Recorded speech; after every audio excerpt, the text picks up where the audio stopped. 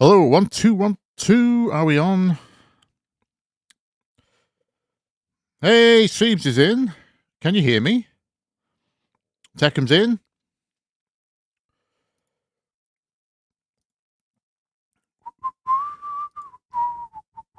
Loud and clear. Great, great. Whoop whoop. Hello, DJ Arjo. Arjo?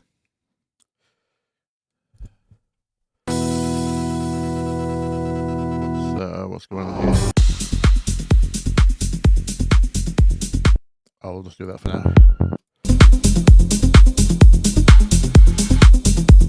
I'm going to do that thing again where I forget where my template is and have to set everything up from scratch.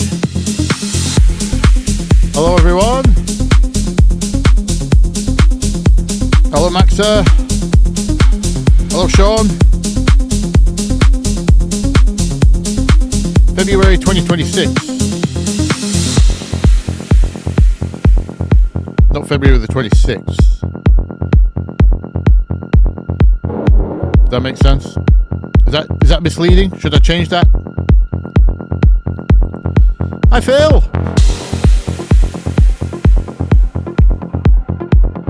Hello Rockstar! Right, let me get the sidechain thing happening.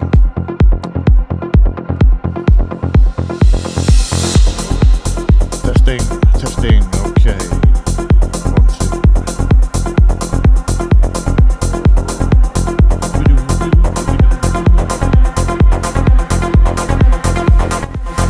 1 2 1 2. There we go. We are sidechained.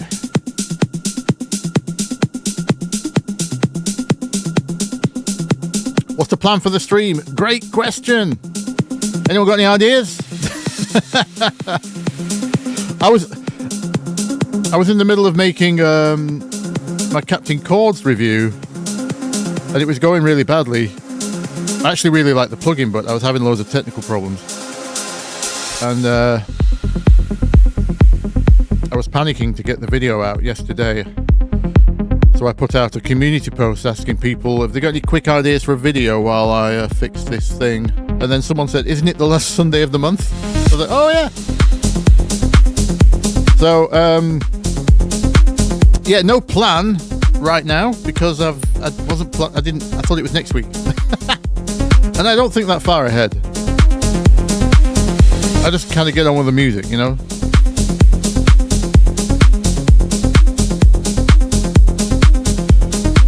Pixel, have you bought the VSX?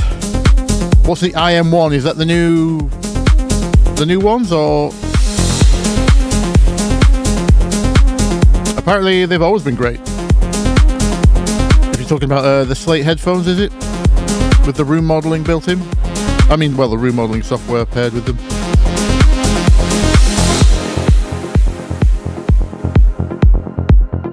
Let's turn our track down a bit here.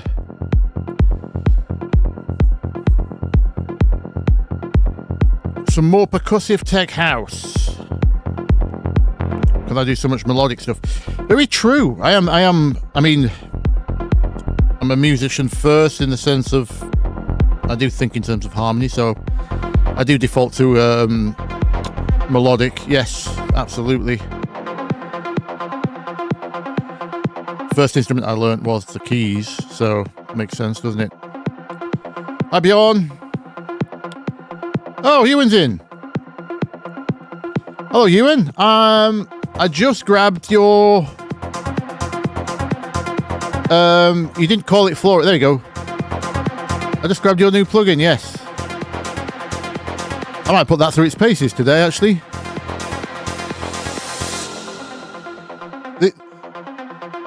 The marketing didn't make it clear, but I presume this is the one you were talking about. You sent me an email, actually.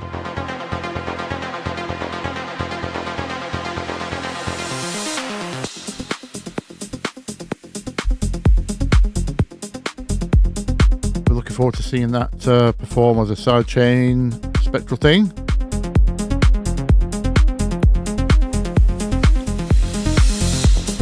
Yeah, so it is Flora. Okay, good. Why didn't you name it the same thing, by the way? Is it just to save the confusion with some people thinking they still needed to grab plug data and stuff like that?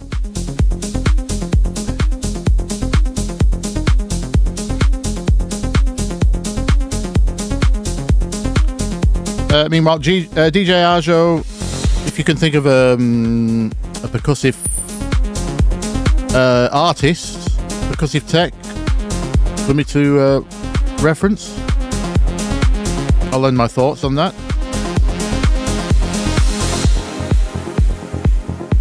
Or some old school Eric Morelos type stuff. Oh, controversial. I know we had some hits, but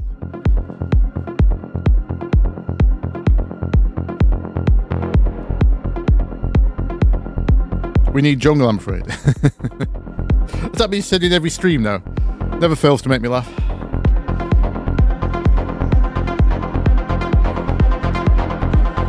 Phil wanted to know, any chance of James Her? What kind of stuff's that? I'll have a look. Maybe you could combine percussive tech with James Her.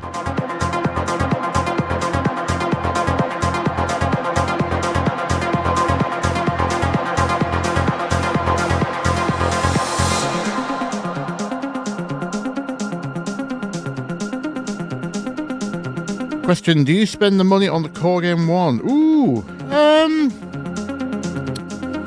that is a good question actually, as in the software, not the hardware. No one can afford the hardware now.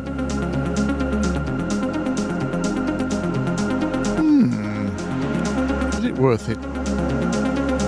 Depends what you want it for. Did they do a demo?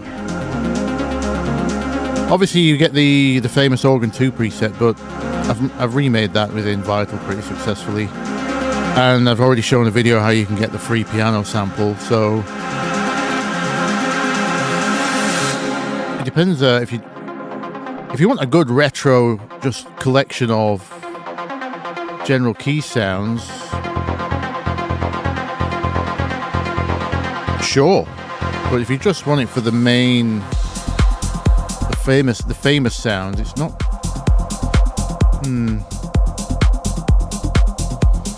Especially if money's tight. Okay, DJ Arjo agrees that James Her is good. So we'll look at that first, shall we?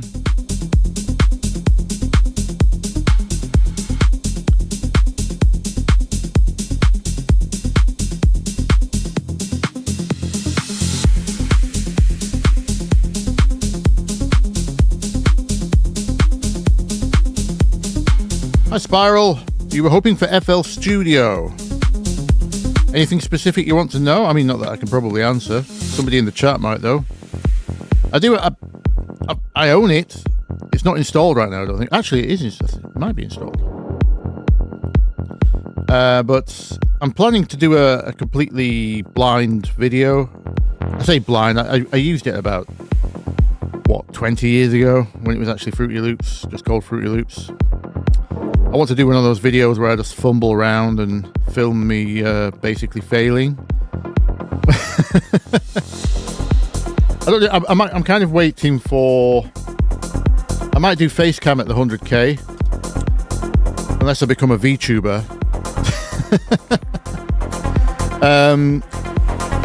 But I think part of the entertainment of me failing would be some of the frustrations, and people get to scream at the screen for things that they know that I have no idea about, things like that. So I think my face might need to be on camera for that. So that'd probably be, I think we hit 100k about the end of the year at the current rate.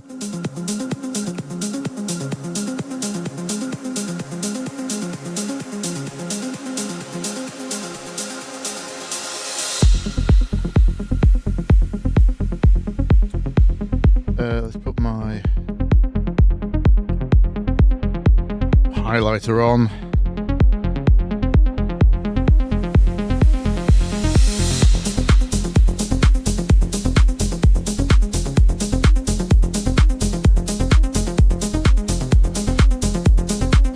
Who's the ghost producer for Mark Knight? Are you talking about James Herr? DJ Aja? Aja, I'll just call you.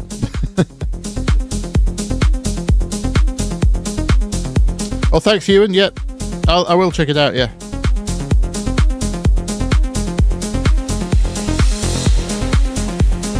Looks like James Herr is the consensus.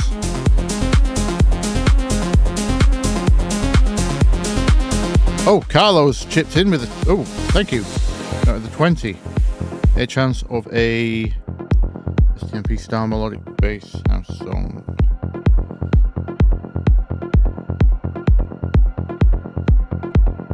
Sheffield Garrett's 7X. Okay. Well, Phil being one of my very, very first viewers, I'm going to have a look. I'm at least going to have a look at James Herr and see if we can put something together quickly, and then I'll have a look at that. Thank you for the donation, by the way.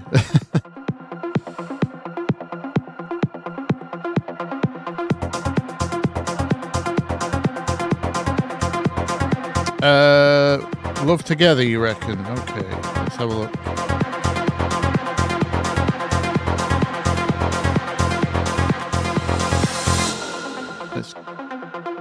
Let's get demonetized already.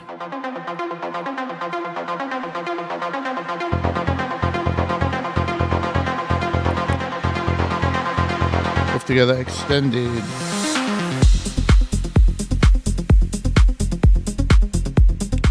Right, let's pause me. Let's have a listen to this. Let's get to it.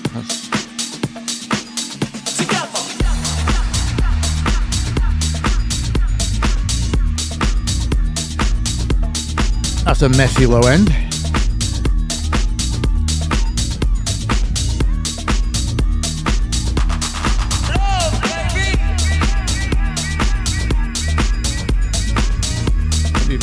Analyze quickly, and we'll see. It's quite chill. Sounds like what, about 124, 125 BPM.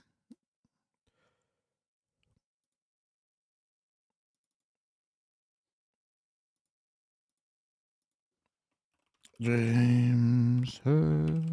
Up together. Let's save that in my reference folder. I think I've fixed Clipchamp since last week when it suddenly wasn't working. I'll leave that there to remind myself. I'm going to come back to Eric's plugin. I'm very excited to check that out.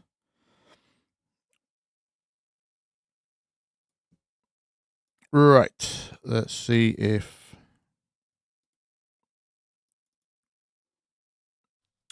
no.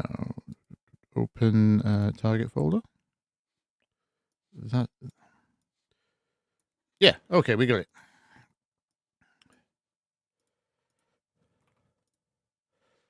Let's mute you.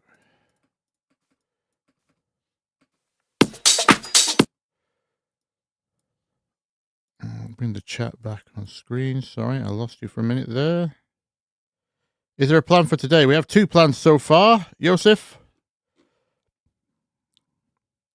We're either making James Herr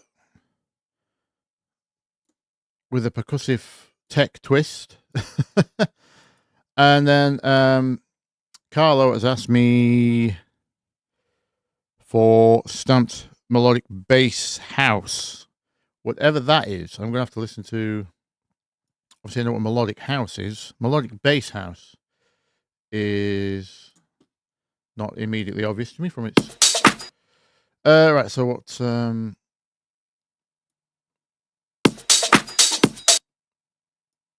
Oh, it's just a very early clap. Right. 122. Is that right?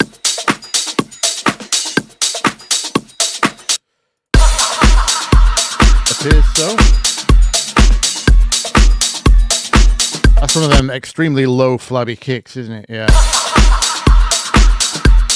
no chest frequencies barely. Yeah. No wonder the low end was a mess. Does this work in a club, Phil? Have you heard it out?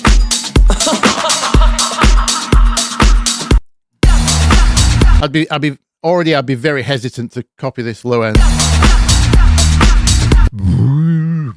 Something's clashing down there, isn't it? That's what my manager would call lumpy. Which can be a good thing if you want it to kind of sound more bedroom, rough and ready. As long as the top's grooving, you might be able to get people to dance still. So, when I say it's a mess, I'm not really saying I'm bothered by it.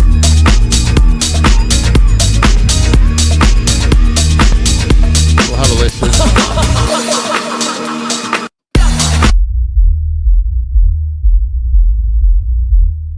Yeah, not a lot of groove down there, is there? It's kind of melodic though. 154. 1 5 1 5 1 5 4 5 1. Sounds something like that.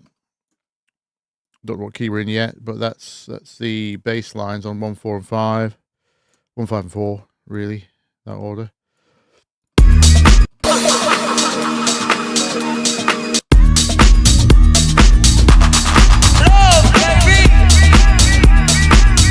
Even sidechain. Barely any kick left.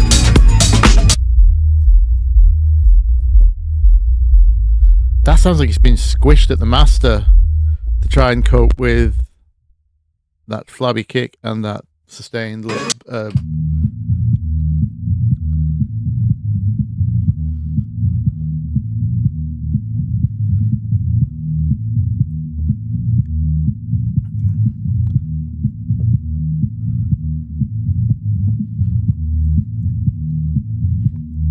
So he's a ghost for Mark Knight. I presume Mark Knight then sends it to Techum. Oh, he uses the clip to zero method or some version of it. Well, I've never liked that, so that might explain why I'm not liking the sound of this.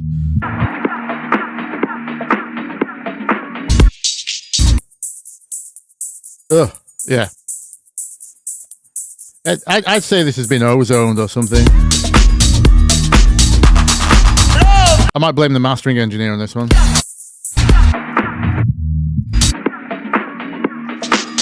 Plenty of transients in the clap and the upper, like the upper percussion. Top of the kick's fine. But that sounds very squish. There's not a lot of transients left in the tops, which would indicate to me some kind of multi-band thing's been happening. Or yeah, it could just be clipped, saturated, as in soft clipped. But yeah, so we need percussive loops. We need long. You could do that with a bass guitar. It sounds very second harmonic dominant.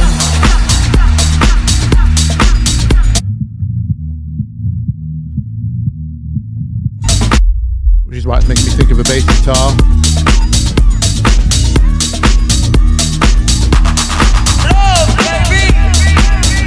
He does his clip to zero, okay. Ether, yeah, clip top end isn't very smooth. I would say it's too smooth. It's like the opposite. It's smushed. You might say it's not smooth in the sense that you might think it's harsh, maybe, and that's because it's been smushed. There's not a lot of dynamic left in it. So that might be why you say, yeah. It's only words, isn't it? Describing audio with words is hard. But yeah, I would call that almost too smooth, like smoothed off. I think all the transient's gone. But again, it all depends on the aesthetic you're going for. Might be a purposeful decision.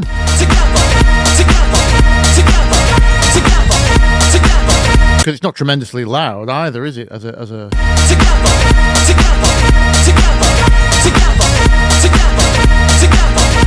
reckon that's about, what, minus 10? Love? Oh, no. Oh, it's because it's squished, yeah.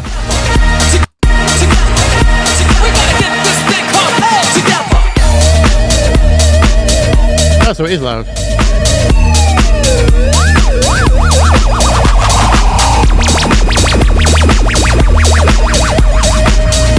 Strange addition to a percussive tech track.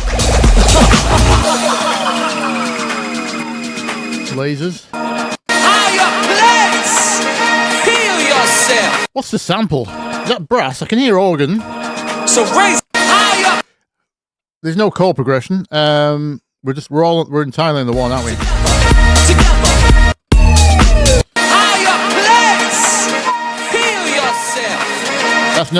It's basically, it's playing a fourth and a fifth. Let me load a piano just so I can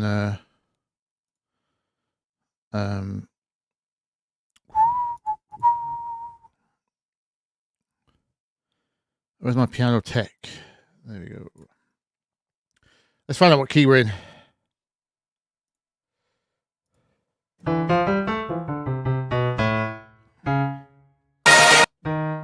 E flat. Let's just go between 1 and 7 as a fifth chord, an open chord.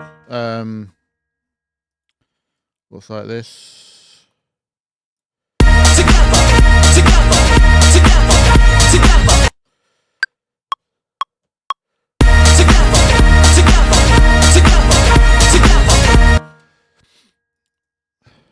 Looks like that. So 2 notes. Oh, what we call the fifth chord. Ignore the rhythm. Should be like that, really. The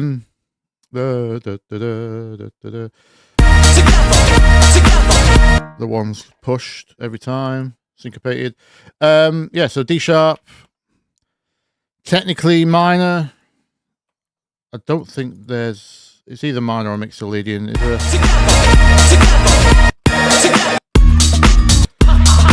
There's actually no other notes in the piece to indicate whether either way. We would need an F sharp somewhere to tell us it was minor, or a G to tell us it was mixolydian. The C sharp means it can't be major.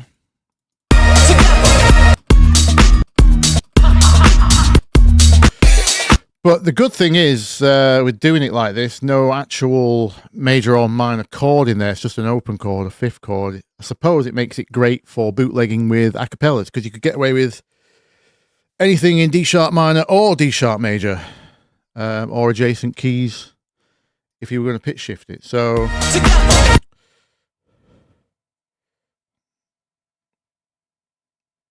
smushed is a good word, yeah. Right.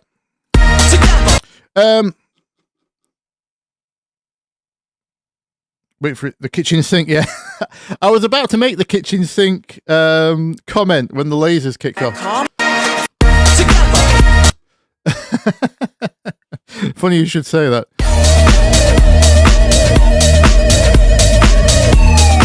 Yeah, I call it, yeah. That is a very much a kitchen sink approach. When you've run out of musical ideas, get the dub siren out.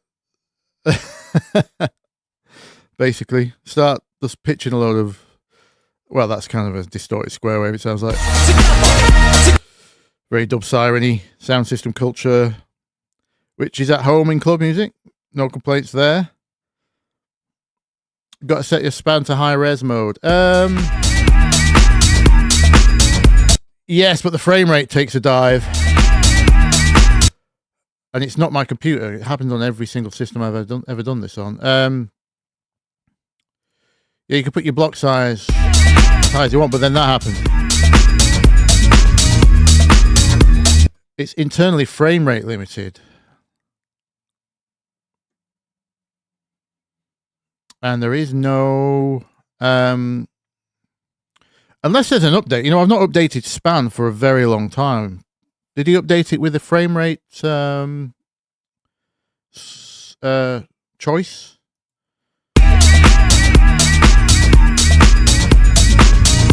See, because yes, this is more accurate, but because now it's not technically in real time,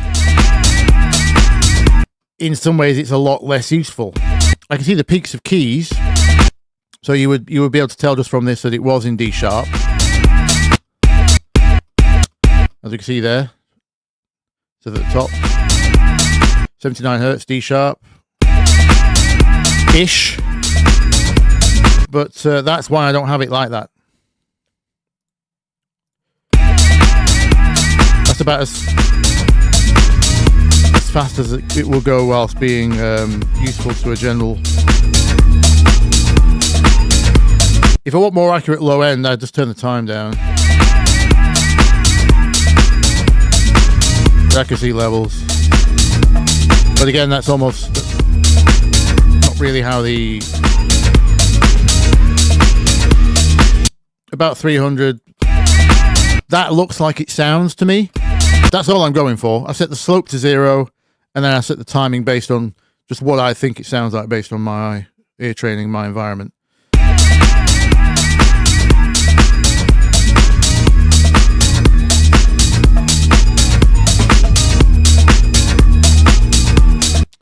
Do I have mini meters?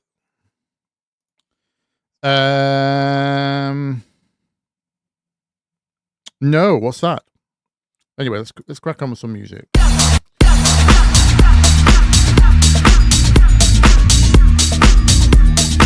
Clap's kind of important for this vibe, I think.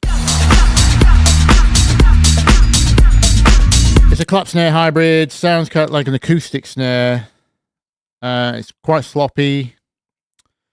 Again, it's all part of that lumpy sound, isn't it? I personally would go for a stronger kick in the chest area with more sidechain on it, but I'd have to see this working in a club to know either way whether I would bother referencing it hard. So when you're good and ready, then you can find somebody. That just sounds like brass, doesn't it? She's always watching. I think what I'm hearing is a held organ that's not moving. So raise up that vibration. Obviously high string over the whole thing. Oh yeah. So it's a held organ. Let's grab so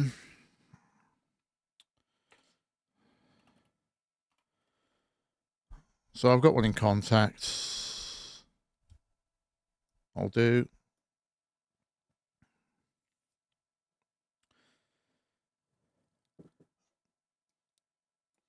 We'll need to find some kind of, actually, let's just, it's going to be based around whatever percussion top loop we find and whatever musical, obviously that's brass. Let's see what's in Tech House. You could go to soul or actually let's find our drum loop. Sorry, I'm all over the place at the moment. So many ideas at once. Let's go for the percussion loop first, and then I might go and find the brass from somewhere else.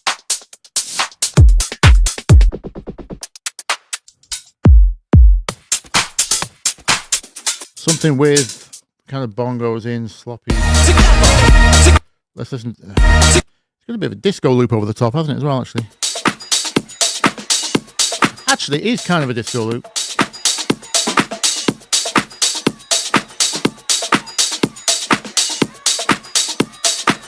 Maybe I'll find it from... Yeah, I might actually go get a disco loop and then just a Tech House standard loop to merge in. I think that's the route. Do a fart sound. You want to synthesize one? Or with my gob. That's mouth for those of you who don't live in UK. We say our mouth is our gob. Fart sound. About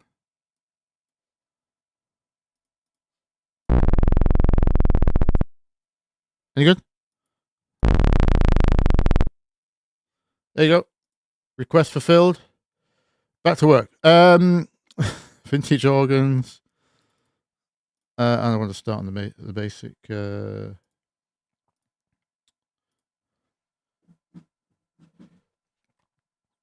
How's that sound on an organ?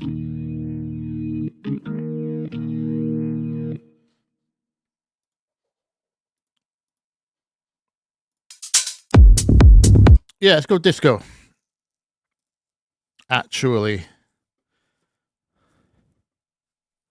there's new. Let's go old school. I want bongos. I want open hi-hats.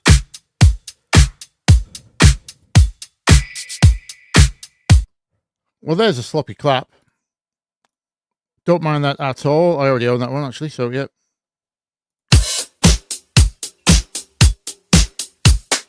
So I need bongos and hi-hats now. There's bongos. Not sure on the groove, actually. That might be awkward. Might need to square that up manually. Ah, shame. That hi-hat pattern's the open.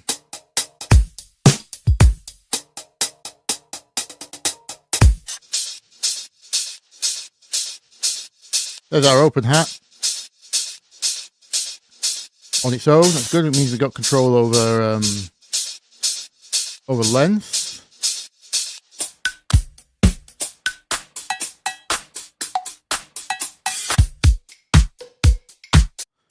Not sure I want cowbells.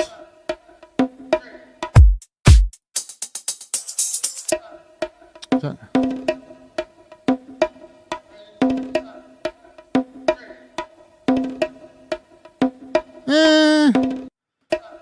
I'll heart it just in case the other bongo loop doesn't work.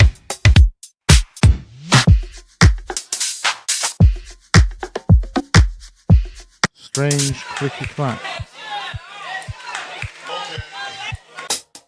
Background noise. Oh, there's a classic. I already own that one, so there's a backup plan. Right, let's go and I really don't want to grab his kick. I don't like it. So make an executive decision just to pick. I probably already have plenty. Let's just have a look for kicks that I already grabbed.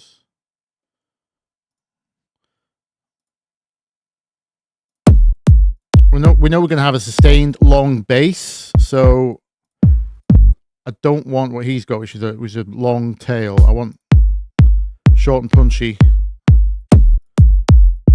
But if we're going to go for similar vibes, I don't want it too attacky either.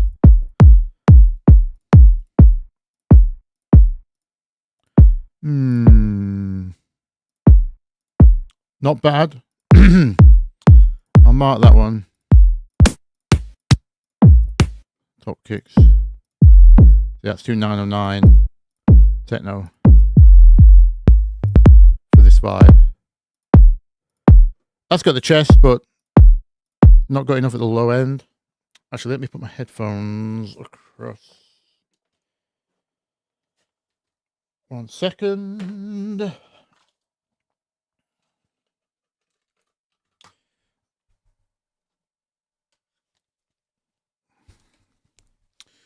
I could just type in bongo loop, yes. The thing is, though, I deliberately did it in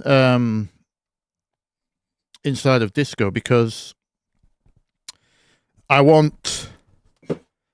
I was discussing this with a few people over the last few weeks. A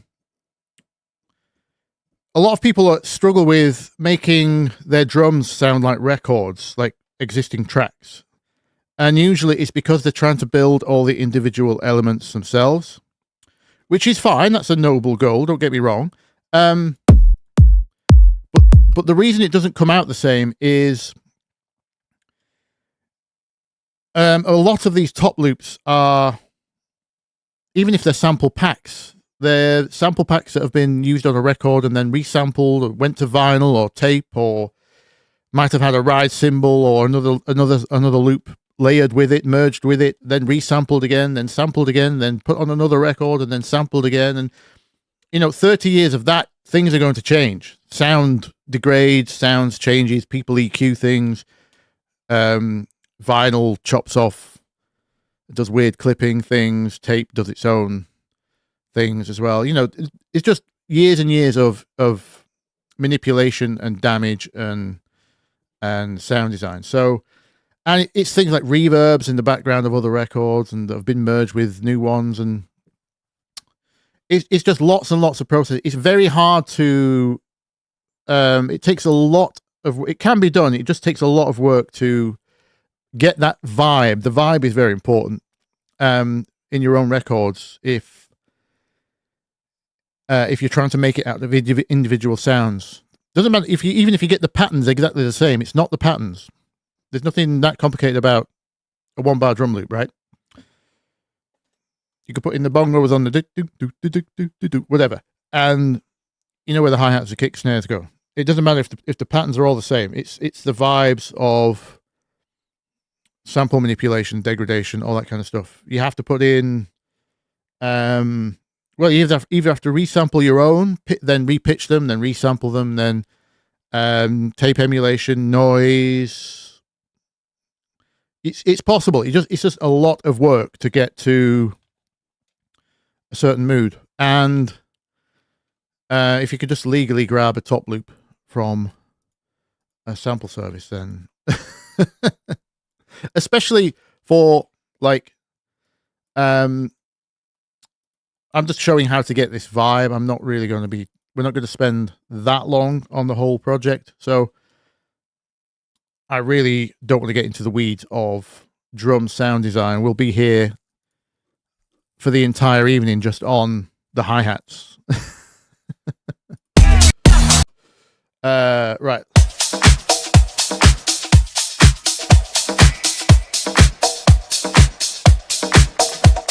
Yeah, I do prefer that. I do prefer that.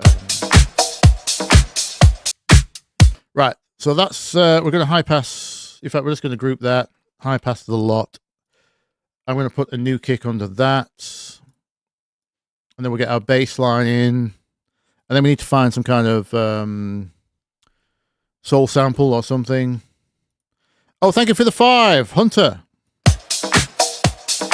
Pretty sure to remake the main drop synth in World on Fire by It's Murph. I will have to come back to that. You and Carlo.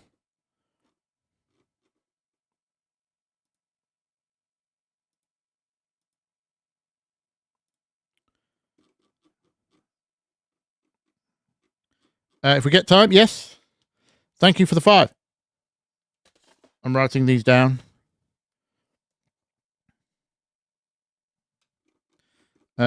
Just in case it's not easy to get back to them by the time we're done here.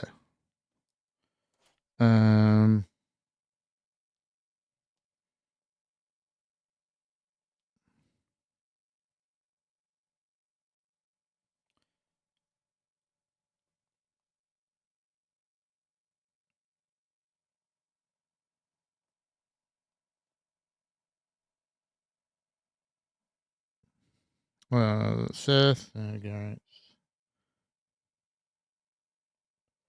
of course, Civic. Right down here, and then main drop synth.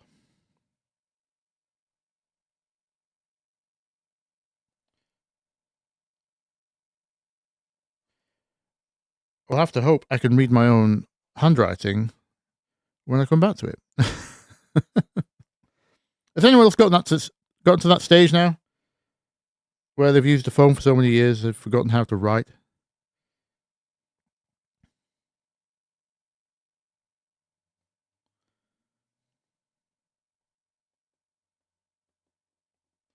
Right, there we go. Okay.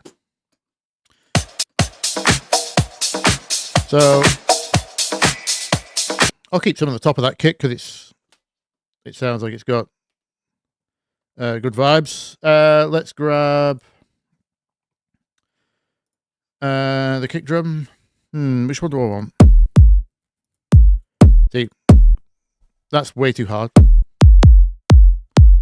It's got a bit too much of a tone to it, a bit too much of a note to it. That's going to clash with our bass note. I do like that. Let's bring in a few.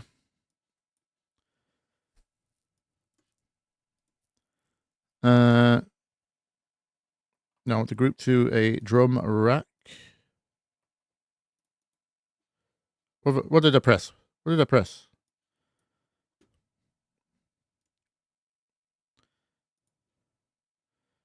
There you go. Okay. It's going to clip because it's set to velocity sensitive. Get rid of that. Thank you. Top tip, by the way, if you bring it into Ableton sampler, even if you set it otherwise by default, it will always default to 35% velocity sensitivity. And if you trigger it at the default MIDI velocity of, which is 100, it will be approximately 6 dB too loud from the original sample. So you either take the velocity sensitivity off if you don't need it, or drop it until it's by its original value.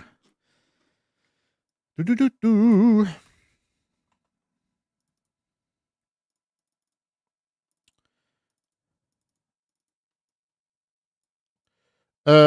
don't want it to be. What is going on?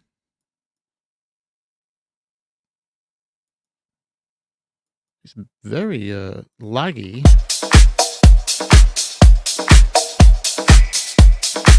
Yeah, it's not bad. That's not bad. Let's try. Yeah, that's not got any lows. That's got a bit of a tambourine in it. I quite like that.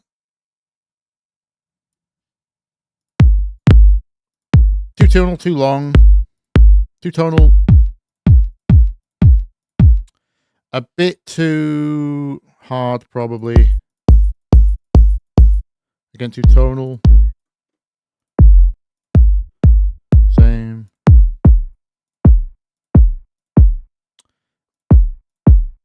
Quite deep. We'll find.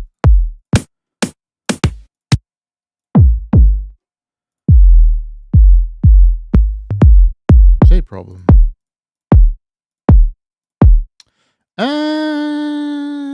That might. It's a bit. Oh, I need to copy that setting to all of the siblings. Where is that? There we go. And we'll add some release just so they don't click when I let go. Okay. Oh, that one is quite good in the context. Yeah, that was higher pitch. If we're struggling for punch, I might go there.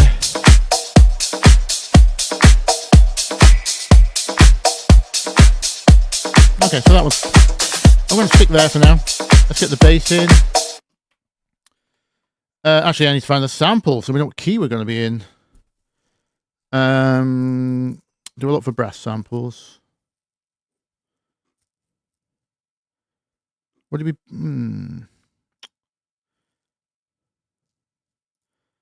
Genres: hip hop, R&B, neo soul, just soul, I think. Probably. Let's just start there. See if we get any good brass. Let's exclude drums.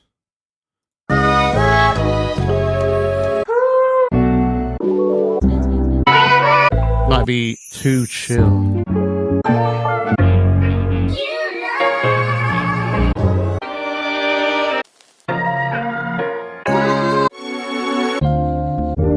Be something high energy. Oh.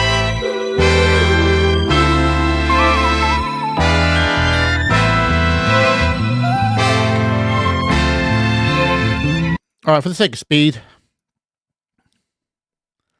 let's grab that. Loop the... it's got plenty of frequencies in there. So,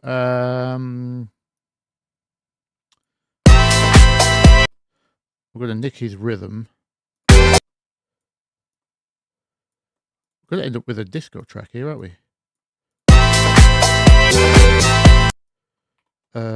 Syncopated. Ooh.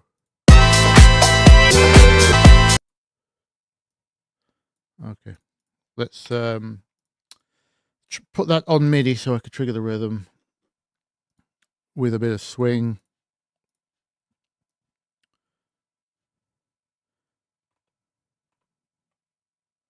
Oh, it's done the thing. Come on, Ableton. Behave. We haven't got an open chord like him, so that will affect the vibe, but the general thing should be okay. Yeah, it's not going to let me drag it unless I do that. Has that worked? Yeah, okay. Very strange. All right, let's put this on a drum rack. I could have just made a drum rack. Might have been easier. It's going to sound like Daft Punk. Somewhere between James Her and Daft Punk. Is that okay with you, Phil?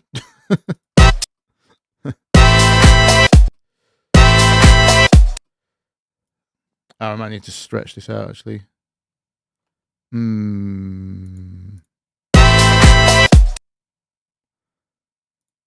Yes. Let me get a very long stretch version of the original.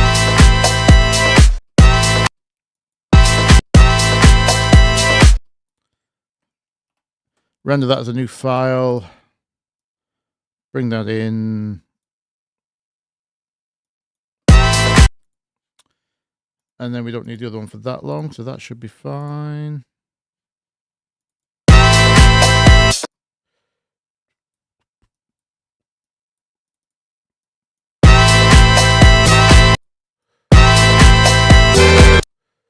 Let's get a bit of a gap and a tiny bit of release.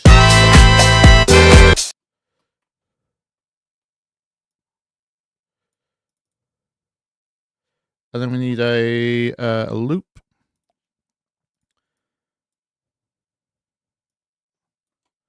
An early move here. I'm going to loop this as one bar.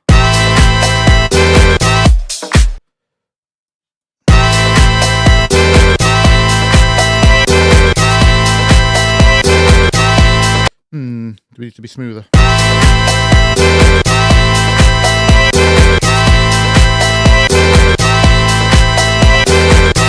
That will do for now. I'm going to put a standard sidechain on. Import for groove. Sorry, I'm not looking at the chat at the moment. I get locked in a zone trying to do things very fast. I'm a bad streamer. Apologies. Let's get this main vibe going and a bass.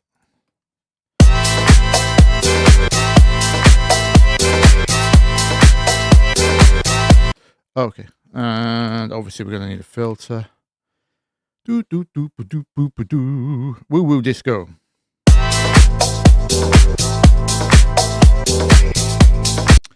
And then what he did was, where's my organ? That's what she said. He said, she said. Where's my organ? And we're just going to run. What key was that? I didn't even check. A minor, apparently. Is it true? Was it fate? Is everything I do ever in A minor?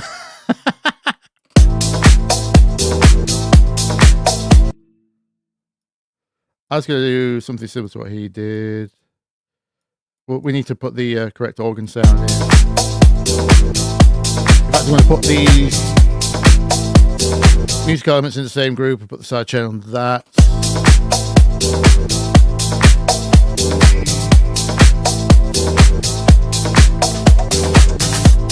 I know that's going to clash, but that's kind of a bit of the point.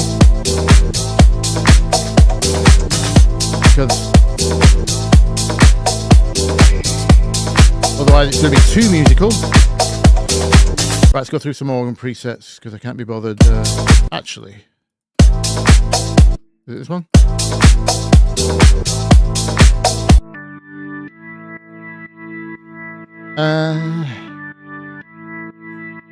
Does it have to be that wide?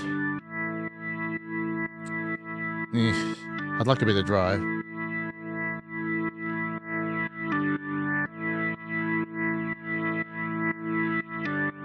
Open Leslie.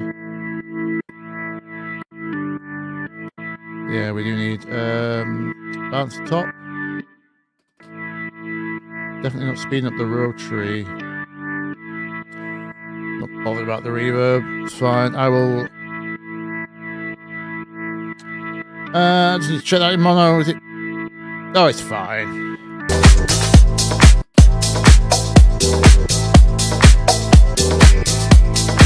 Right, I need to get rid of the lows because organs do leak a lot of low stuff. Already did that. I'm going to be adding my own bass parts, so we got quite a steep.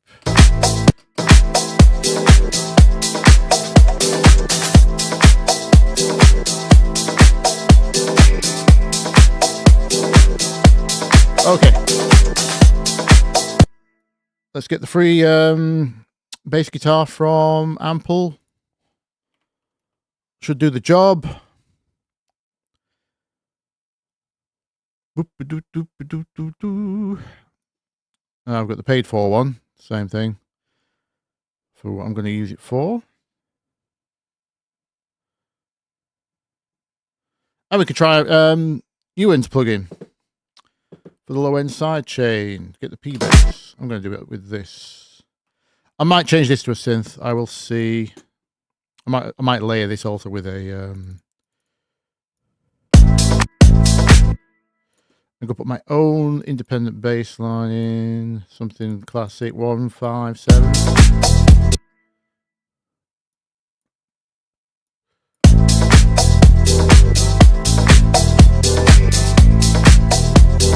Oh, no.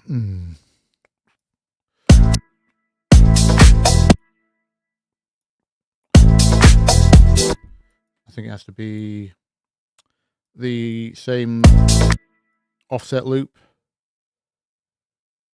vibe as the brass. So we actually end up looping that.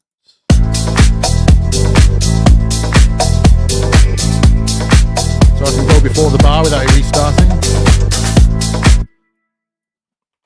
Right. Let's get Ewan's new plugin in. See what it says. So sidechain from Kick. Let's just solo those two. We're not sidechain. What are you? You're the Delta. That freezes the amount. Oh, here we go. Hey, okay. We're working. Let's go. Instant release. Instant attack.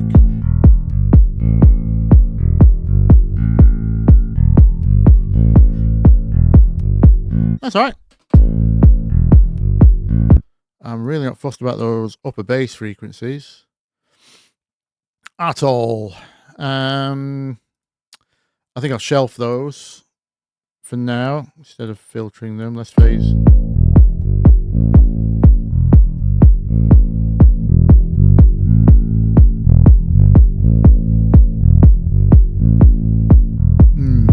Maybe synth would be better for sustain. I can't get what I need out of this.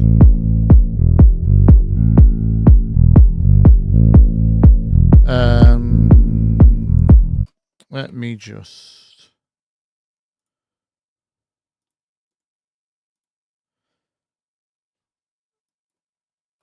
quickly audition a simple filtered saw thing. In fact, I'm going to do it with the harmonic limiter as it would be instead of filtering it.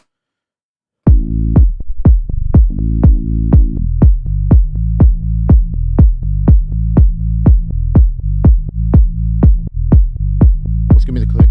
Release. Okay. One note at a time. Bit of glide maybe. And then I can judge my sub level independently. Maybe that'll do. Let's hear it in context.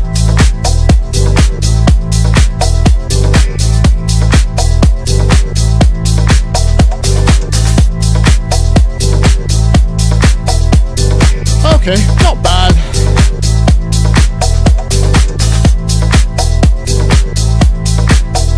We would need. Oh, he's got. Sorry, his is a half bar, isn't it?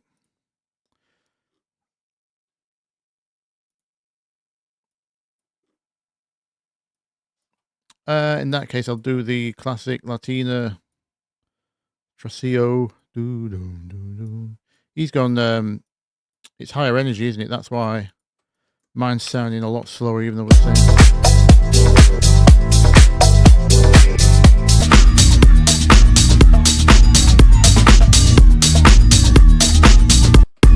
Let music take you to a higher place. Feel yourself. Oh, is the organ following the brass?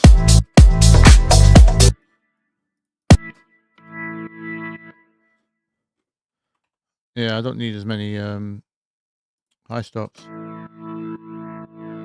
It's not the same sound at all.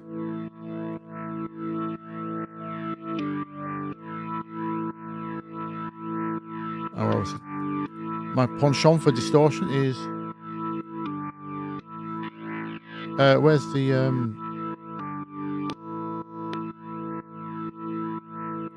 Can I only do the? Is it? It's not fast rotary, is it? But anyway. Find somebody. Oh, you don't need to forget. So when you together, let music take you to a higher. Let me play those notes and we'll get. It's very churchy, isn't it? Ah, there's no percussion for starters. Turn that off.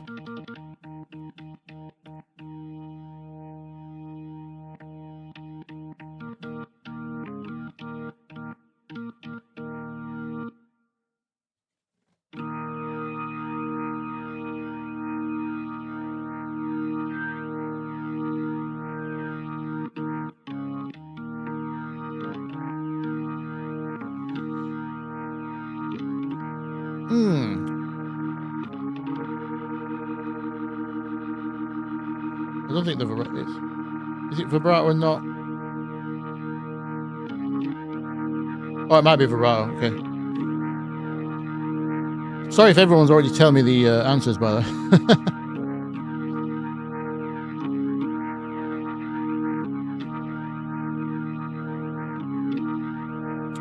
Right. Let me just catch up on a bit of chat here.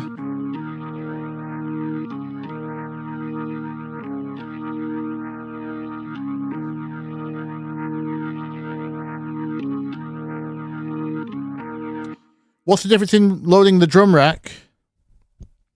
Mine doesn't put it at -12 because I've reset the default to 0. By the way, back and forth music. Thanks for the question. The difference is I can quickly swap between kicks, just shuffling them onto the lowest triggered MIDI. It doesn't. Mine doesn't do -12, so there's no difference. It's just quicker to audition kicks is the reason I did that. So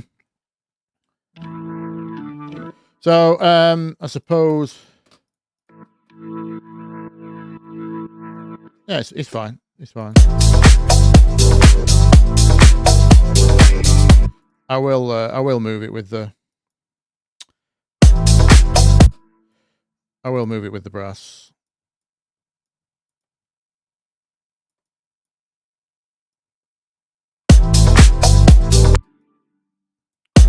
Are you learning, Phil?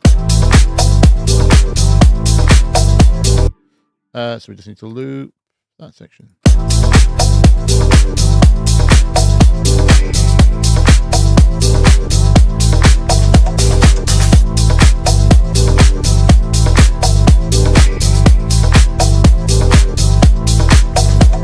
What did I type in when I found those kicks? Those were just from Tech House, mostly.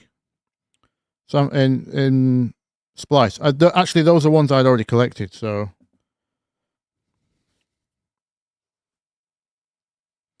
I wonder, is it possible to do like playlists, like people do Spotify playlists? Would people want a playlist of what samples I've bought?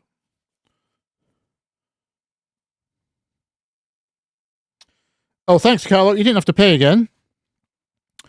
Oh, hang on. Let me just check. Live chat. I need live chat, not top chat. There we go.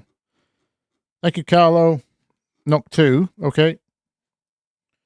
Yeah, we'll get to that in a minute.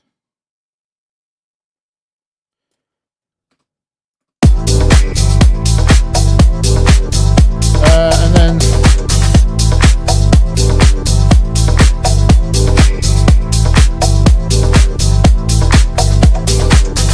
we don't need the shot. As for Ewan's plugin, it's doing great.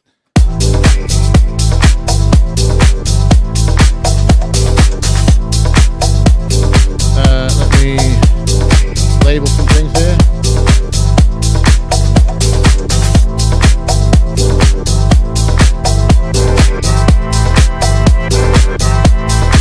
I'll have to put some reverb on that, maybe.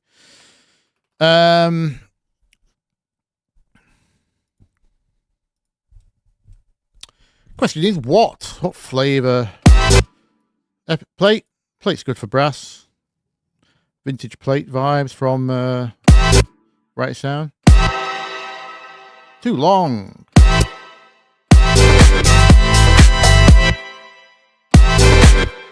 That'll do.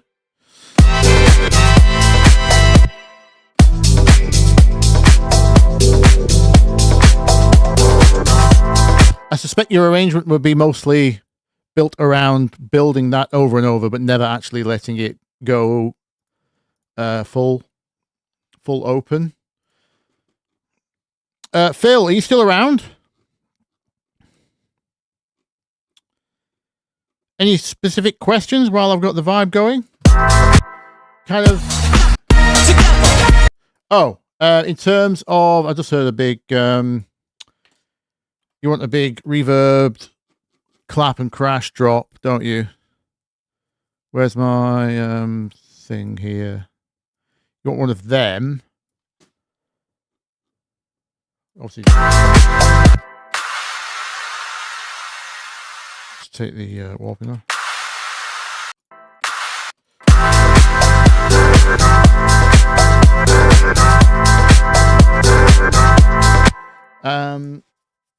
I shouldn't have driven that filter. What else?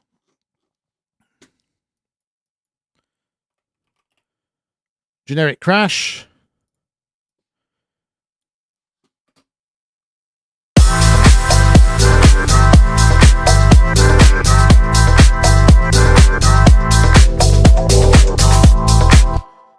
Apart from our brass sample being completely different vibes, I think that's in the area. Could go muckier on the low end.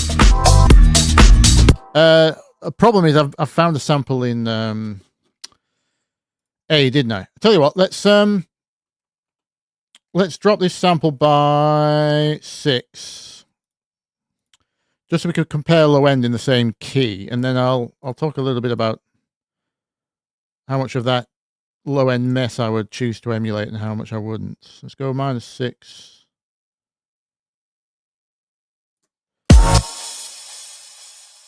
1, 2, 3, 4, 5, 6. 1, 2, 3, 4, 5, 6.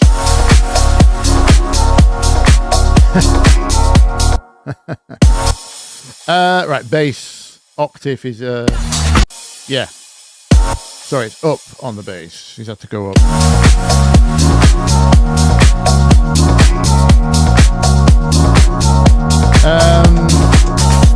Now the brass hasn't survived, does it? Should we search soul for D sharp? Let's just have a quick.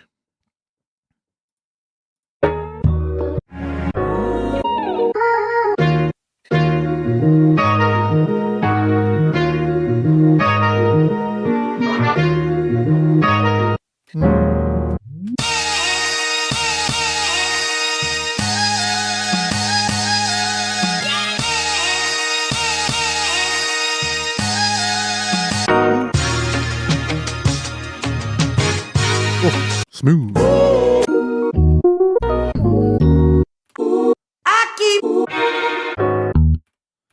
Obviously, we've not tackled the vocal yet, but I don't think it's not really an important part, is it?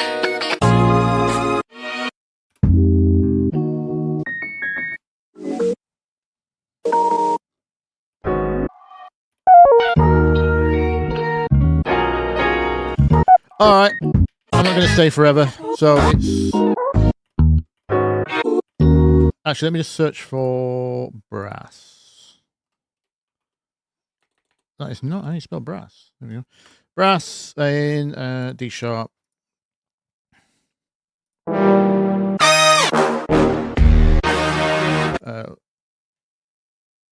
Whoops. I mean, loops. Give me loops.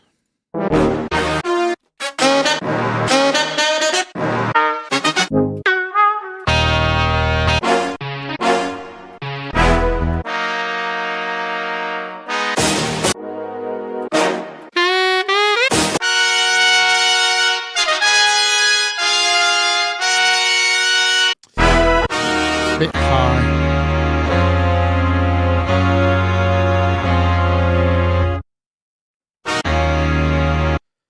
Mostly sax. I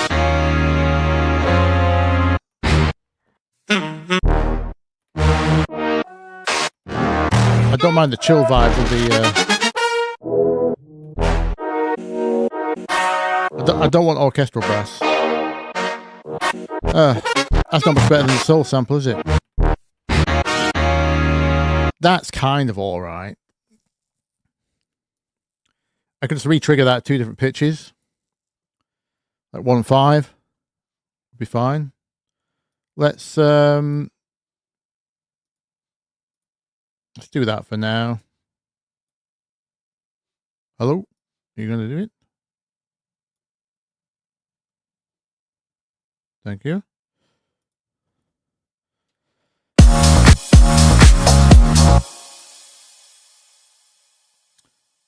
So down 5.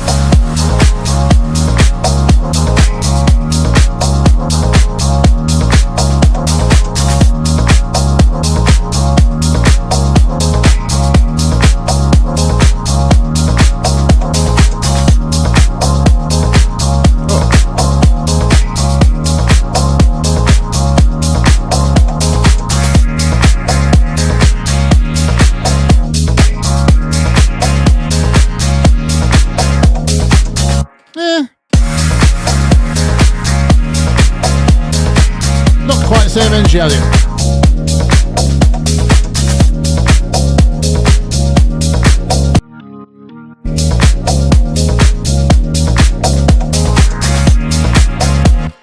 That's because we sampled a 9th chord, a lot more relaxed.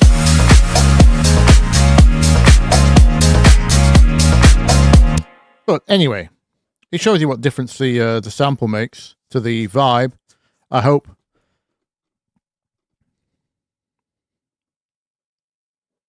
Stereo pan? Never. Never. How dare you, Monodin? Sorry, Monodin, yes. Is current music just samples of samples? Not always, no. But I do think sampling is important in dance music. It's the point I was trying to make earlier about matching drum tops and things like that. It's about matching a mood, and the whether something sounds like it's been sampled or not is part of a mood, right? So if you're trying to match that, that's your intention in terms of the mood goal of your track. That has to be you have to consider that. That was kind of what I was trying to say.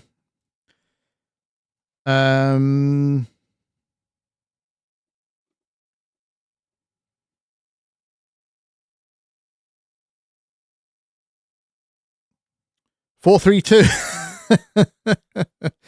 No, I'm not. I'm not.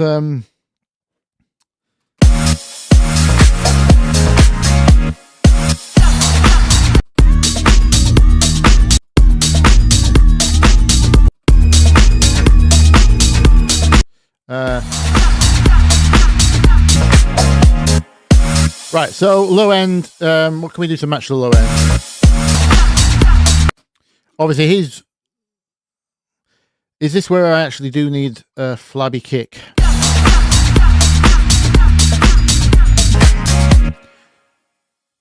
I suppose, now I'm thinking about it, now I've found out he's in D sharp and he's not using the lower octave of the bass. That might be why he's needed a longer kick to fill that sub area.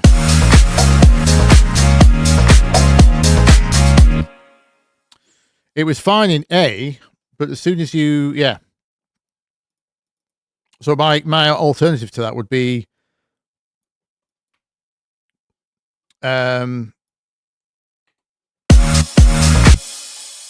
I would put the octave down for A sharp's way too low. You're into like under 30 hertz there, I think. If I recall rightly, D sharp's kind of on the borderline for too low, but if I enable two voices on my synth,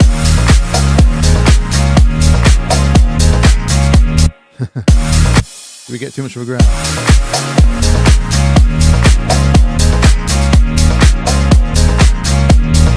Yeah, it's too much of a growl for the so what I would want is a separate sub on yeah, I know what to do.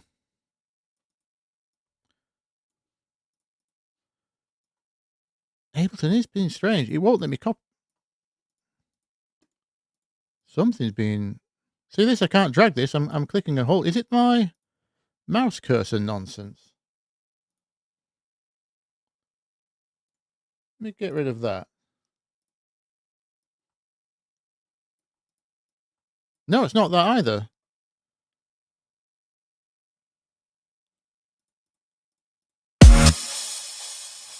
Let me quickly save, by the way.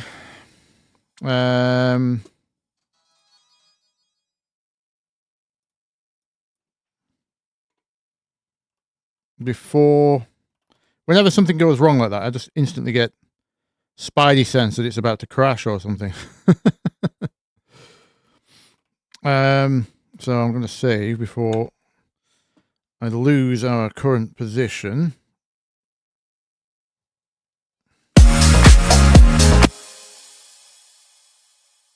Why can't I?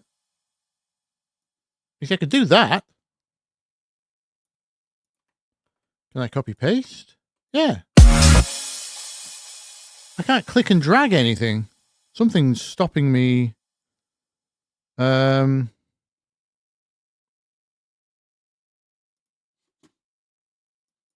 some kind of splice interaction messing with me. Splice? Was it splice? That's strange. Maybe it's because I dragged in from Splice and it was kind of left hanging or something. That's weird. Anyway. Yeah, what I would do here is a sub track on a pure sine wave. So just copy that over. And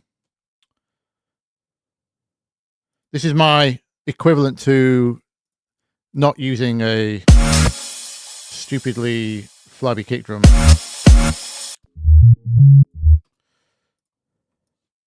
Lower octave. It's because the bass guitar was in the wrong octave, isn't it?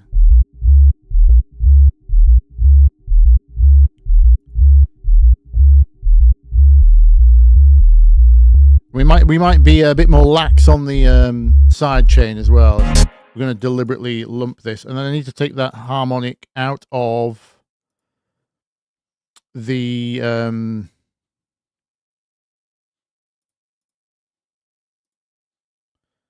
yeah, I need to take that harmonic out of this butchered saw wave. There. We got an upper bass.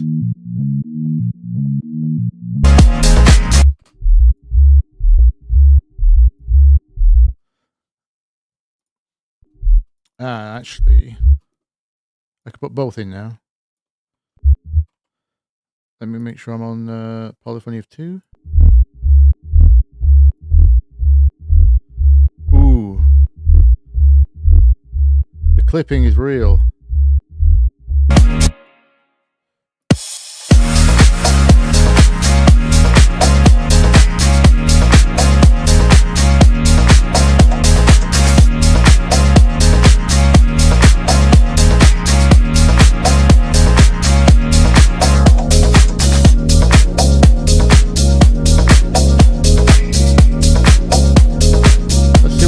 Back the side chain up a bit.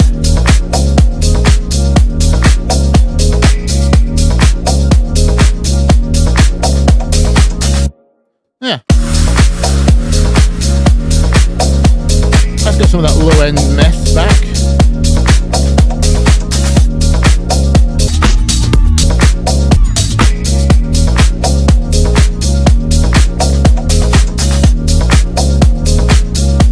Look, we can turn up our upper harmonic and stuff now.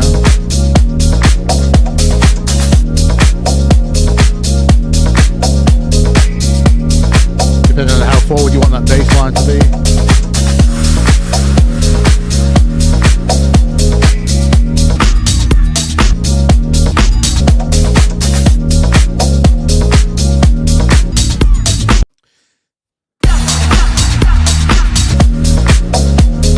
Don't know what that harsh is. It like a something super harsh in his hi-hats, isn't there? I'm not sure if I want it or not.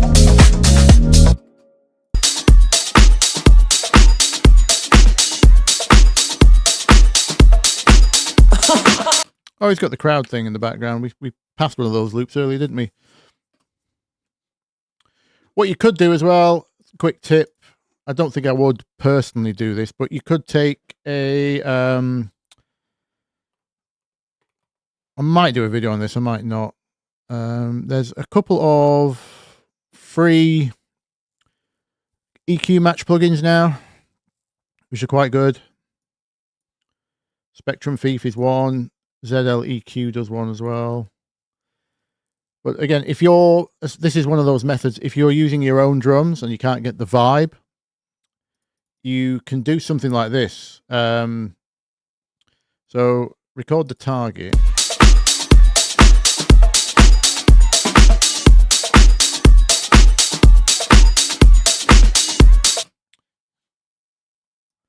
And we're going to put that on our drum tops only.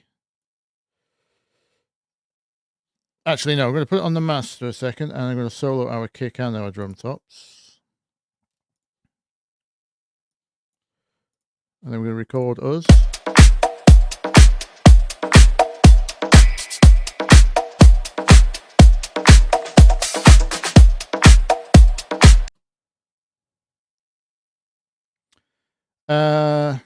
Rough level looks about the same. Then we can dial in. This is now our drums with his. You'll probably want some smoothing on.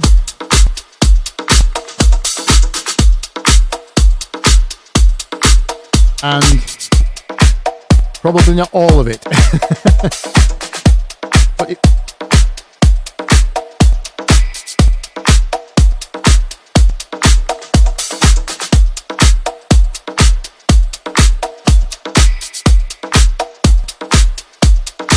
But yeah, I might just put that on our drum tops.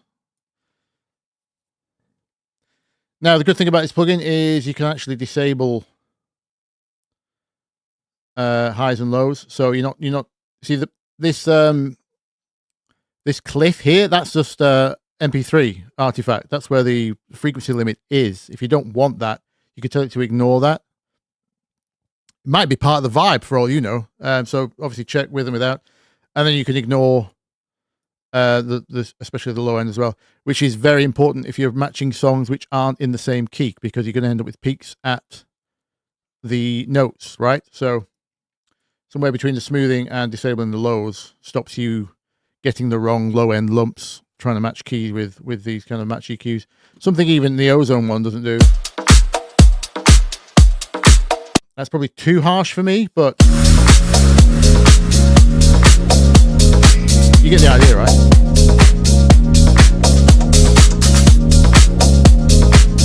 Let's just have a little bit of that flavor.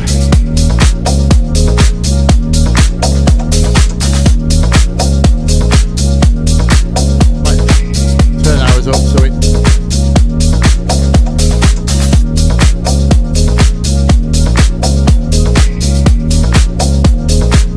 Anyway, there's an idea for you. Disco vibes indeed. Catchy vocal on that, yes. And it's a vibe. Yeah, so I'm going to jump onto Carlo and Hunter's requests, if that's all right, Phil. Hopefully you learned something there.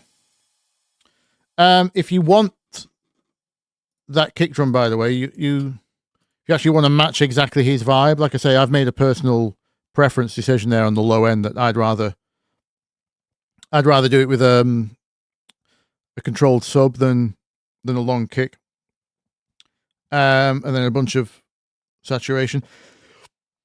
If you want that vibe of his with the out of control kick drum thing, or you've seen it work live, would be a good reason to do it. Just grab the drum clone and grab the kick drum. I showed a video on that already, if you didn't see it. Any chance of the template? I can't give you the splice recordings. I don't have the license to redistribute samples I don't make myself. Is the reason I can't give away Ableton sessions. When I've got a full library of my own sounds and samples, then I can start giving away the live sessions. But I'm still not finding the time to make that or the course right now. So very slow.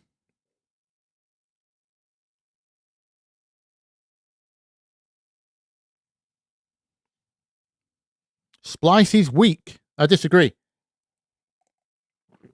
I've got rid of my Loop Cloud subscription.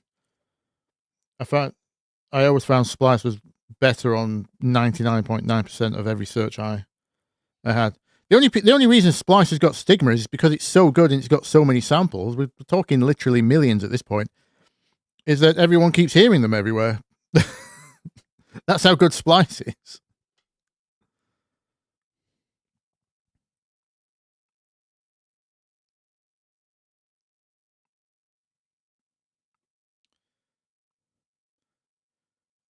You say samples from Mars, but samples from Mars are on Splice. You can get their packs on Splice. So, and they are a good brand, by the way, but they don't do everything. It depends what you depends. I need to put my phone on silent. 1 second. Do not disturb.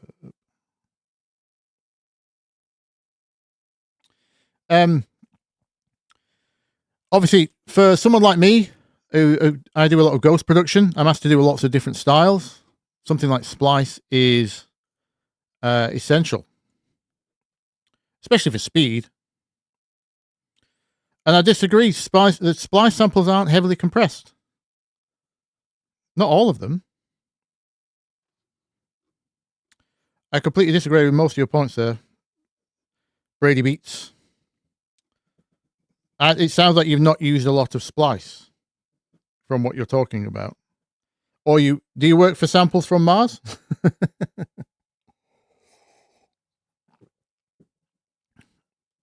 I agree. You don't need, if you want just 808s, 909s, you don't need to go to splice for that kind of thing.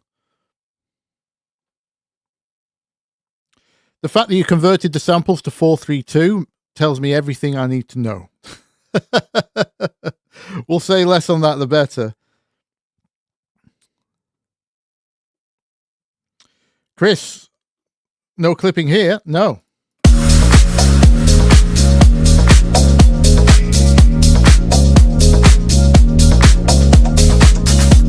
No clipping here at all.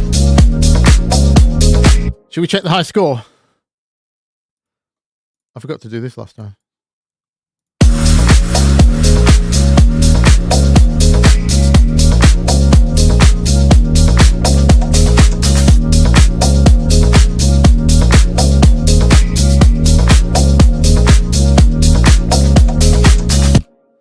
Only 14,000 clips, 16,000 on that side, in 4 bars. Not bad at all. Did you hear them?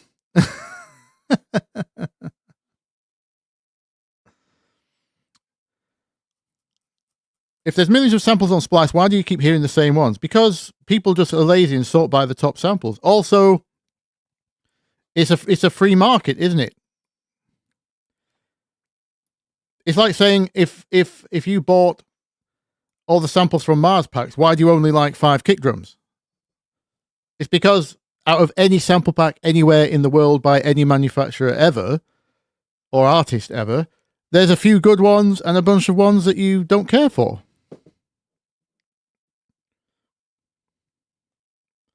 The ones you keep hearing everywhere are vocals, and vocals are really hard to do.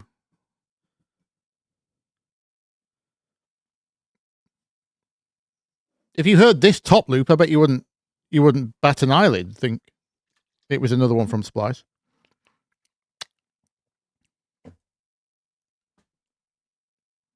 The amount of times I've been given a ghost job where that sounded wrong, didn't it? A ghost job.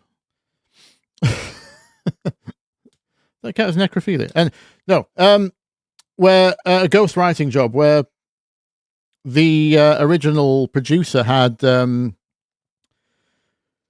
just used the like that section of his reference, like that.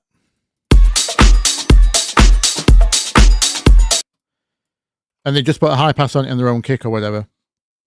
And that was like the majority of their drums with a couple of additions.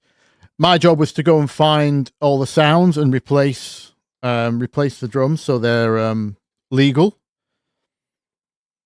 So I had to find like similar sounds, similar vibes. The amount of times I've had that job and then I've actually gone and found the loop on Splice that the producer used. Which means I got paid a couple of hours to find out that it was legal in the first place. Obviously, you can't actually take that recording, ironically, even if it's identical in every other respect. You can't use the original recording, but you can then, as long as you buy the Splice loop and then download your license, which is very important for when you get flagged.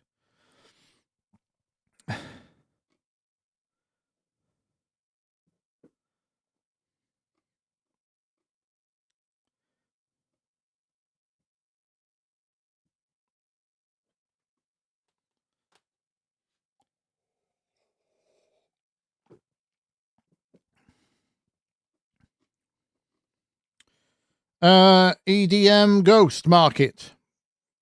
What a convenient name. When starting to make music, what audio level should we begin? Should we push the volume on the master, or should we set the levels properly from the start? Well, what does properly mean? Well, I work like this. So I work to a reference. I leave the reference at 0. It's full original mastered volume, and then I just match it. And that's it. That's all I do. I manage the low end, so the obviously if I take the sidechain off these kicks, I mean off this bass, you're going to hear egregious distortion now. Although some might like it. You could call it funk tech house or something. But yeah, as long as you manage your low end well, and then the only things that should be clipping are transients. There should be no sustained sounds distorting at all to your ears. And you should be able to make a track like that. That's not what most people recommend, by the way. Because if you don't have the ear training, it's actually harder to hear the distortion. I'm not saying this is a perfect example, by the way. I would still tweak this a little bit. So still a bit. It's not bad, actually. Again, I'm talking about the mood. I don't really care if it's... I don't care about the actual red light coming on. Obviously, I've made 2 videos about that. Oh, yeah. I presume you're asking that question because you've not seen the video. Watch my video called How to Not Master. That shows you my entire philosophy around levels. As long as you're referencing, you should be fine. And definitely learn to listen for distortion.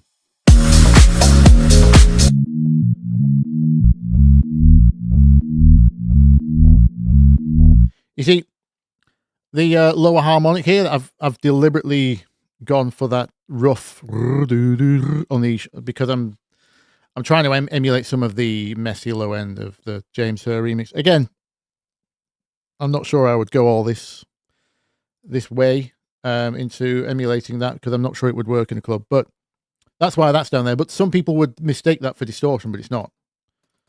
That's actually that's what happens when you have a 5th harmonic too low in the frequency range. There's distortion.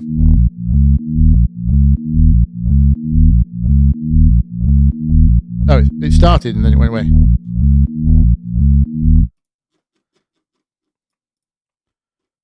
That'll be a phase variation, I presume.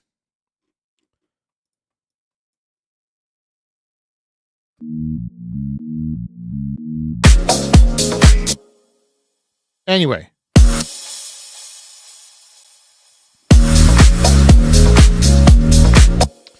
Okay, yeah. Let's move on to Carlo's thing. Oh, thank you for the 5. Yosef. You want to make cruise? Oof, is it a weird one? You've said granular. I'm already scared.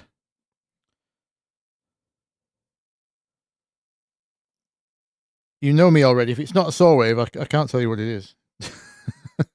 We just have to spend 2 hours trial and erroring other waveforms.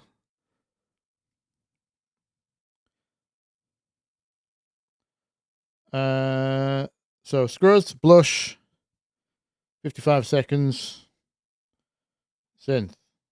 I'm just writing these down because I've got others to get to. Or camouflage. I'll see if I can.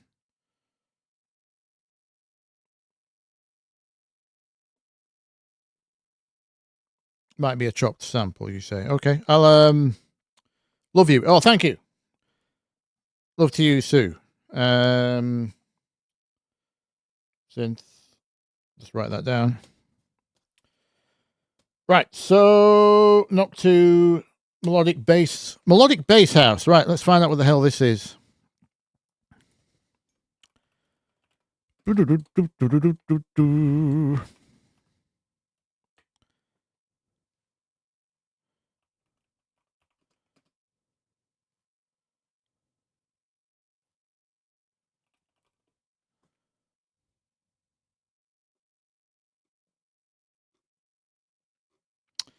Carlo, are you still with us?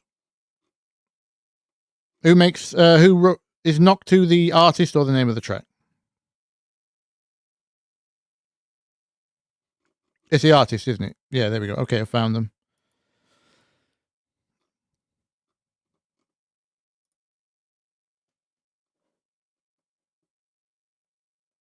All right, what's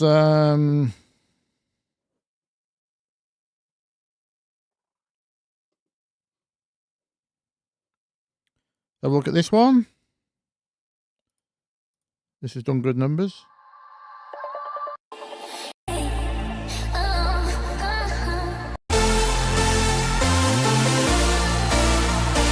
Big trance. Ooh.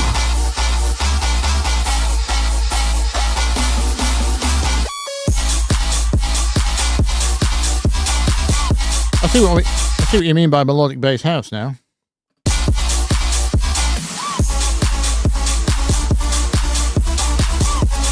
Well, the second sounds easier than the first. Why would you make that? Is that the kind of thing, Carlo?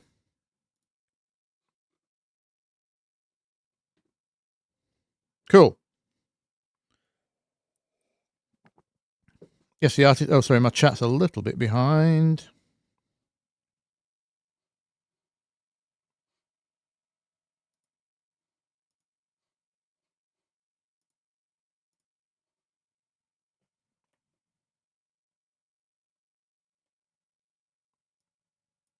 Let me.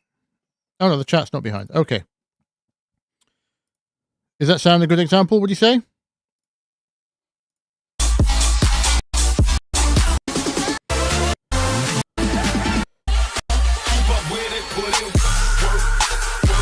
Ah, okay.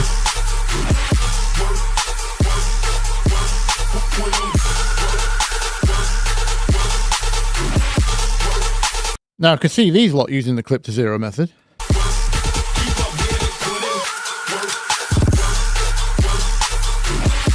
That's just all soft saturation, that.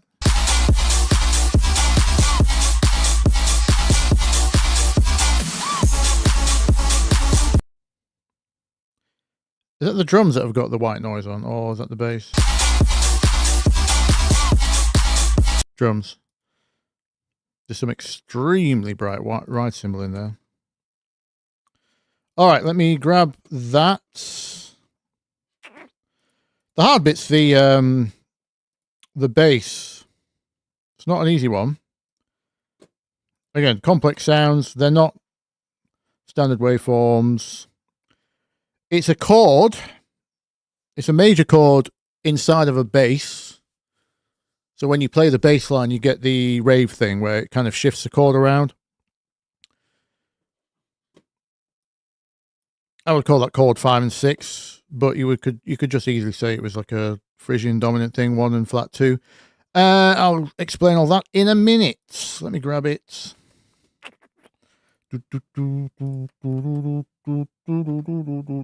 You just get that pressing 1 1 1 1 2 2 3 2 3 2 of your Frisian scale.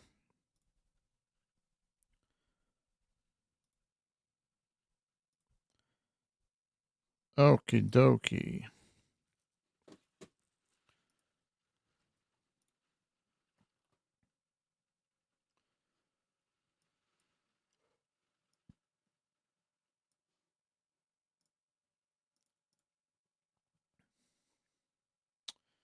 Right, I'm going to wrap all that up in a group, and we'll just mute that for now. I'm going to hit save.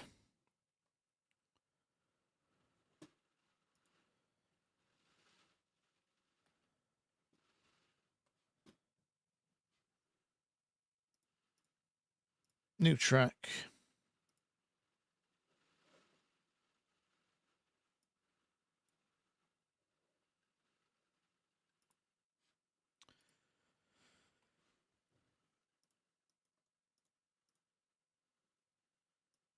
So the hard bit is waveform. It's not too similar to drum and bass like neuro bass technique. So there's basically one or more distortion stages, and then you can do it with like lots of EQ notch cuts or boosts before and after each stage. It's kind of trial and error, random. I'm still trying to think what the type of waveform you would use to trigger that, though.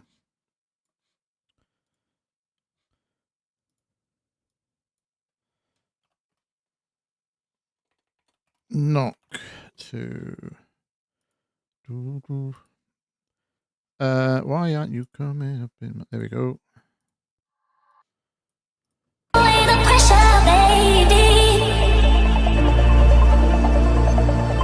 I presume you're all right with all that stuff.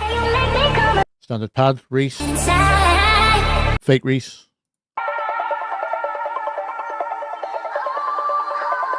I'd call that pocky kind of arp. Pock. It's got that kind of. That's not as simple to make as a normal arp. I suppose it's. You start with a filtered square. That's a standard trance detuned saw, stacked in octaves. That's not the hard bit. Oh, at least we get the. Is that a sample?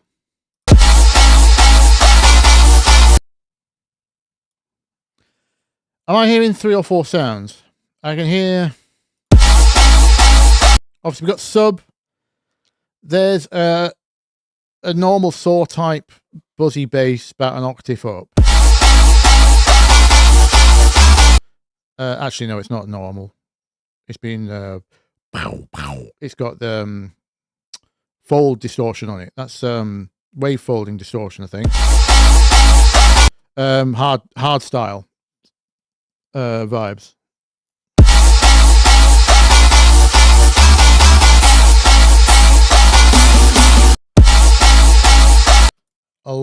There is white noise on the bass. A lot of white noise. Possibly high pass, or it's either that or that's the only thing that can get past the distortion.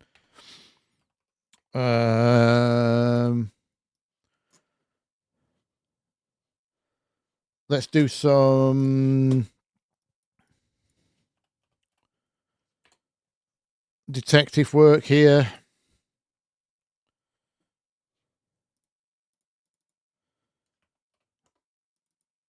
I don't know why this has stopped saving my default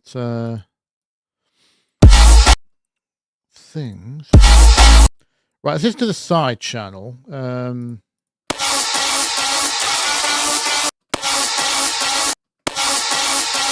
Obviously, you've got that vocal reverb freeze. That note running all the way through it. That's not part of it.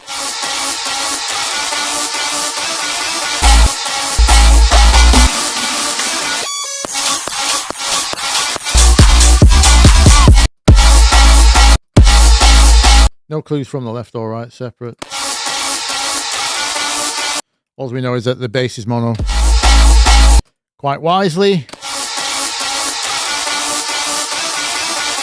Oof, where would you even begin with this? I don't even think I'm going to start with Vital because I don't think there's enough distortion options in it. The main thing I want to determine is it a sample? At least a layer, maybe.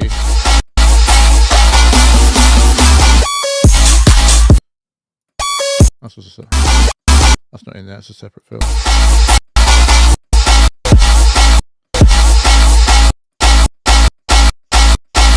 So your major cut. what's in the chord first. And I don't think this is harmonics. I think this is deliberate. I can't hear FM. I don't think. We'll soon find out. Well, I say we'll soon find out. I very much doubt we're going to get anywhere that close. I need to just give you some principles to be working on to make your own, because it is well, I mean, I would actually recommend look up any Neurobase tutorial. Would probably, I've not done one yet. I think this is pretty much covered.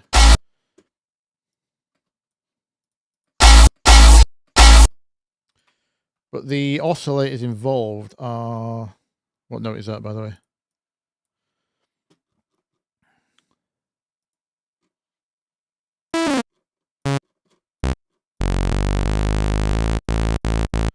A. And then that makes that harmonic a C sharp somewhere. Higher. That's your major third. I was talking about the major chord. Is there a fifth in there?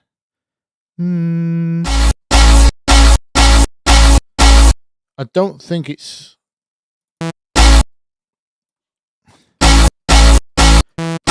Doesn't stand out as a note to me. So the only one I'm hearing in there, I think, is a harmonic. That's common to. That would be the third harmonic of the sub. So I think it's possible it's a 2 oscillator. So that distance is that 15.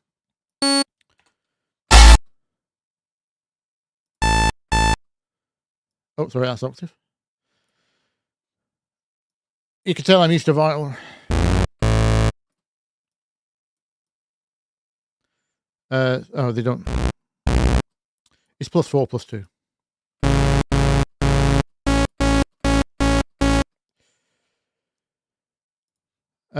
Let's just grab the line. Actually, what's the tempo? It's fast, isn't it?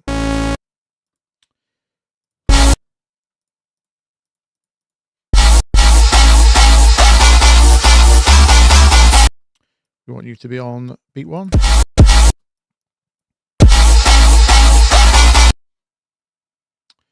So it's something like.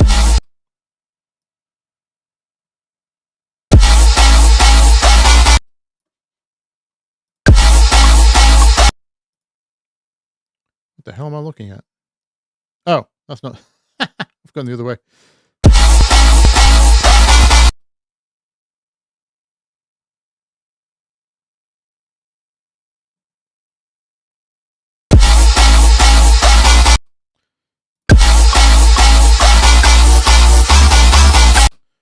What's the 8?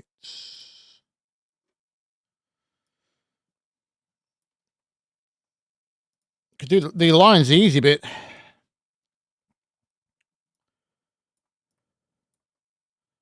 Just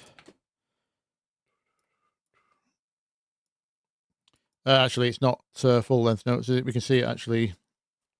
There's some kind of release portion. 3 2 3 2. That's your line.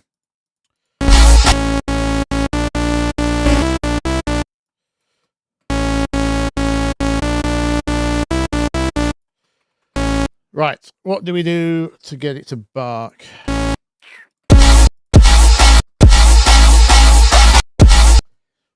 I reckon I definitely think there's about 3 layers here. I'm trying to get that bow. Let's work on one at a time.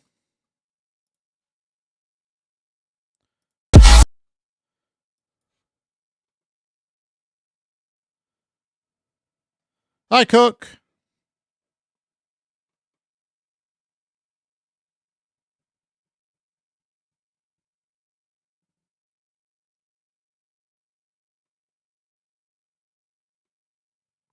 $60 decapitated at 100%. Probably. Probably, yeah.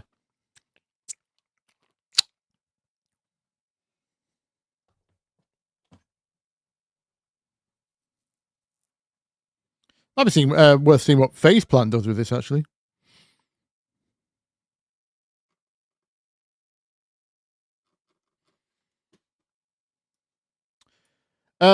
Right, let me just have a think here on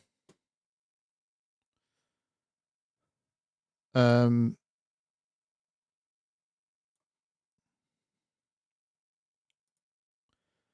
me just hear a few types of wave distortion before I actually go to audio distortion.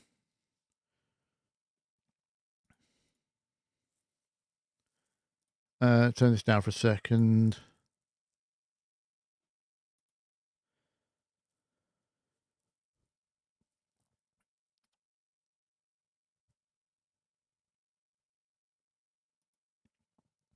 It's not going to be FM.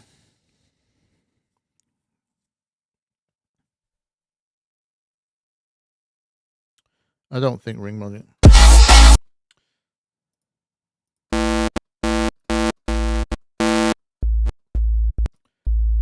Let me just quickly do a clearly not. Whoops. It's all going to be, yeah, so it's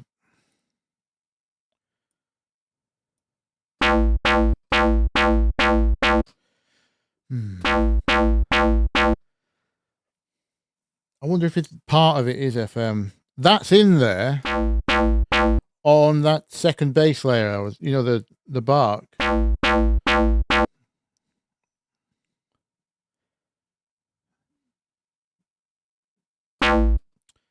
Let's just play around with some wave shapes for a minute.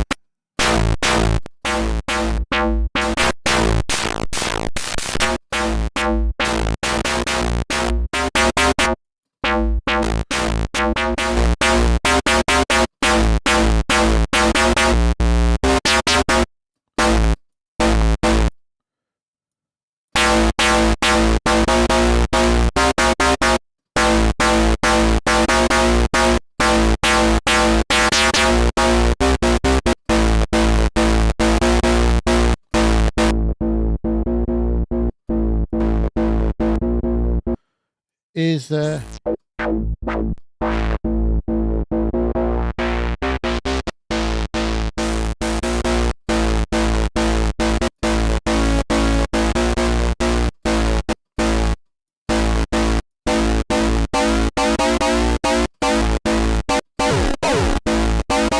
That's interesting.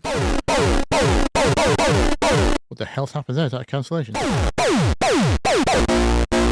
like a delta signal.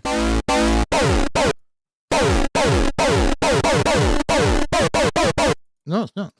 That's interesting. I wonder what's going on, what the science behind that cancellation is.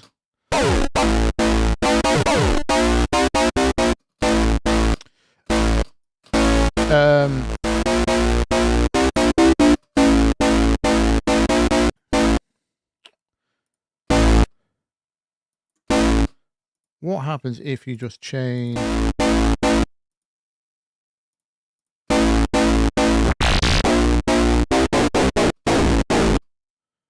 Jeez. Ouch. Doesn't like that, does it?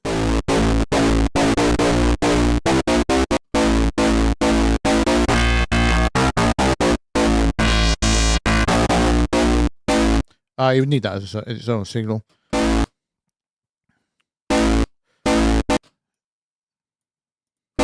Two FM synths separately.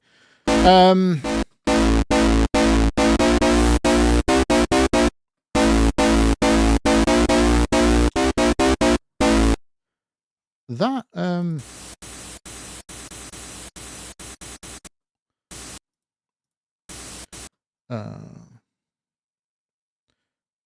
I would probably do that separately as well. I'd want to, unless there's already a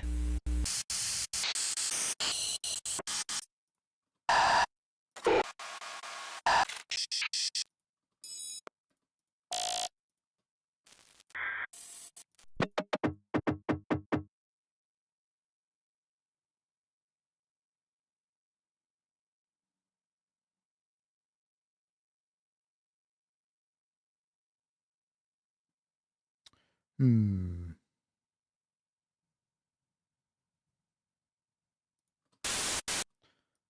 there is.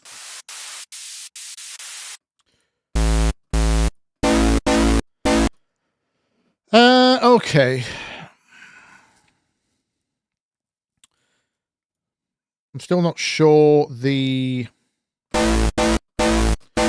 think that's certainly kind of one of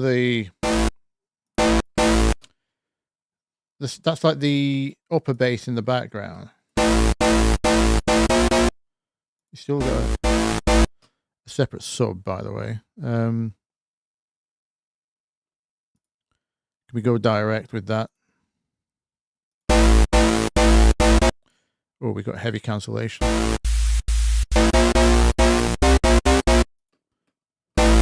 Oh, it's on random.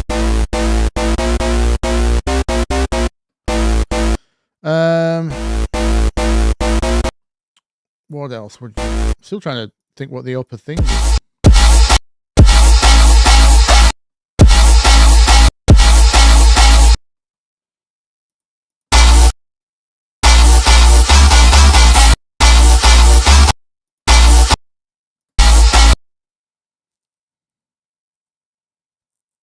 It's kind of squarey. I'm trying to work out if it's a sample or not. That's the hardest part.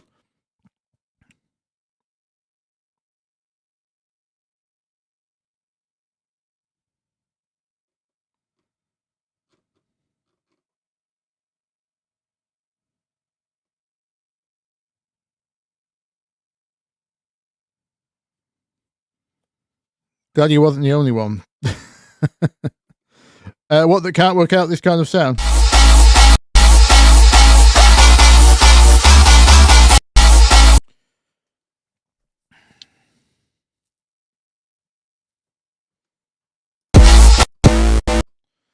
So that would be, let me do separate sub and everything. It's going to be, I'm just going to have that as it's like 6 dB downish upper bass thing. Probably going to put the whole lot through a distortion at some point. Let's get sub and noise. What am I doing? Actually, I might as well use Serum just in case it triggers from a different point. Don't want my sub cancelling.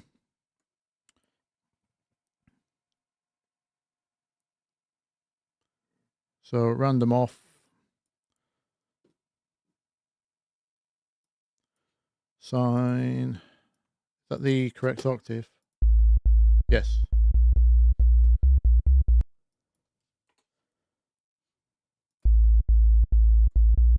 I suppose you could build one with actually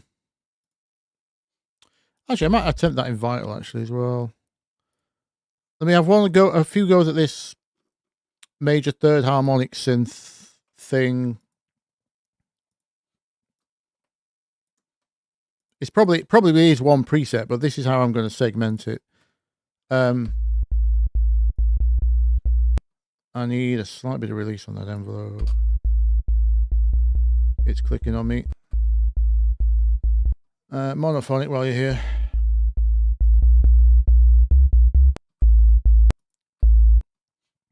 They want these near zero, don't they?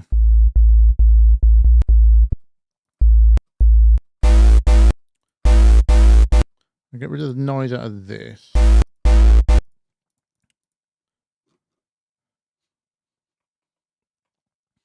We're going to have separate noise here for now. I just need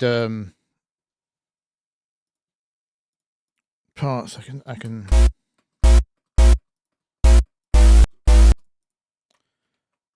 and then we'll group this lot.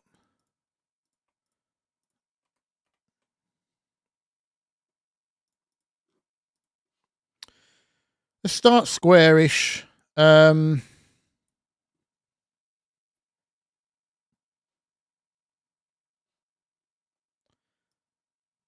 it's 2 + 4.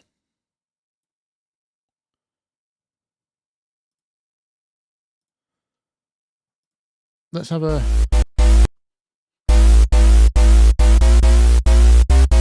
Why aren't we... Oh.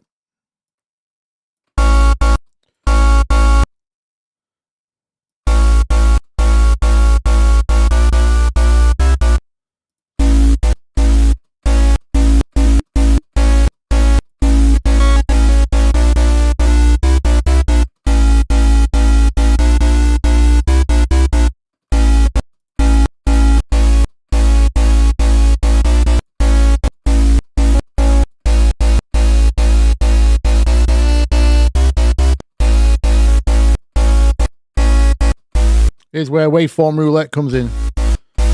I hope you've got a drink.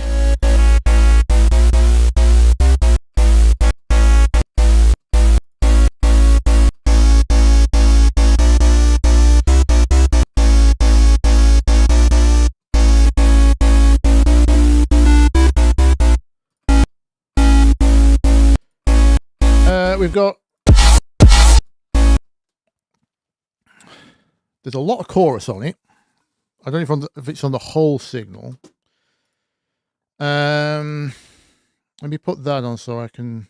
Actually, let me mono everything for a minute so I can... I'm on equal terms for a second. Oh, there's a kick drum on the first one. Let's do... Yeah, that is going to be a problem. Can't tell if that's a filter move under a distortion or if that's a waveform move. Full depth.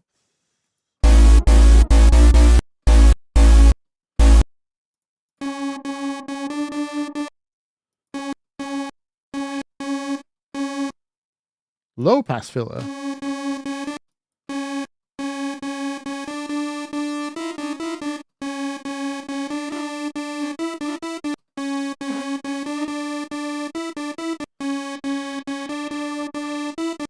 If anything, you want a high pass filter on the chorus.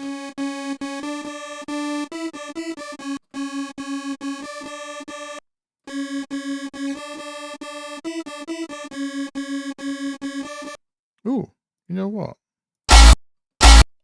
No. Oh, I just heard... I'll tell you what I did here. Maybe it isn't so squarey. Maybe it's just got its first harmonic missing.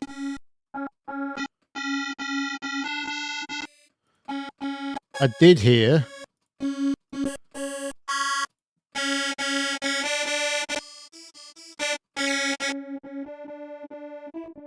It sounded like a guitar amp to me. Or a layer of a guitar amp.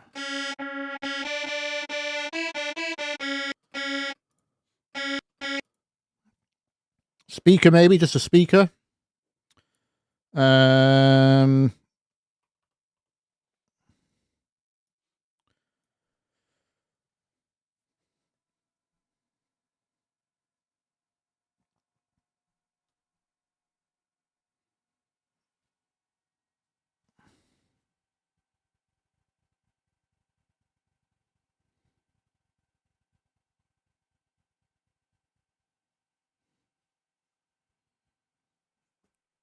In the big 2.6.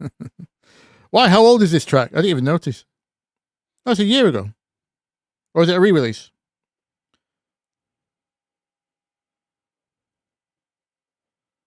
Getting the kids to bed. Okay, no problems.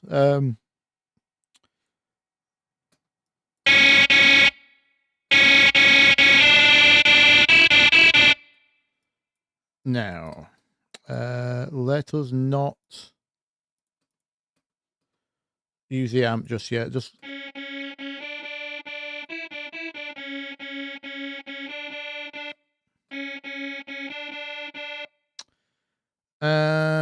now.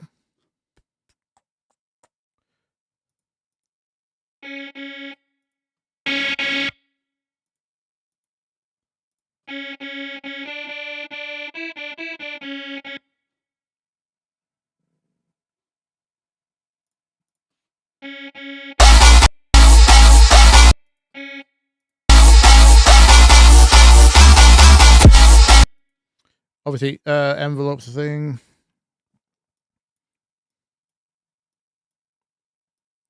But this is not.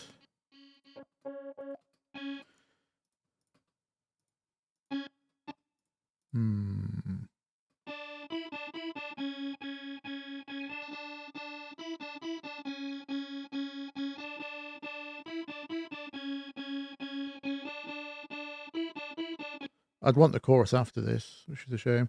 This, does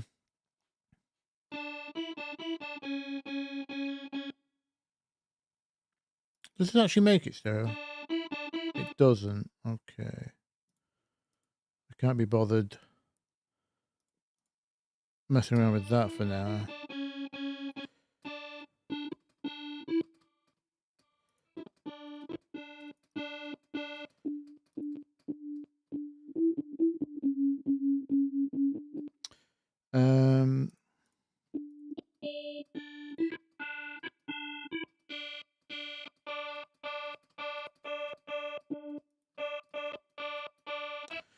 I'm gravitating to all these vocally ones because it's, as I say, I'm still half suspecting that there's a sample in there somewhere. The fact that you can drag anything in and make it a wavetable is obviously tells you it could be absolutely anything.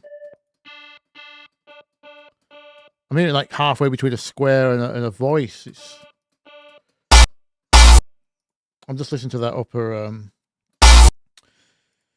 Obviously, it's nastier than this is letting it be. Let me layer that as a parallel amp thing. Come back to.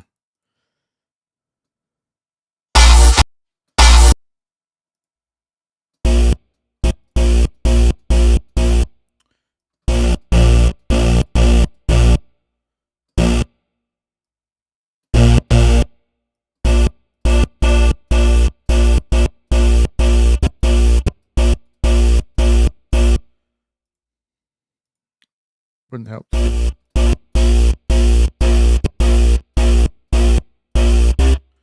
We have to do the same.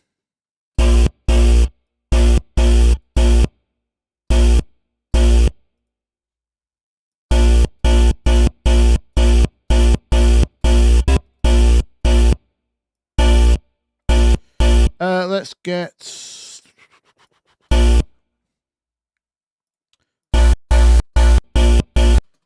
Actually, let me try.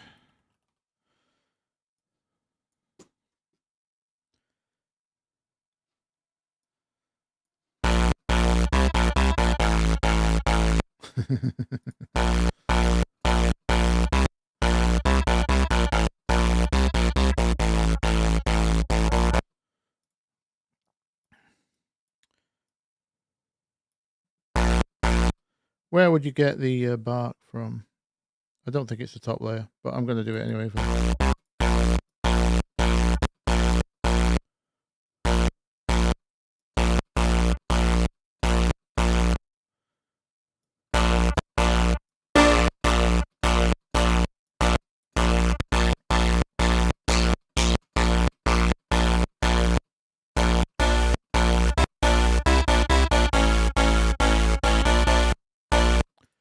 I wish that chorus wouldn't.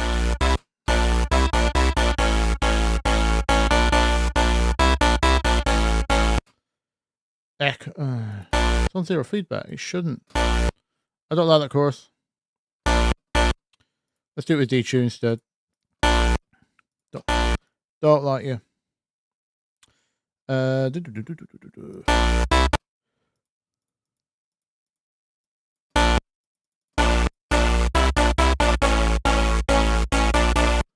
It's on random.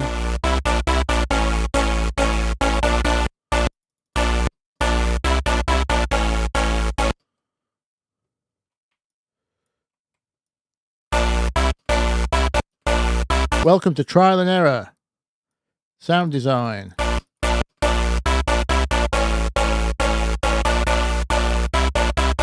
No, I can't hear the old trance background.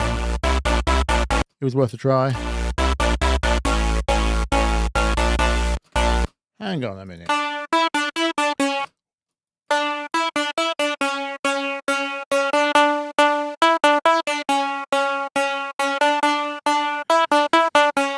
That's strange.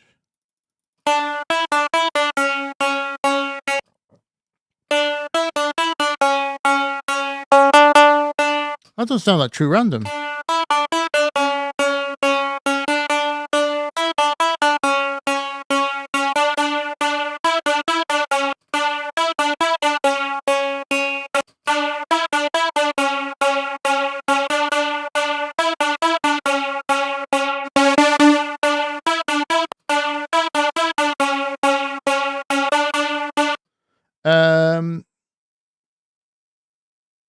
Oh yeah, by the way, I need everything in filter A.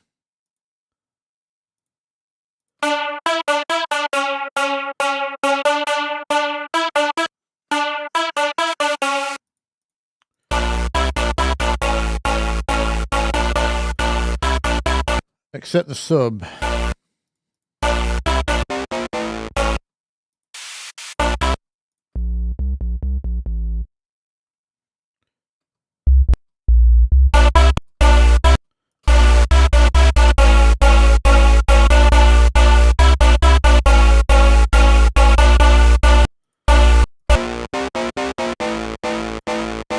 Maybe I should enable some of it in there.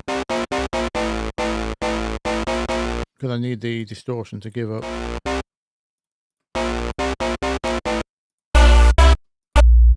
Right, obviously not close, but that's the element. That's the elements I'm hearing. Actually, while we're here, let's let's just see actually for a second how close an EQ finishes off.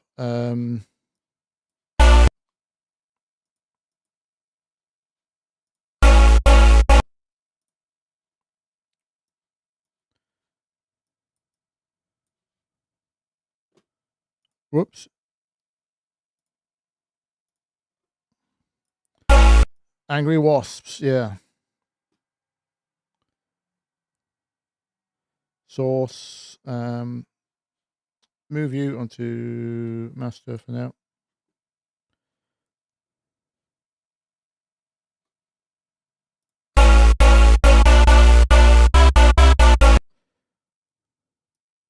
Move us similar in volume. That'll do.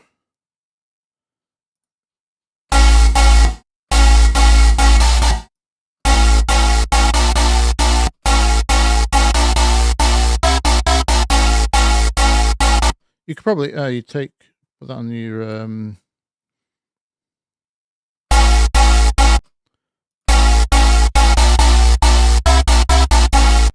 no, the top's too wide and the other ones haven't got any widening on, so I would probably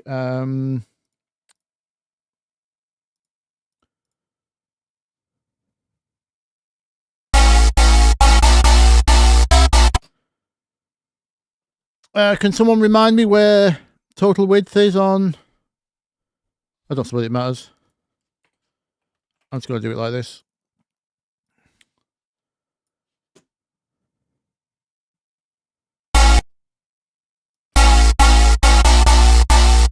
Do it like that and then get something.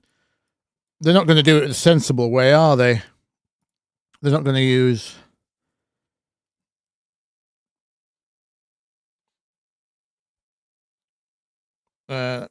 before or after distortion.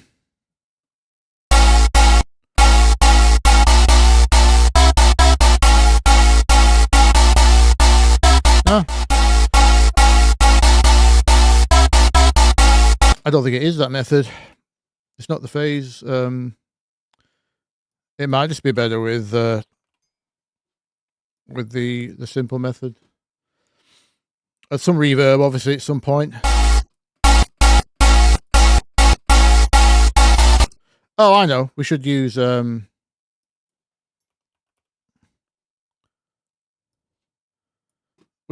Steve Duda's on the whole thing.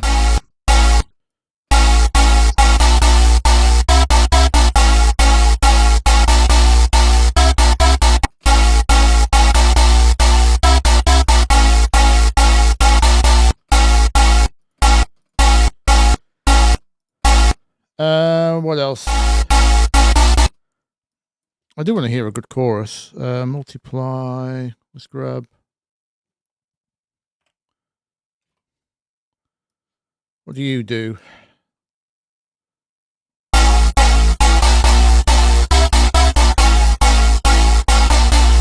Ooh. I like the way that pushes the distortion.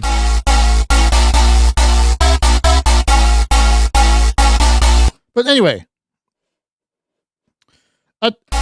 I'm not saying it's... Oh, of course we need... Oh no, is that the voice I'm hearing? Oh yeah, that's the voice in the background.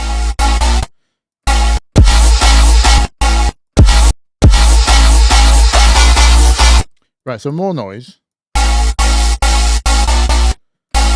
More noise that's higher EQ, isn't it?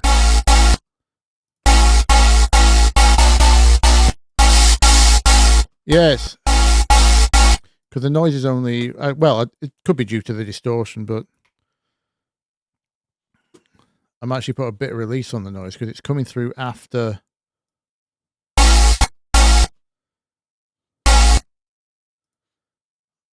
It sounds like it's been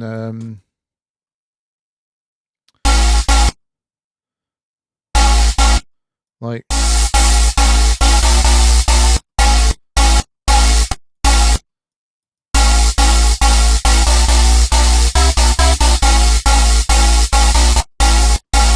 there's a I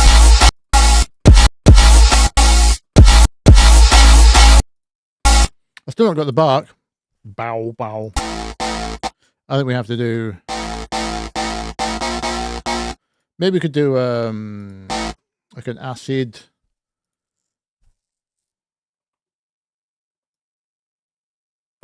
Actually, yes. Separate... I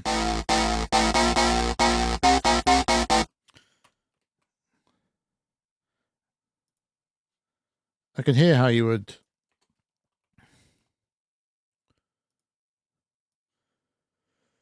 Serum's got the diode filter, hasn't it?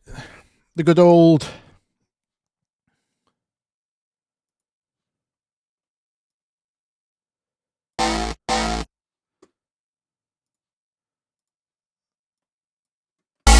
The Barker. I have to put it on an envelope.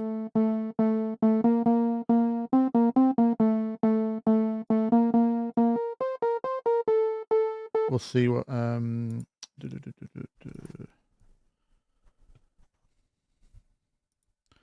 ladder. Oh, it's got acid.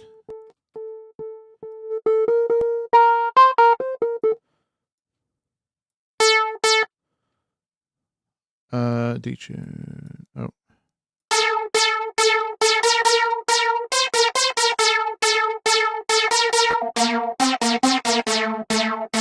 I want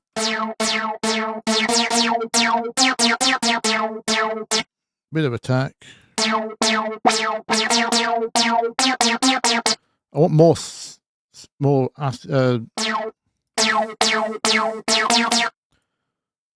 more filter than actual note.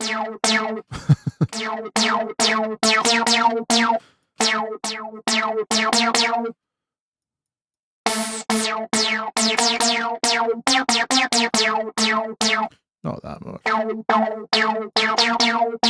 How does that interact with everything?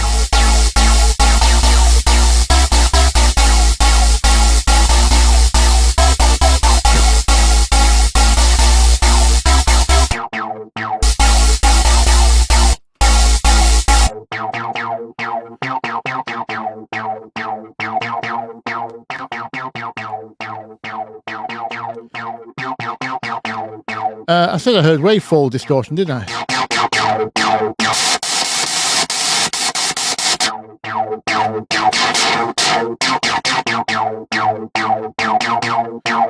That's not on. No, I don't want it on. Okay.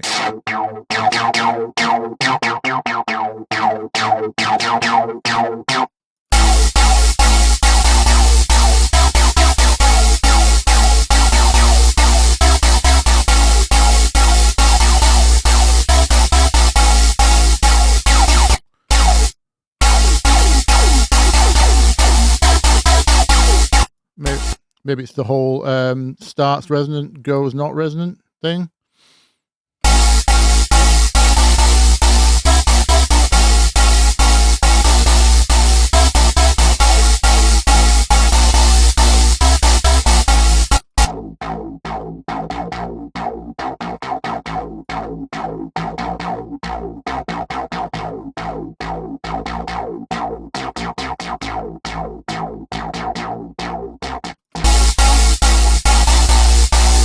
Anyway,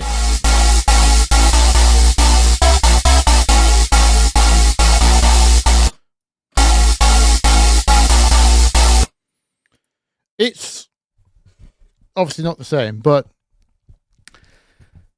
that's kind of how I hear it. There's that bark layer and the bass layer are probably the same thing. That's probably one patch. I mean, the whole thing's probably one patch.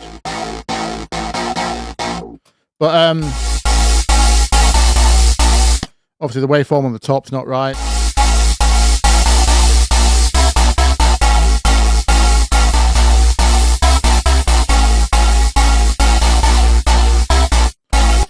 And there's a million variations of distortion you could try on the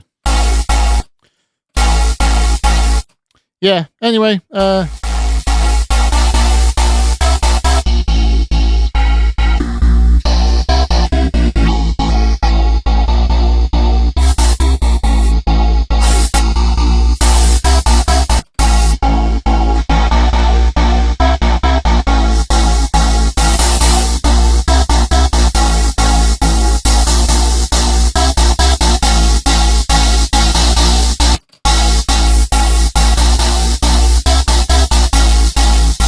a million things you could do to get character out of that.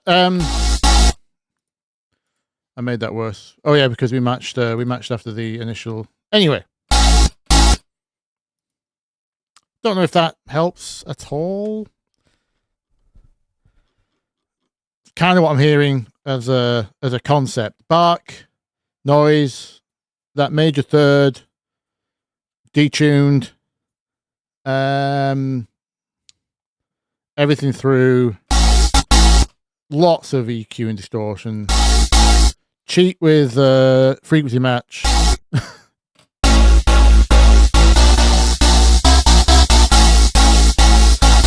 And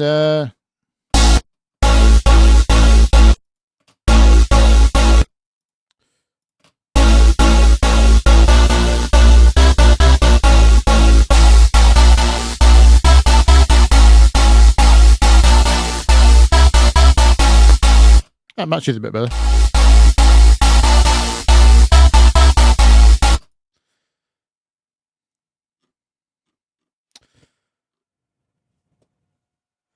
Yeah.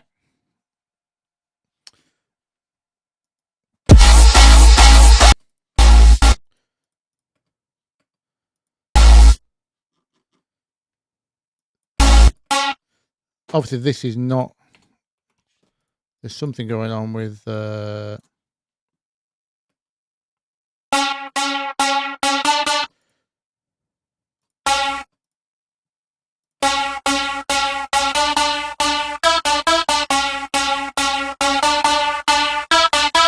It's got some manipulation.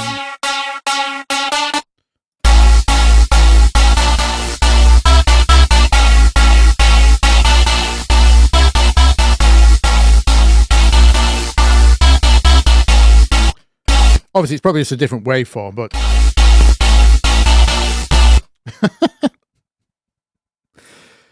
we'll be here all night. Anyway, but that's my attempt.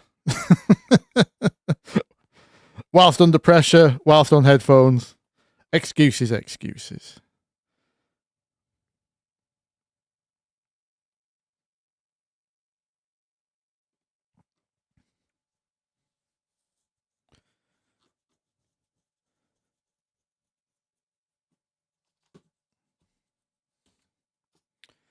Right, on to the next challenge. It sounds alright with fresh ears. envelopes and stuff. There's a lot that would need tweaking on that, but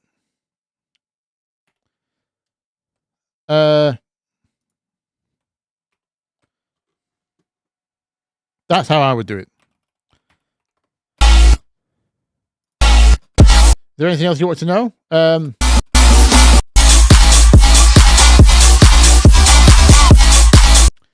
Obviously, the rest is this is an example where you would use compactor. By the way, absolutely. This is not a groovy sidechain. That's a sidechain for maximum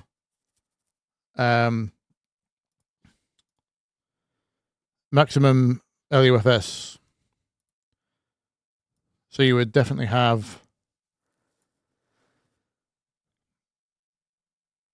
compactor on the, don't know if you do separate sub or just the whole damn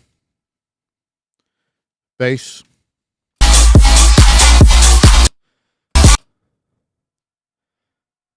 Set to extremely fast in both directions because you're not bothered about distortion anymore. Distortion on your sidechain is not a factor when you've got that many high frequencies.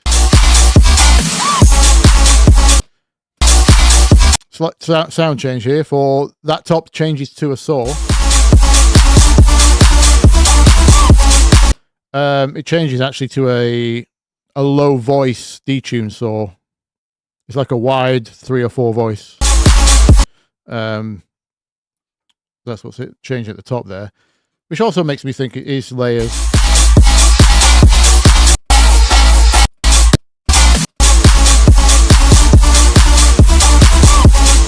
Actually, you can hear the upper bass layer goes to long notes, can't you?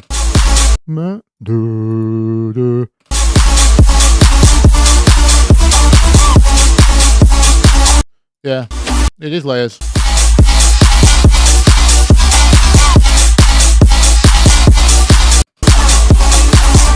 Yeah.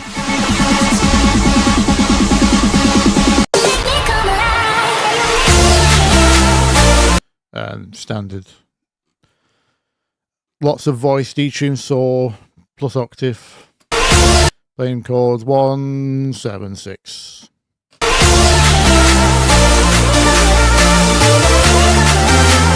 Oh, 1, 2, 3. 1, 7, 6, 1, 2, 3. Hey, Red King's back. Hello, thank you for the 20.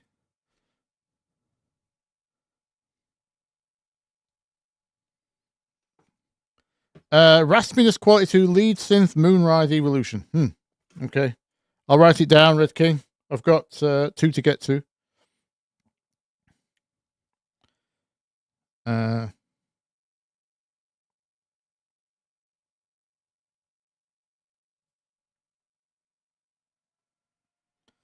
Moonrise Evolution.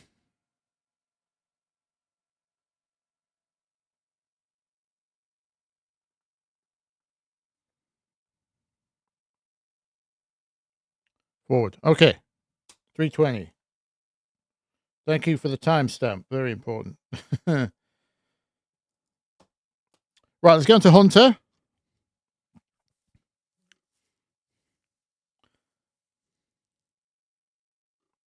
Oh, Red King, was there an outstanding from last week? Remind me, by the way. Did you, because you donated a lot, didn't you? Did we get to your last question? I can't remember. Get typing that, and I'll find this other one for Hunter. Main drop synth, Murph, World on Fire.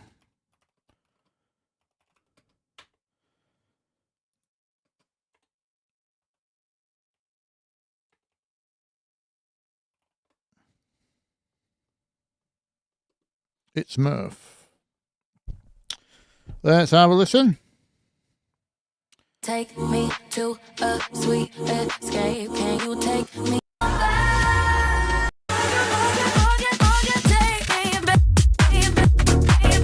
Oh, okay.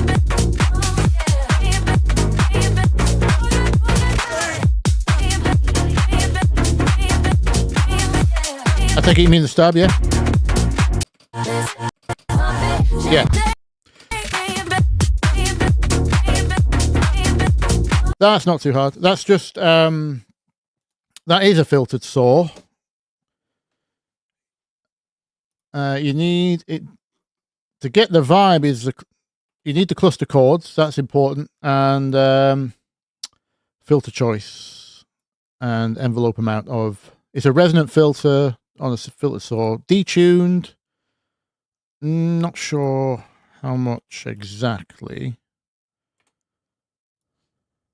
Let's figure out the chords. It's a 1/4. What was the other ones?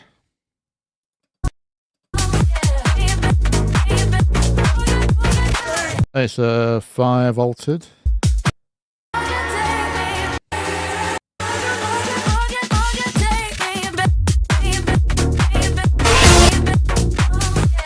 Am I hearing an octave in there? Or is that just how widely chorded voice?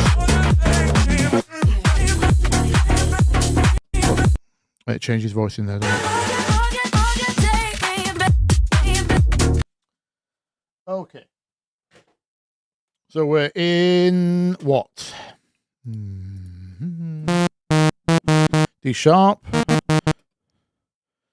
There's a A sharp at the top. It says a command in ninth.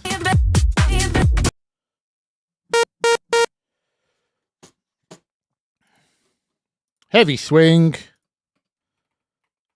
3/8 rhythm.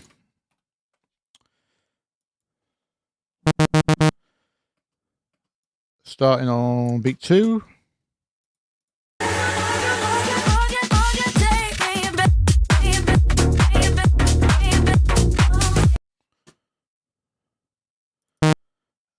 Sounds like long notes on extremely fast envelope.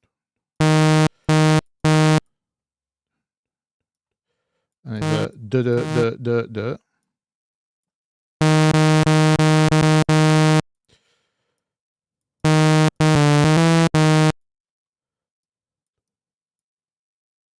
Hang on.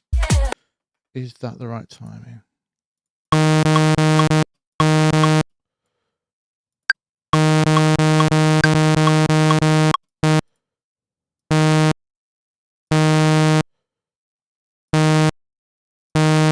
I know it sounds nothing like right now, but I think it's that. Anyway, right. So there's A sharp at the top. And then we got some kind of minor cluster 7 thing. Oof. I can definitely hear that. There's your ninth. So I'm going to guess it's that.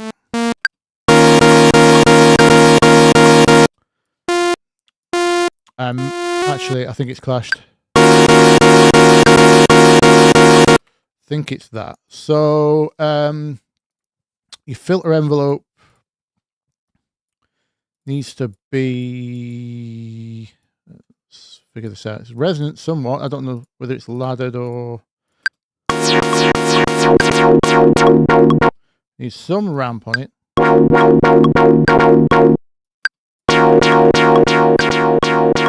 Too much. Probably have some kind of envelope on there.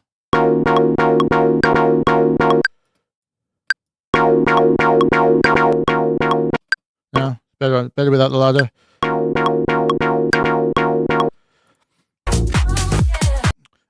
Detune. Let's go. Sounds like it's got lots of need random on.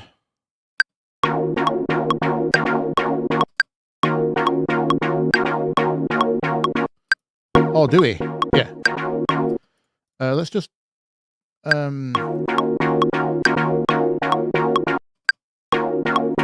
actually just explore a chorus on that.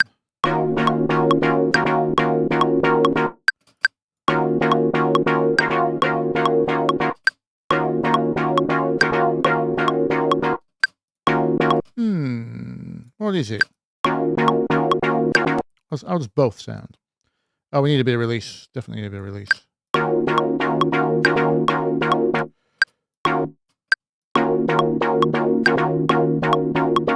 Get the timing on that right.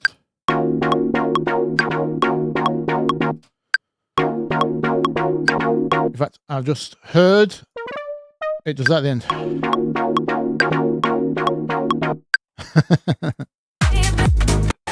I don't know why that came back into the back of my mind. Oh, it does. It does there as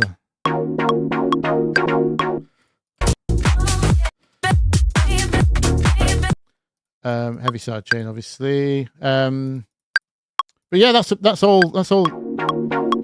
You're just going to be. It's about the timings and the amounts.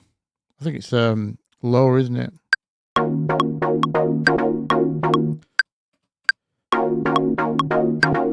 Play around with your curves and your.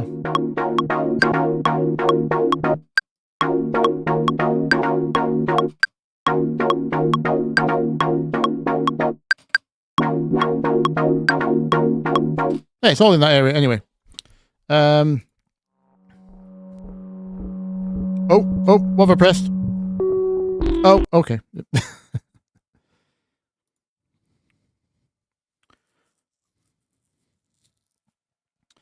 I set off my.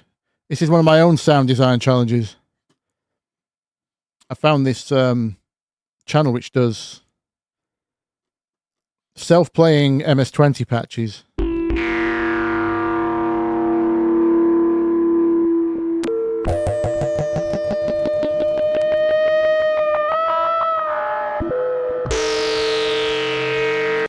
And I was going to challenge myself to try and remake that in Cardinal, the modular VST. I accidentally pressed play on that, if anyone wondered what the noise was. Anyway, yeah. That's... is Hunter still with us? Oh, he said in Serum. Well, there's no difference. I default to...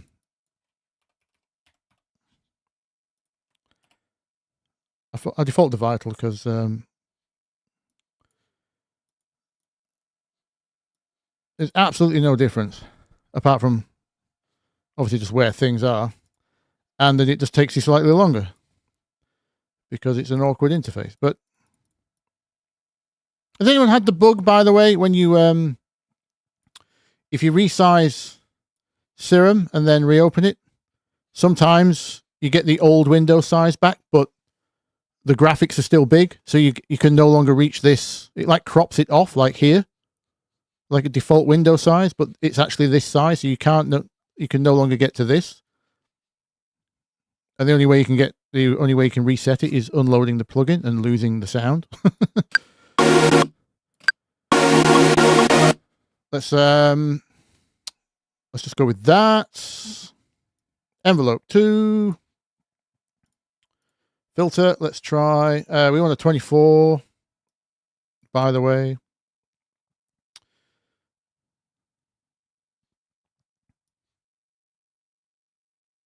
To cut off. Attack.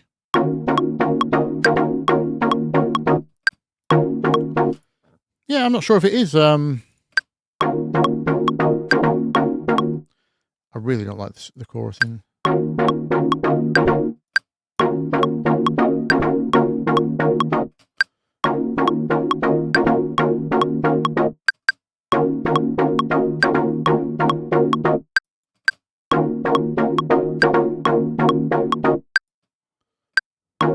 It's not helping enough.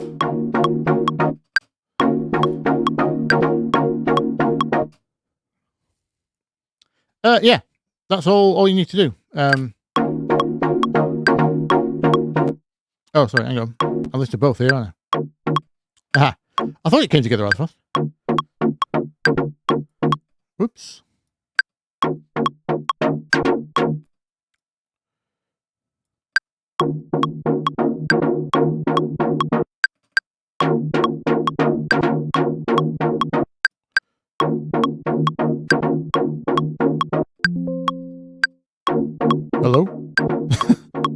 random Windows noise.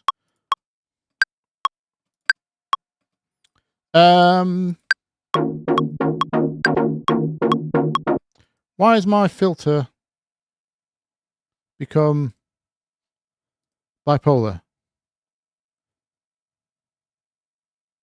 I want it monopolar.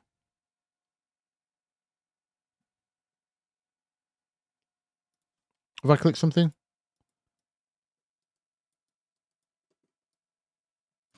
We'll make do. But yeah, it's literally that. It's that's all you have to do.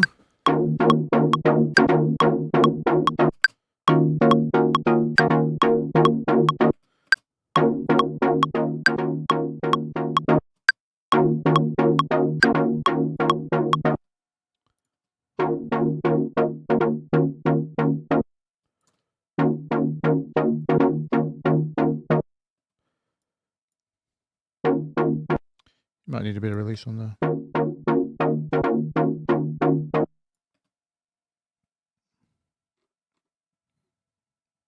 That's all it is.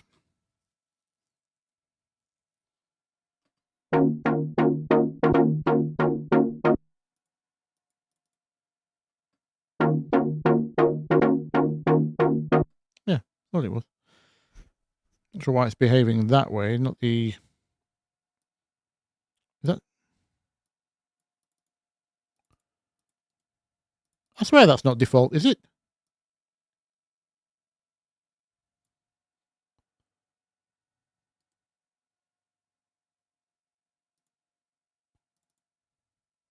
Anyway.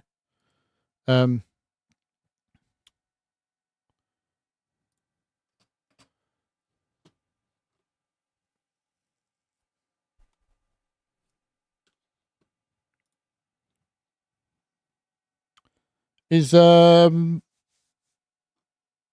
okay, Hunter? Is there something specific about Serum that confused you?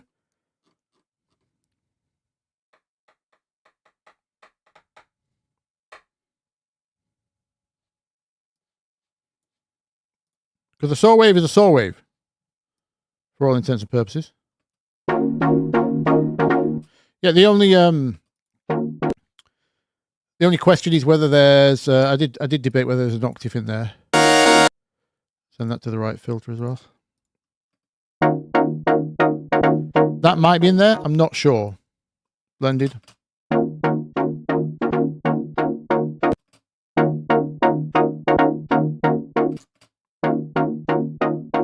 We can hear the options you've got.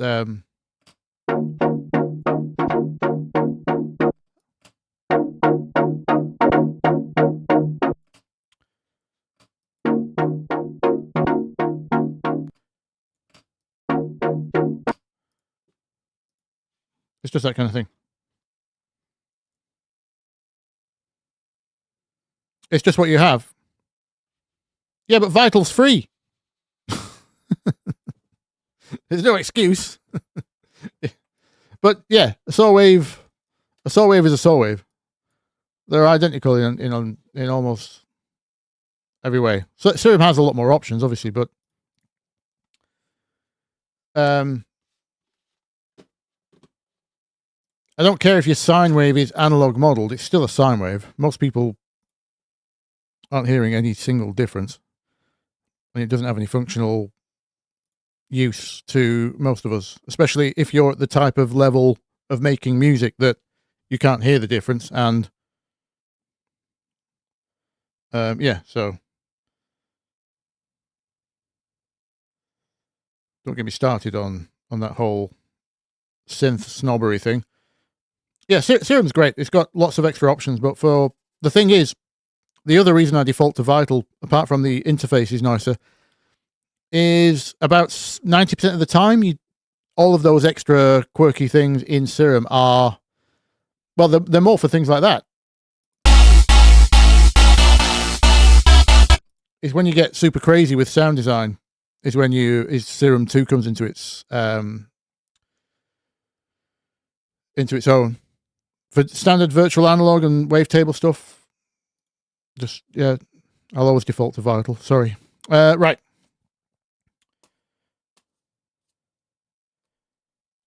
Now we need to get to, it was Scruz Blush. Who asked for that? I've already forgotten.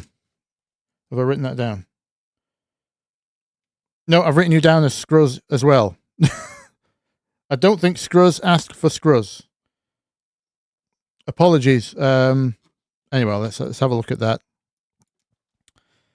Oh, this was the potentially granular synth. If it is granular, I'm screwed. I don't have a clue. Scruz Blush at 55 seconds. Really appreciate these timestamps.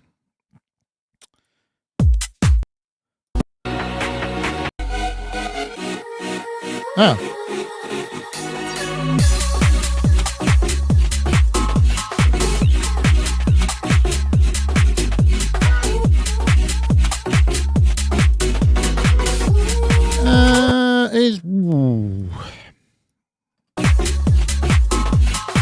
Well, we're dealing with actually similar cluster chords.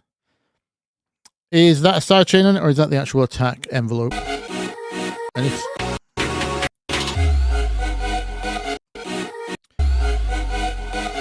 there's squares in there, but it's not entirely square because the first harmonic is present.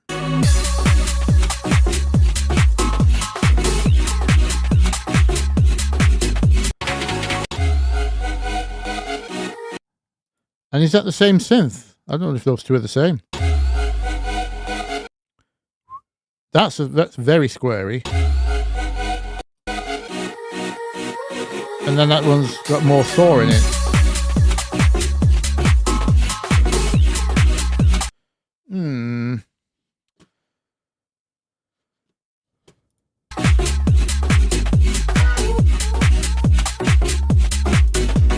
It is a sidechain, isn't it? Because it has attack on the syncopated notes, so it's a fixed sidechain. It's a detuned thing. It doesn't smack of granular to me. It is quite unique. It's got some flavour to it. But that sounds to me more like it's. I think the character's coming from kind of a room sound. Let me drag that in so I can just listen to the side channel. You'll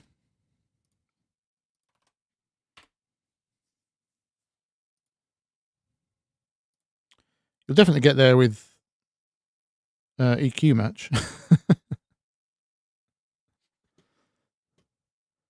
That sounds like chord 6, 7, 4. That's what I'm hearing the bass do anyway. Let's find out what the voicing is while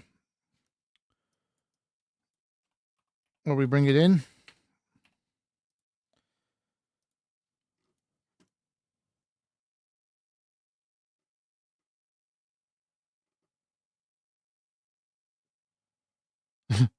Thanks, Red King, for the 5.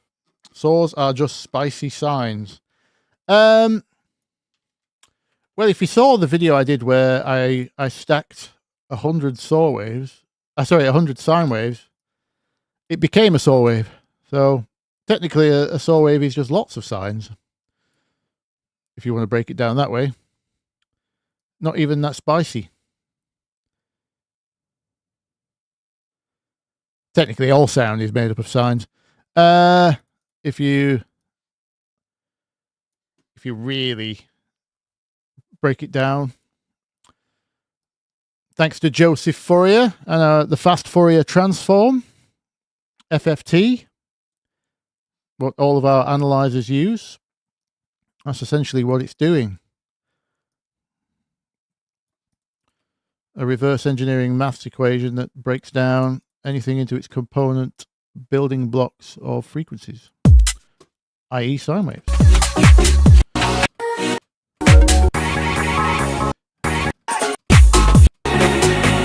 Is it anywhere else, by the way?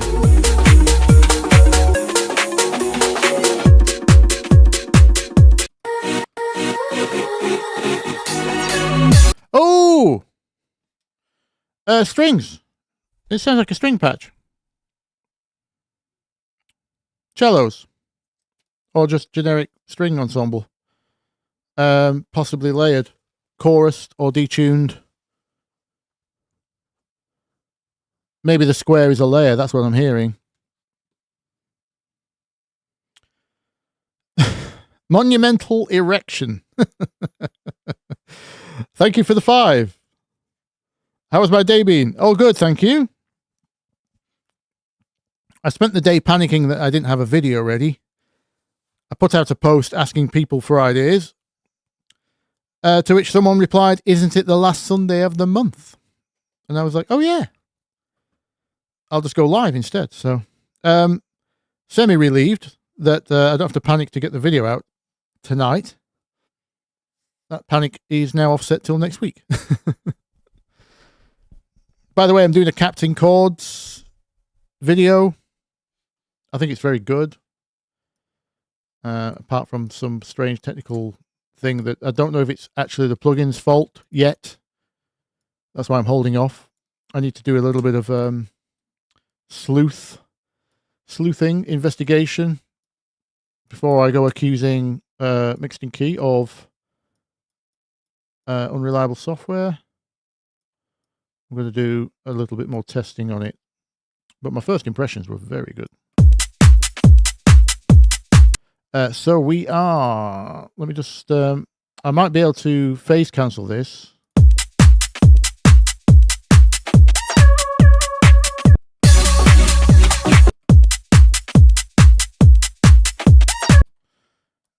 Can I? Can I? Depends on how much sound quality we've lost from the MP3. We'll find out. It might let us hear a little better anyway. I'm just going to take those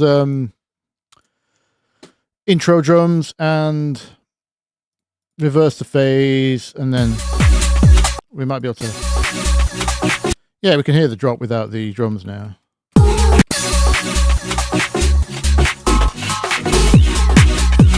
For the first 2 bars at least.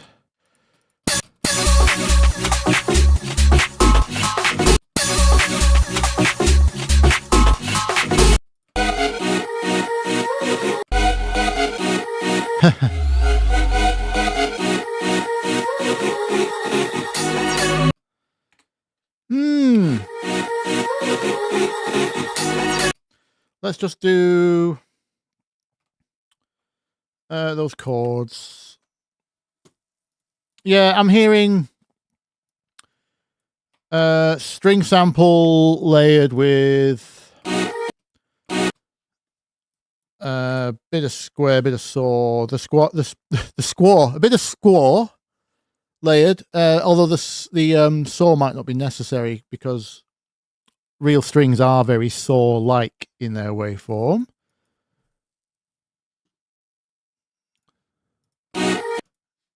Where would I get? What string would I use? I don't want it too realistic. That's the thing. Do I have any?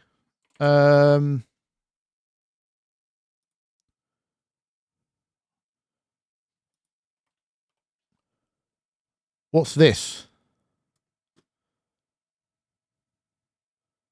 It doesn't tell me what instrument it is. It's Pad Shop. Oh, it's Steinberg. And I don't have... Oh, no. Oh, no. I've not got my dongle plugged in. Hang on. Let me grab my dongle. There we go. Because if I click cancel, it will crash the session. Oh, come on. See the dongle. Try again.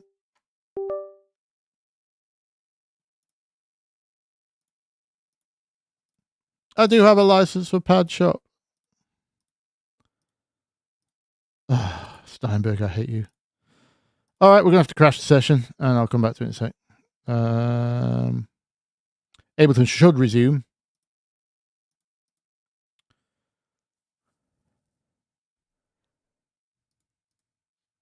Oh, good, it didn't crash the session. It just loads a blank plugin.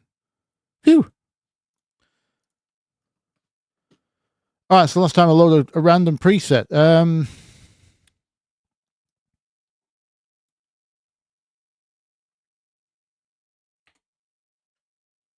trying to think of I've not loaded my sample tech library in yet.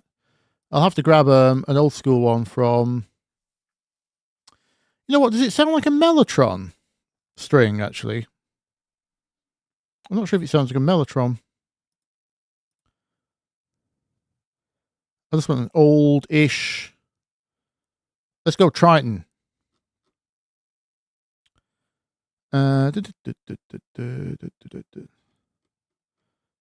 This is a free sample library I got from... I think it's called VST Store. In sample font format. They take... oh, there we go. Strings. Let's just go stereo strings. What does that sound like? That is not a string.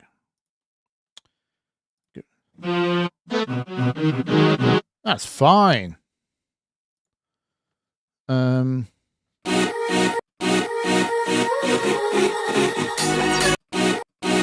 Let's just put the chords in first. Is it inverted? No, it's not. So what's that? So I heard it as 6/7/4. So that would be B, C sharp, G sharp, would it?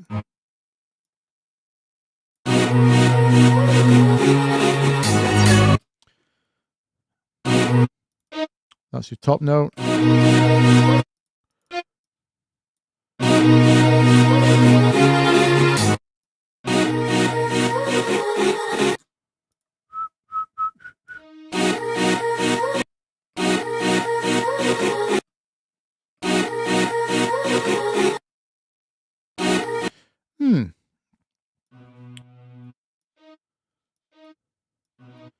I wonder if it is enveloped.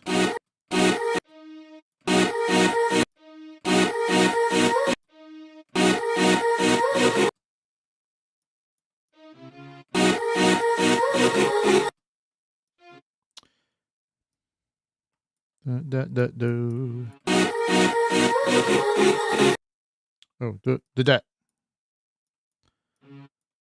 No, it can't be.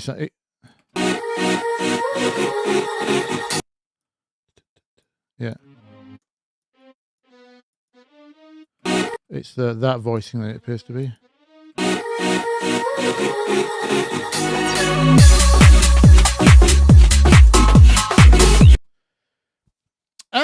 Actually, I think it's all an envelope pattern,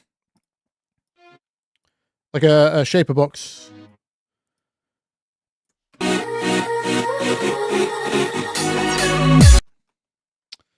Yeah, I think it's going to be one of those. Right, let's get the.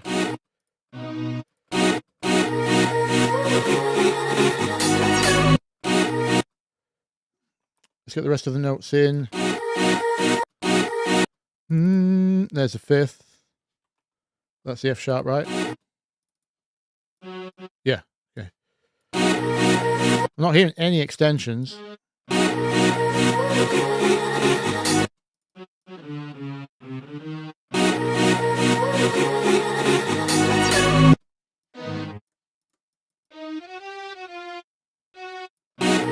Oh, that is not the top. It's that.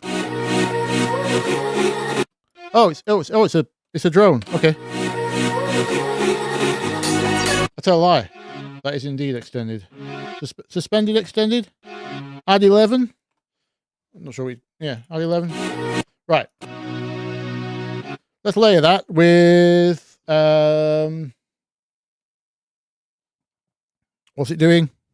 I panicked then. Let's just layer that with a bit of squaw. See if this works out. And then we'll do a envelope. Random.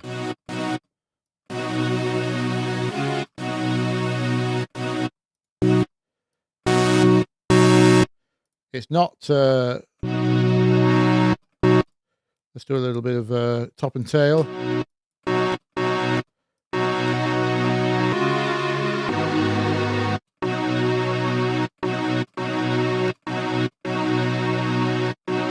Or is it just triangle? The baby square.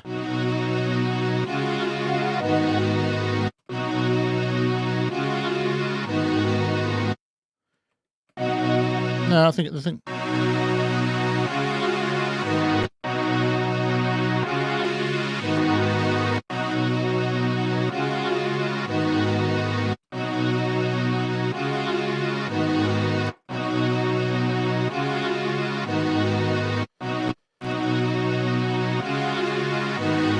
There is some noise up there, though, isn't there?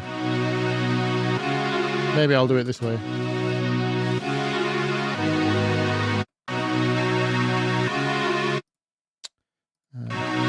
Low pass, low pass, low pass.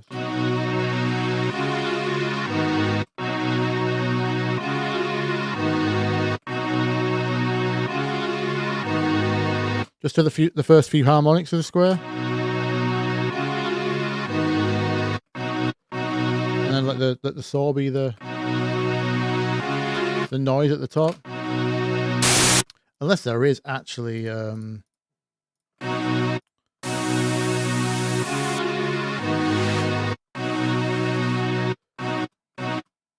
let's get, because noise would certainly help with this envelope thing. Shape a box. There are other plugins we could use for this, but I think Shape a Box is going to be easiest.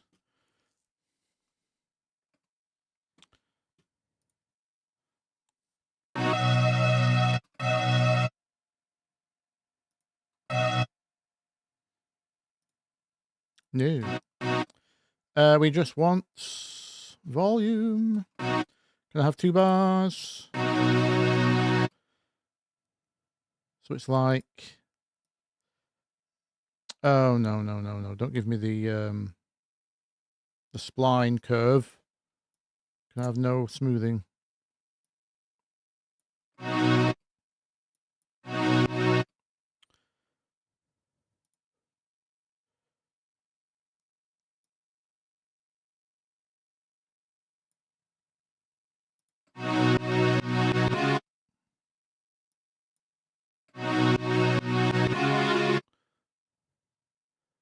We might need to do the edges as well.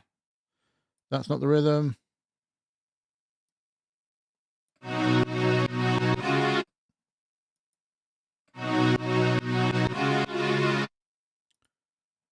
It's.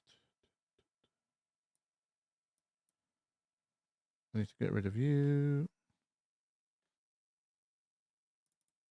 Ah!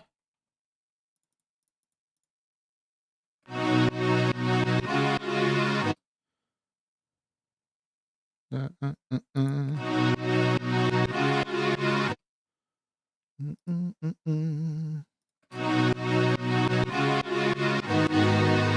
about right? Right, let's have a listen to...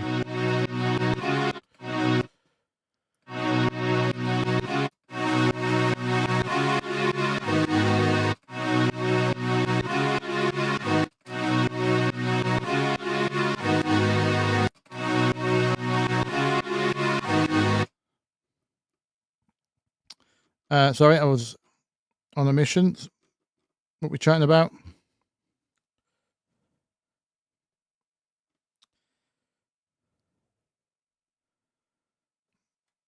Oh, C-Mag just bought Wingman. Yes. Oh, wish there was a refund option. A friend of mine bought it and said they loved it. I will be checking it out after I've finished with the Captain Chords plugins. What was your main issue, C-Mag?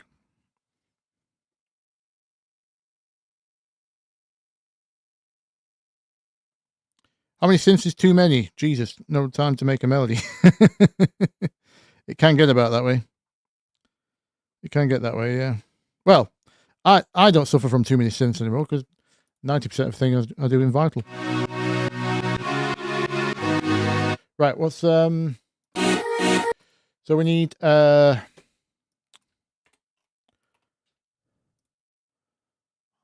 is lots of fizz, but I'm just hearing that as a lot of boost. And we do need stops, don't we?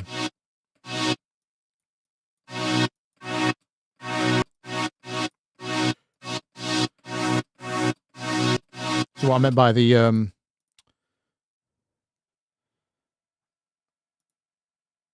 oh no.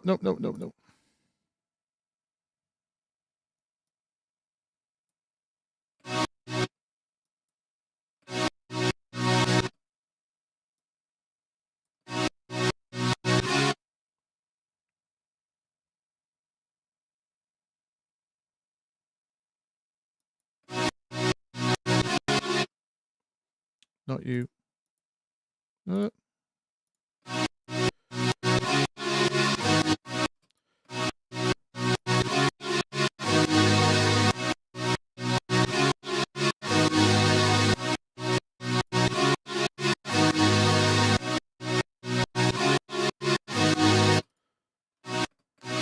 Right, where are we now? No. Need to.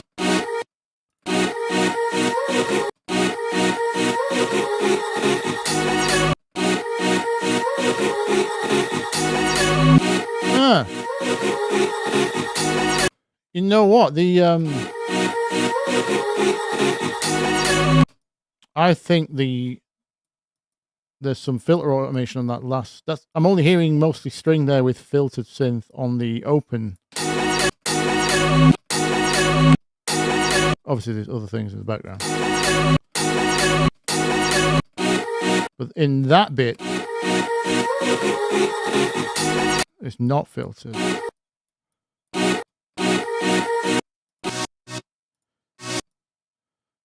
So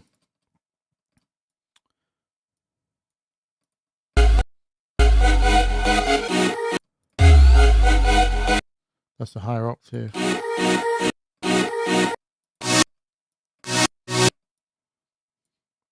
There is a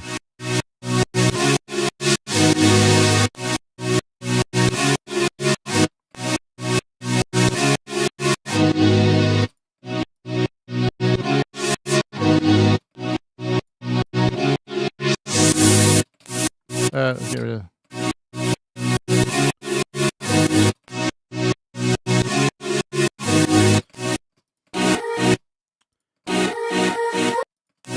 Oh, and then there's that's what I meant to load, sorry. What would there's like an early reflections algorithm on it.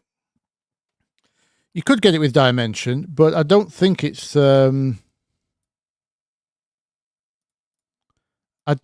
this.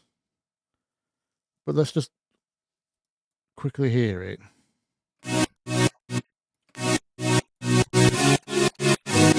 No.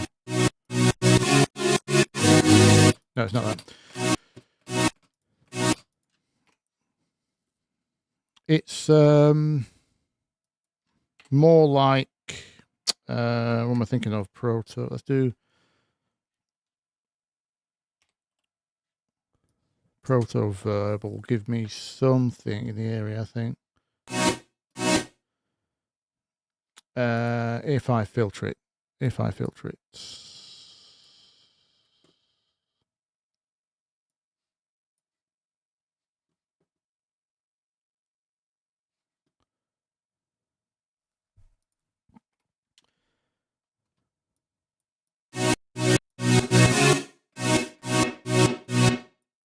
No pre-delay. Where's my pre-delay?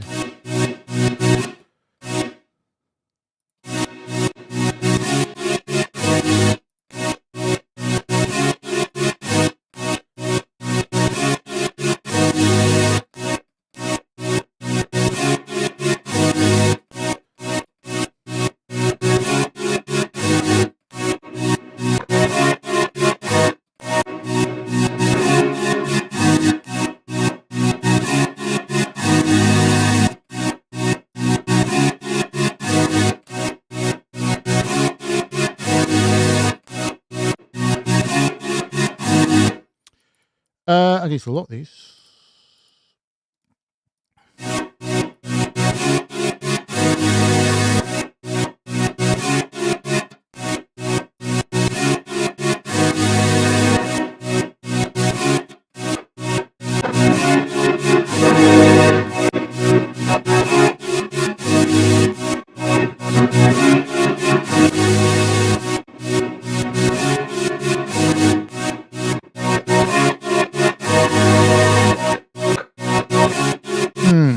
Okay. Claustrophobic is... Let me just hear an actual... A normal delay do... filter delay be fine. Oh, hang on, is that the 3-way one? It's fine, okay. No feedback. In milliseconds, please.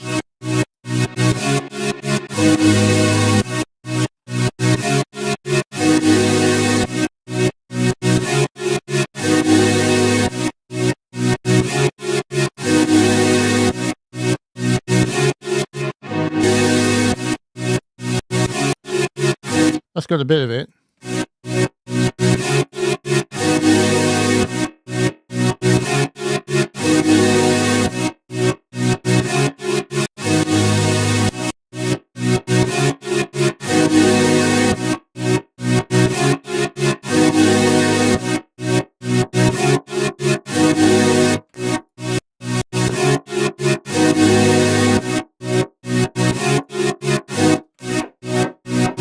It's better than the Revo.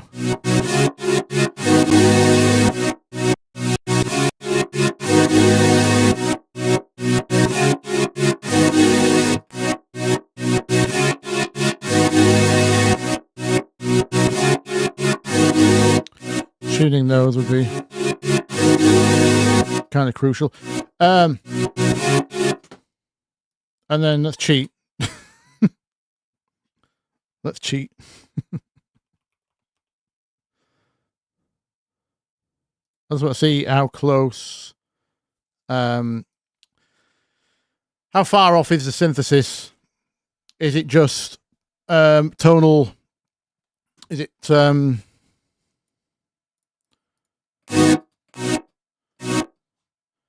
a tonal thing, or is it a waveform thing? I mean, the other problem is we've got I think there's a string involved, right? So every string sample is going to be very different. Big factor.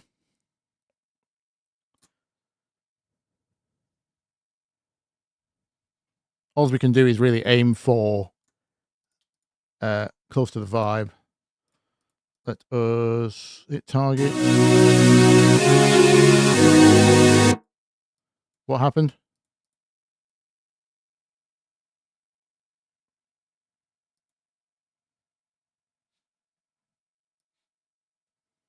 I moved shaper box instead of spectrum.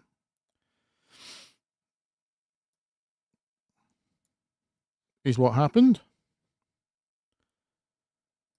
Try again.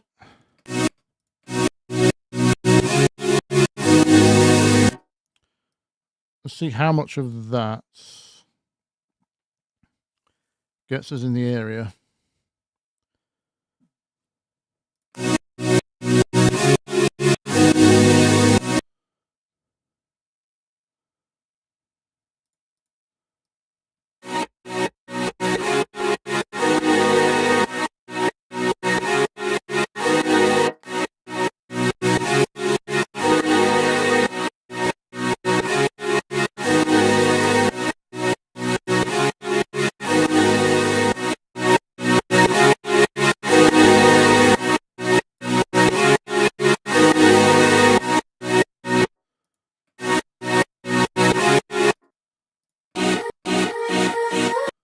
Go take the other. I think there's a lot more.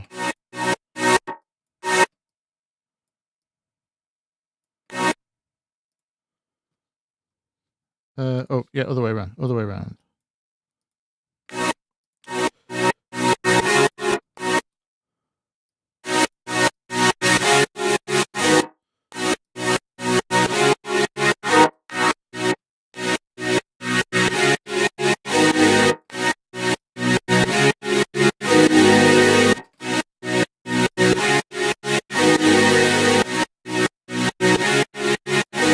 Oh, release does nothing while we're on the Shapebox.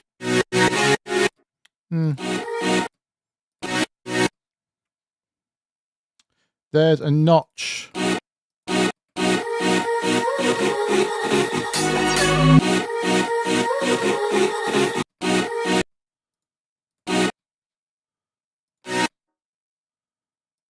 There's probably several notches.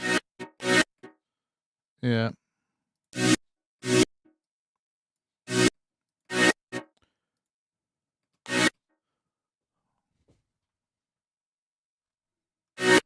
Need to figure out what part of that is.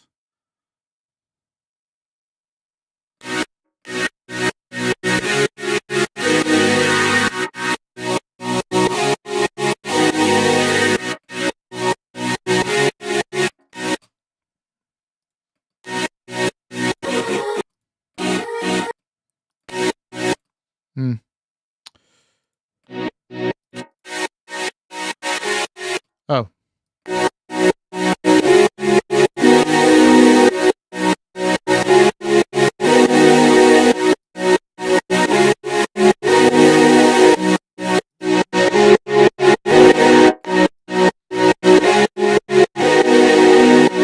I took way too many highs out of it, that's why.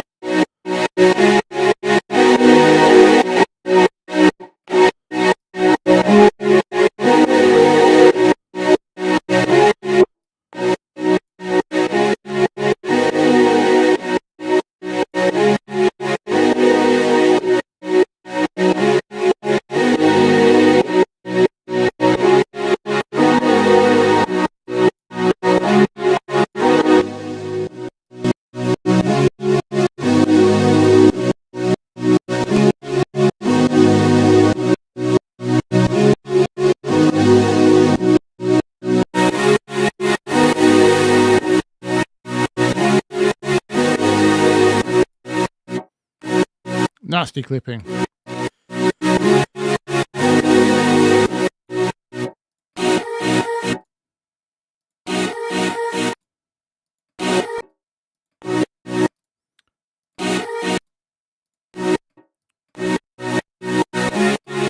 Yeah, apart from that ringing at the right at the pitch, can I just smooth that out?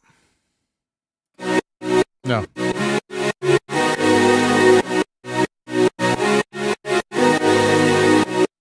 I'd probably need to find that and get rid, but it's, yeah.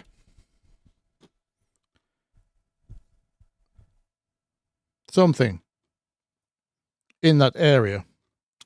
The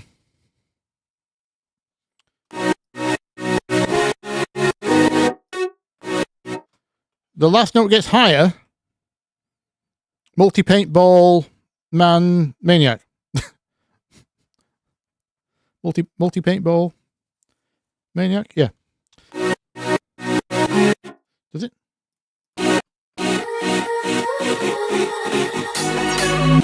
No? No. Is there all the time? Are you hearing the voice go? No.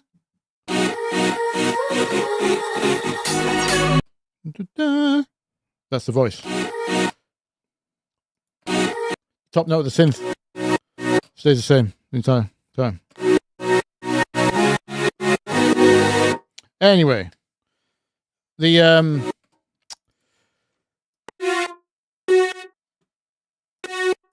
probably need to make everything more velocity sensitive and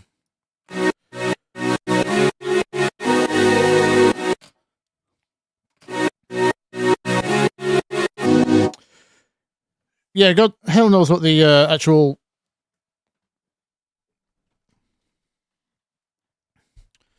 string sample is, but that's hard. That's probably, that's going to be your main difference maker to how close you are to their tone, which is why I use the EQ match. But yeah.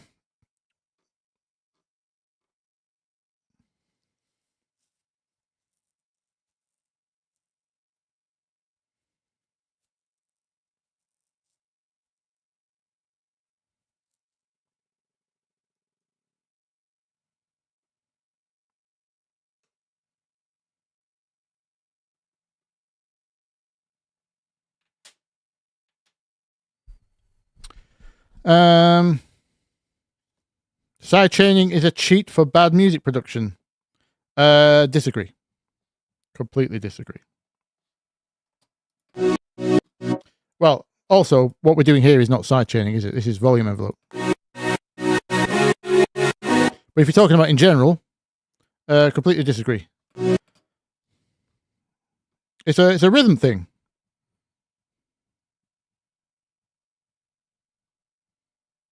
It's a type of groove. And also, absolutely essential for managing subcontent in modern music.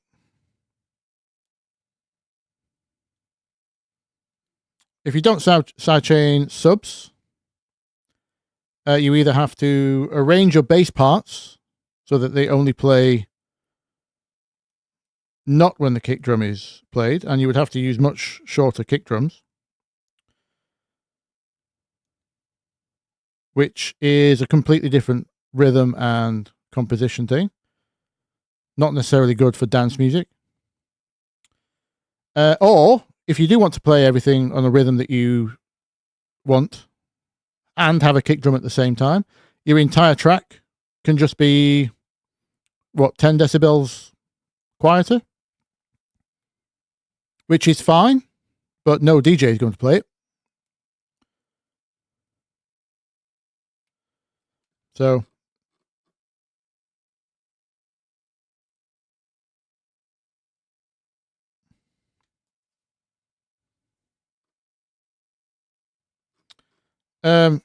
Yosef, that was yours, wasn't it?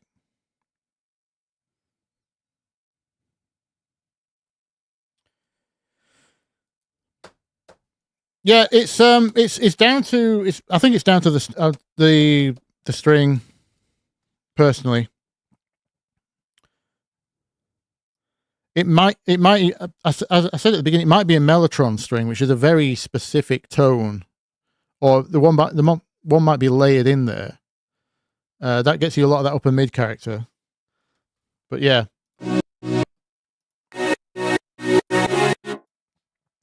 If the voice wasn't in there in the spectrum, the vocal ringing in the spectrum grab, then I could probably just grab it with what's it called?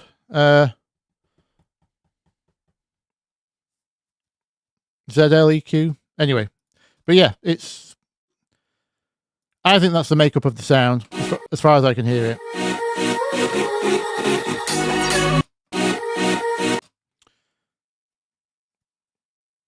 There's either some kind of echo or low mid early reflection, unless it's to do with the envelope shaper release, the down curve. There's something after the sound, and it's doing a lot of stereo work as well, whatever that is. Like I say, I think it's early reflections or delay, short delays. It could be just half delays or something, but yeah, plus the string sample, bit of saw, bit of square. That's what you're looking at, I think. Yeah, something interesting going on at the top, though.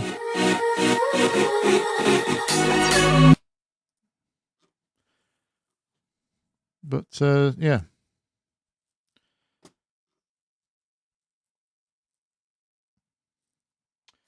Right, Red King, onto yours. Raspiness. How do you get the raspiness of the lead synth from Moonrise Evolution 320? Let's have a look at that.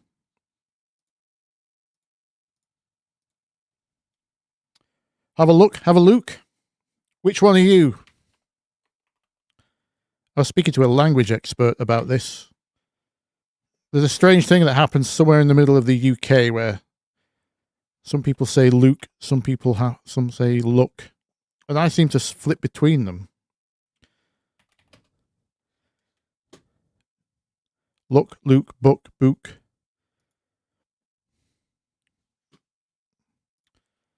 And the language expert was explaining to me it was somewhat a class thing. At some point in history.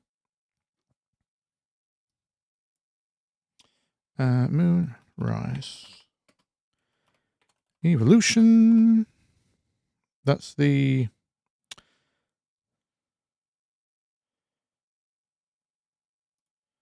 Evolution Forward. There we go. Okay. That was the name of the track. Let's have a 3:30. I presume I've got the right mix. It's 7.5 minutes long.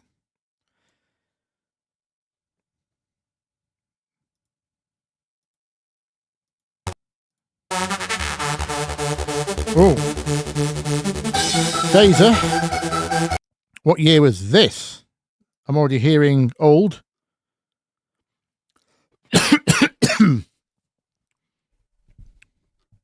Oh, this is a remaster. That's never a good sign.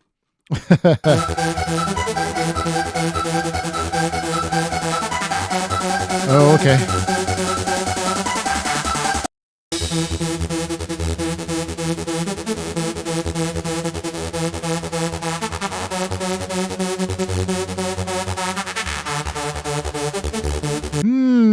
Good one.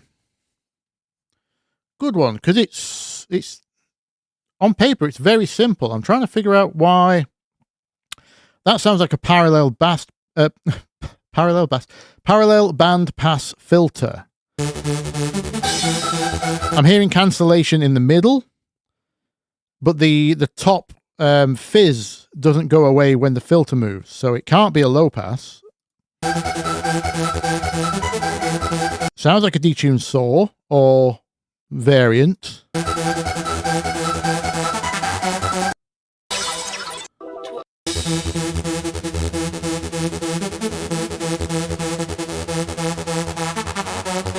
don't know if that's just on an LFO or if that's being moved manually. It sounds like it might have been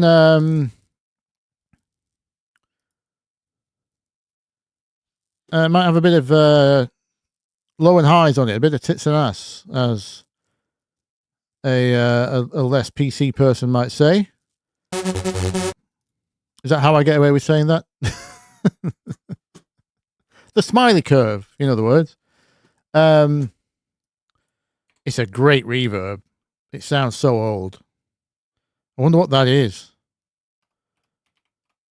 That's part of the vibe, isn't it? I know that's not what you asked about. You asked about the raspiness. Oh, thank you, Siebes. Thank you for the 1999 in the greatest of British pounds. Thank you. You're very welcome.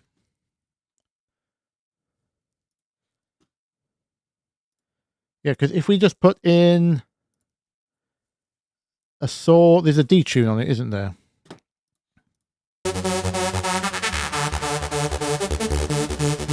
It's a mostly octave.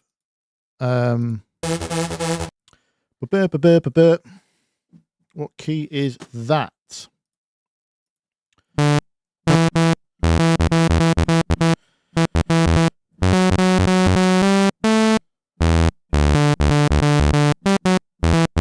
Something like that, isn't it? Right, how do we... Right, my first theory... need to go through both filters in parallel.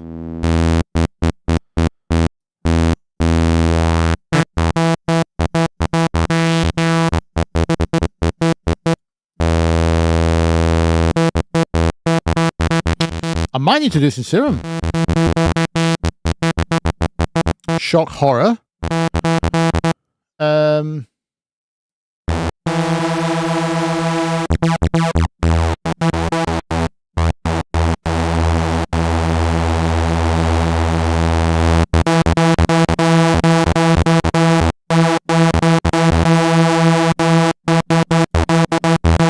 It's not sync, is it?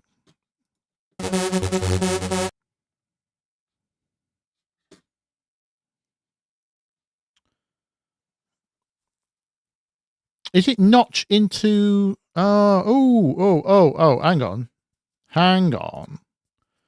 What if we invert that?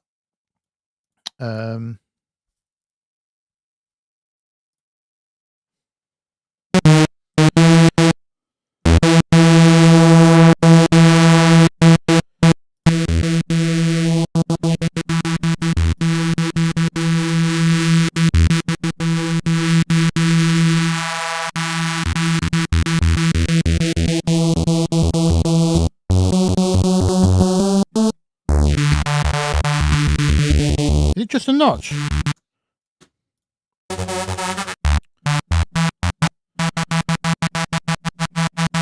There's a bit of that attack woof, isn't there?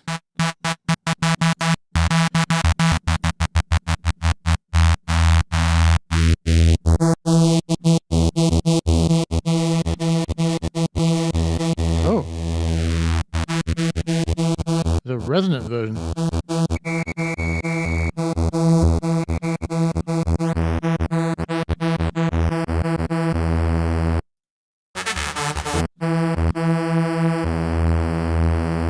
And then I'm trying to think, because they're not going to be multi-banding these kind of things, I don't think.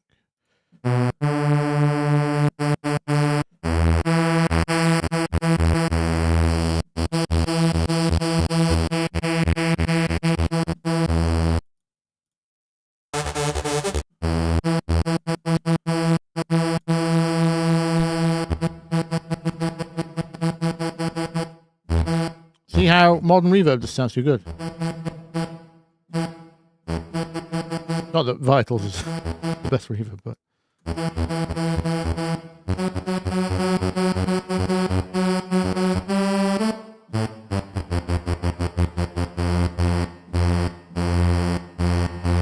Actually, that sounds quite crap.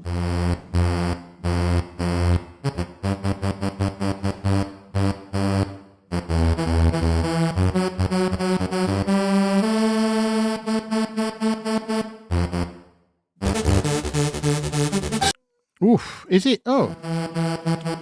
There's something going on there, isn't it?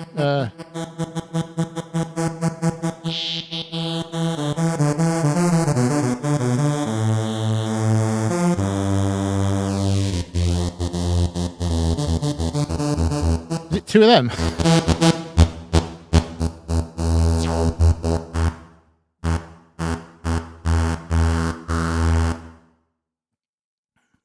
Oh.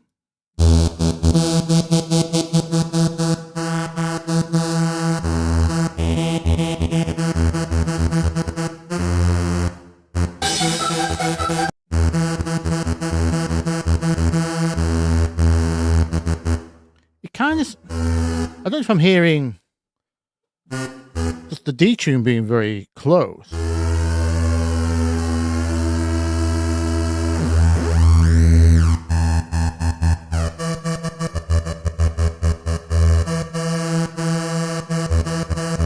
Almost sounds like it's...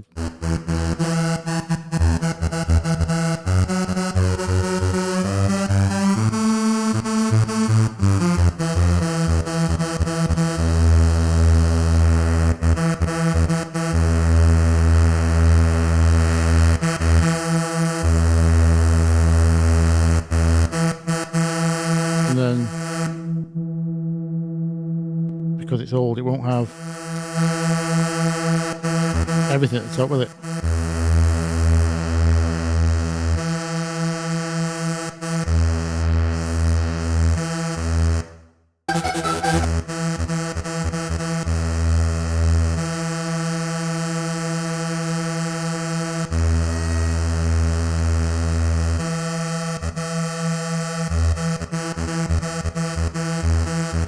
Very strange, yeah.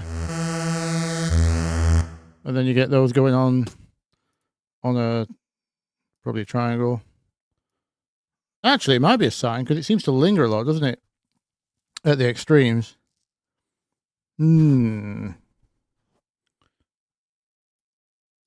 Both ways.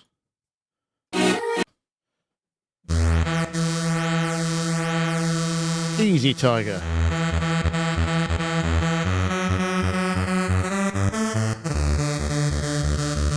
Yeah, that's in the air, isn't it?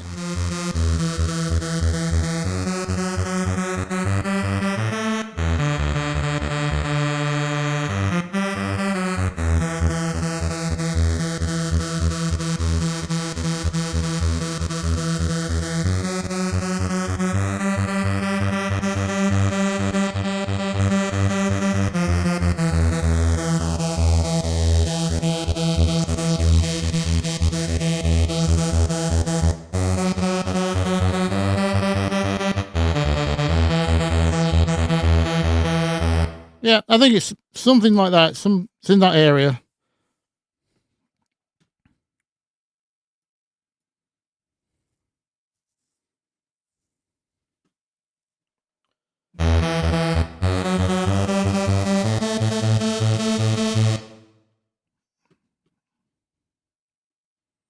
With a slightly more authentic reverb. I don't know what it would be.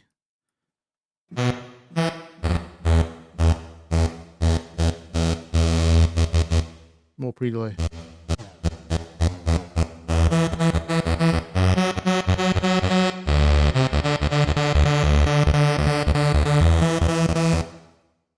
I like that.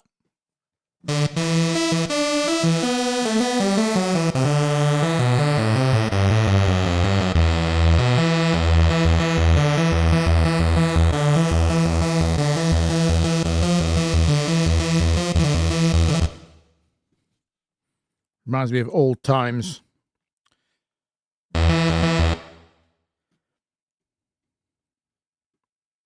Come on, admit it. How many have chewed your bottom lip off to a sound like that?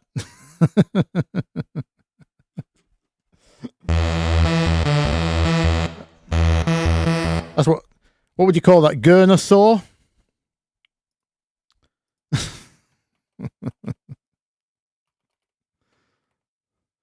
Three chins?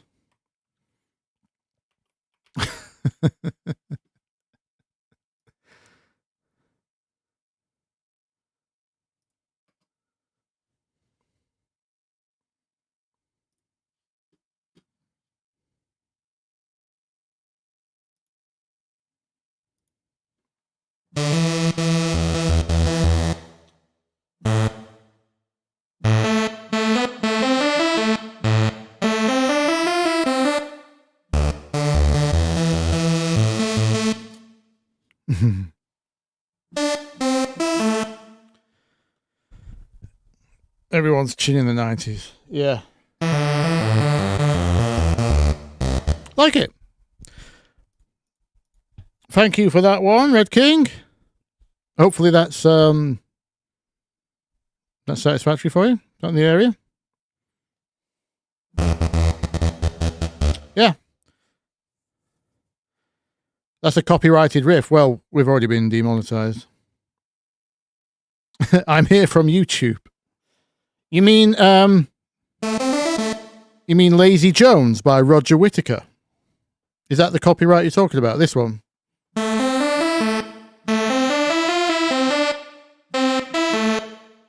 It is indeed copyrighted.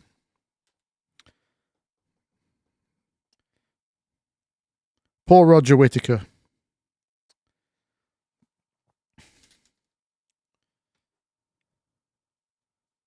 Absolutely done. He got done in court.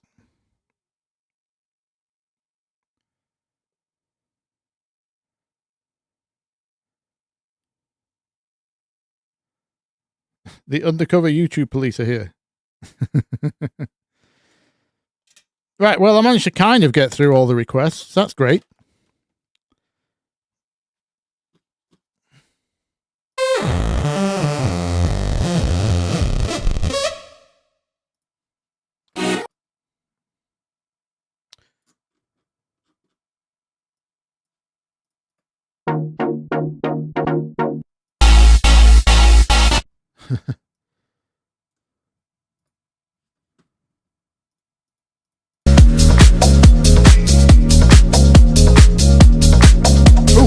140 BPM tech. That's all right. Oh, everyone probably speeds it up to at least 130 these days, don't we? If they're playing it out, don't they?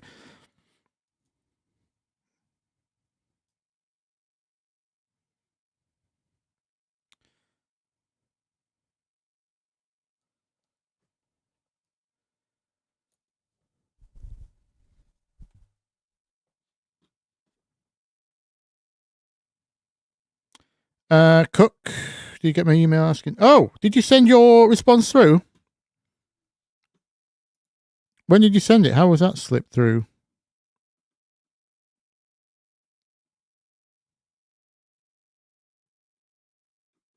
Did you reply to the original email?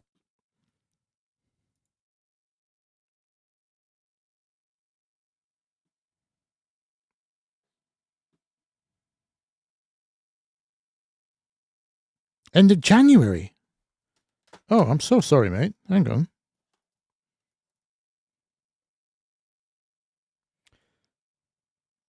Cook. Let me just write that down. I'll do that as soon as I've had food. All I can think of is you must have just got buried.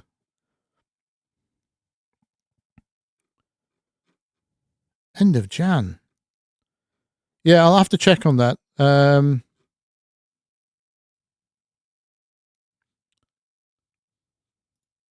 It shouldn't have gone to spam, should it? Because we were already talking. So on the first email. So I think it's just got buried. Sorry. I'll respond tonight. I'll respond tonight. It was the permission statement, right? Yeah.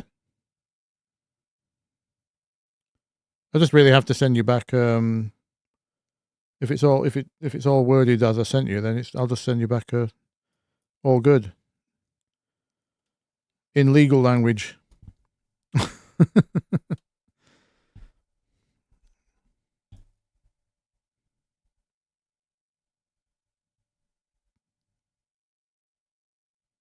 Yeah, I'll let you know if I can't find it. Yeah.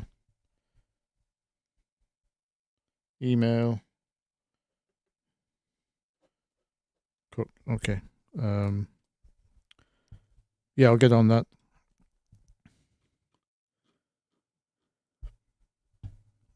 Paris Vibes. Suburban Night, The Art of Stalking. What about it, Paris Vibes?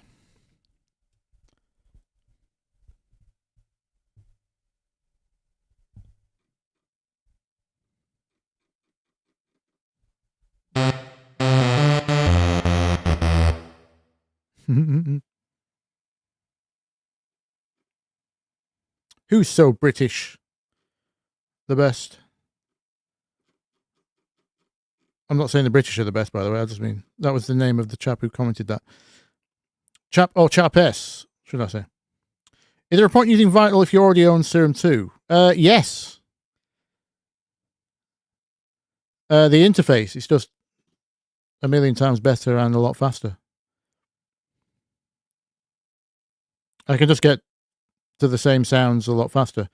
I only need Serum if there's some extra function like particular type of routing, filter routing.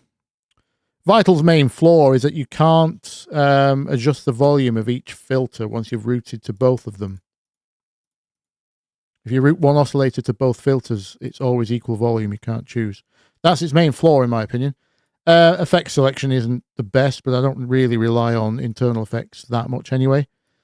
I'll say the quality effects is good. It's just you only get one of each and you only get a few, whereas Serum's a lot more flexible. Yeah, and Serum has things like phase distortion, manipulation. It has FM feedback. It has multi-sampling. So yeah, it's Serum's a lot more flexible. It's just you don't need it in most cases, and it's I find it a lot slower to make things in. The interface is just very crammed.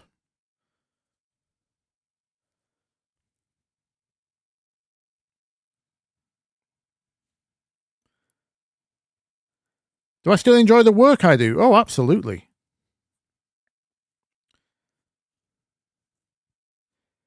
Absolutely. I mean,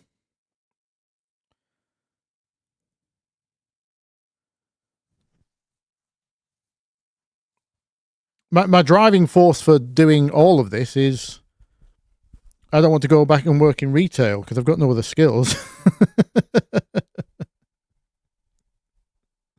So every day I consider it quite a luxury to be able to make music for a living. So,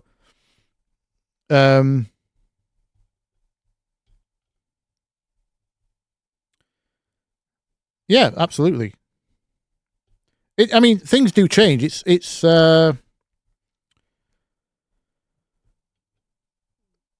obviously because I'm not doing it as a hobby anymore. There are extra pressures and things, so it's not pure mess around and have fun every day. I'm usually working with a producer, and there's deadlines, but I love it. There's always some puzzle to solve, not just musically, be it the marketing, the branding, the of course sound design, but everything. Yeah, I'm currently going through my own brand right now. You notice anyone keeping an eye on my releases knows I've not released for a few, about 6 months. So because I'm going to rebrand.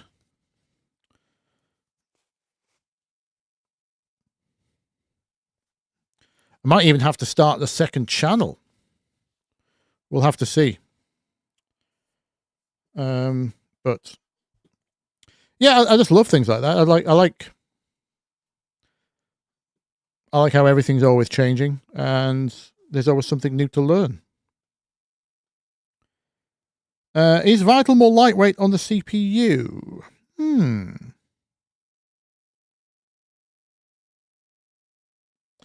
I've not noticed, really.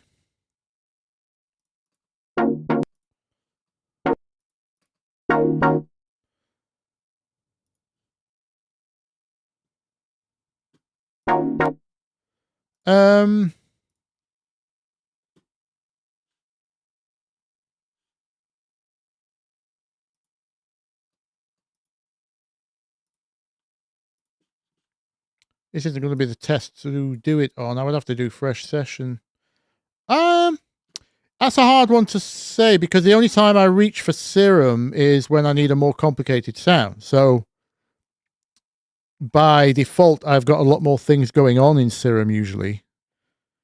So it does probably, yeah. I don't know. Someone will have to do a proper test on that. Not noticeable, but then again, I don't really have CPU problems at all, really.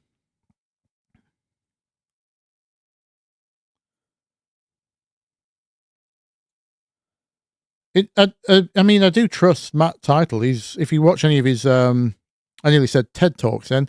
What's the audio equivalent of TED? ADC, Audio Developers Conference? He's done a few talks on, anti-derivative, anti-aliasing techniques and all sorts of fascinating subjects. He's definitely a code guy, so I'd be very surprised if it wasn't as optimized as thing he's just said. Lazy Cat said he's seen the source codes as optimized as can be. Right. yeah. Just exactly as I was saying it. So I'd be very surprised if it wasn't neat. I don't know about Serum. I know Steve Duda had a lot of help as well.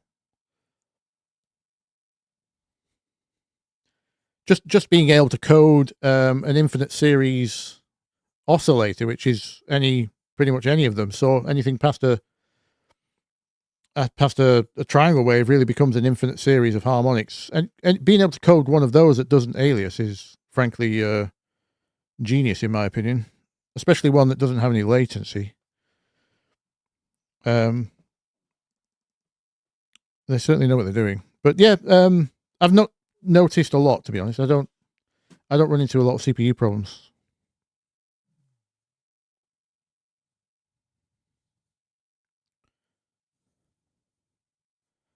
There are some serum presets that hit your CPU. Yeah. Yeah, probably a lot going on.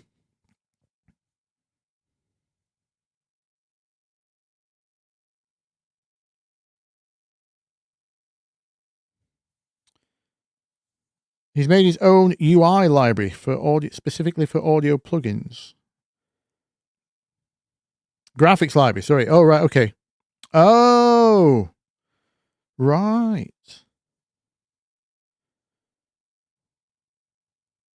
I always thought by now we'd be running a lot more plugins on the GPU. And I know some people have done it, but they always seem to gatekeep it as like a bespoke, like a UAD Pro Tools type thing, where only their plugins can be run. I'd love it if someone could develop some kind of VST adapter that could run the run on the GPU, which is essentially what the first UAD card was. They bought all those GPUs off a company that had failed and used that chip for the UAD one, didn't they? So, because they're fantastic for certain calculations which are used a lot in audio. I'd be really surprised we're not running them on GPUs by now. Maybe we'll get it before GTA 6. Delpha. Is Vital 2 ever going to drop? He kind of abandoned the first one, didn't he? I know he's done lots of synths, Matt Title. I say abandoned. It's not like it's in a bad state. It's in literally my only gripe is really the filter balance. So it's not like he left it behind.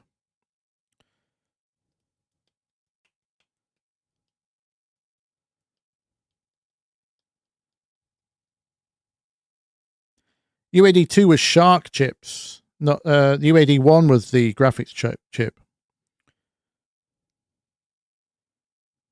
Shark are a lot closer to standard x86, which I accused UAD of back in the day,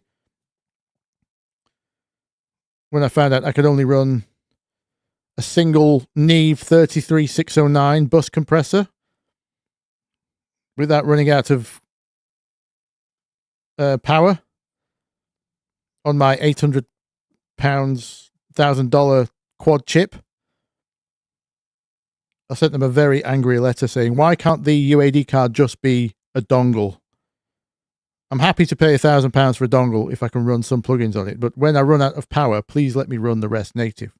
Because I already knew that the Shark chips on that dongle were x86 native, same code almost. So they proved me right 10 years later. Now they've gone native, but I was asking for that a long time ago. One of the reasons I left them.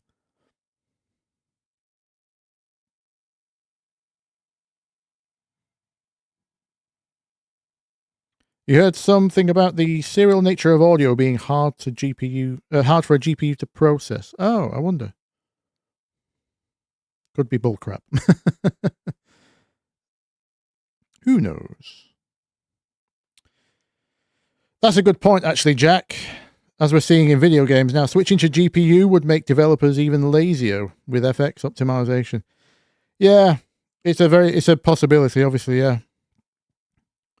As soon as you get abundant power, people stop optimizing, which is pretty much video games for the last 10 years.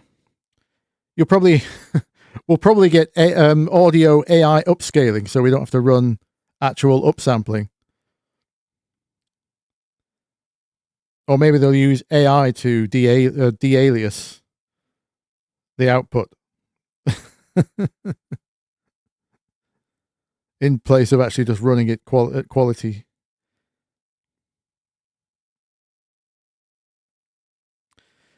Convolution compared to a graphics process. Ambient occlusion, right. Well, I mean, ray tracing is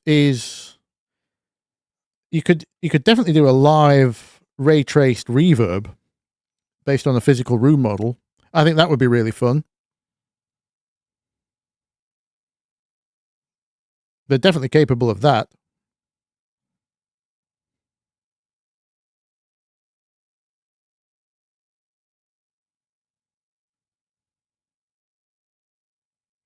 Many plugins already run their GUI on JS, JavaScript, or Juice. I thought JavaScript had been left behind. Or is JS something JSON? Is that am I confusing the two? What are my go-to headphones? HD25s, Sennheisers.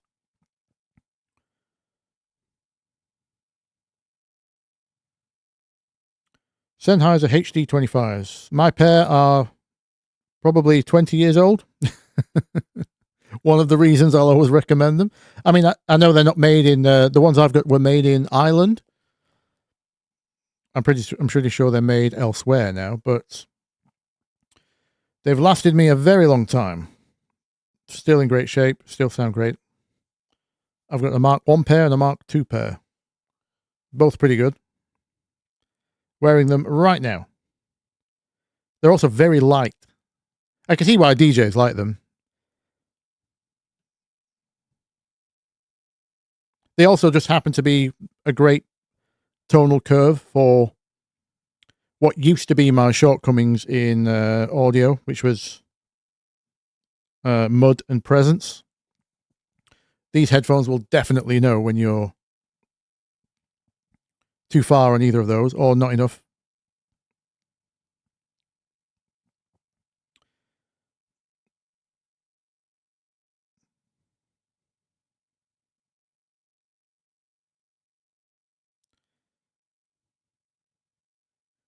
Chat VST. Hey, I mean,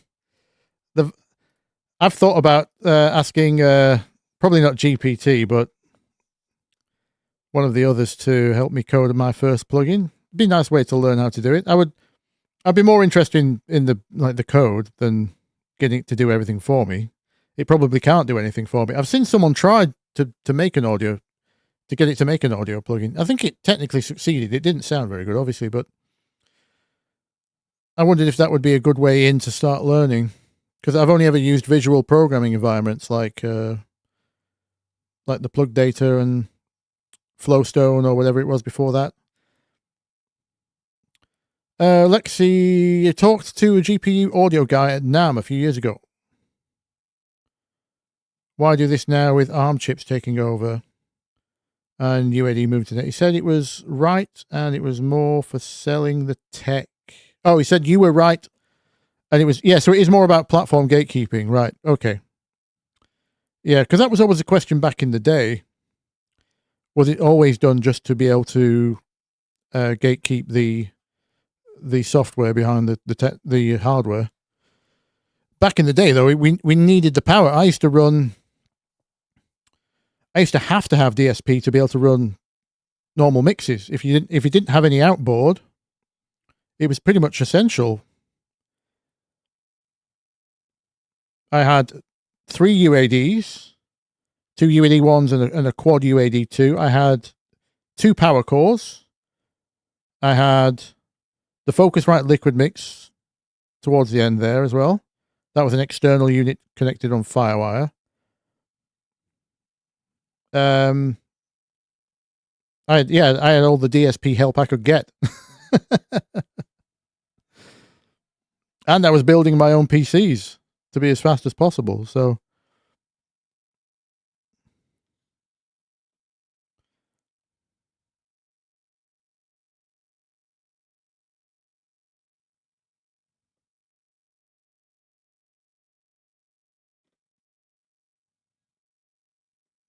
what do I do for a living? Yeah, it's all my only income is from music. So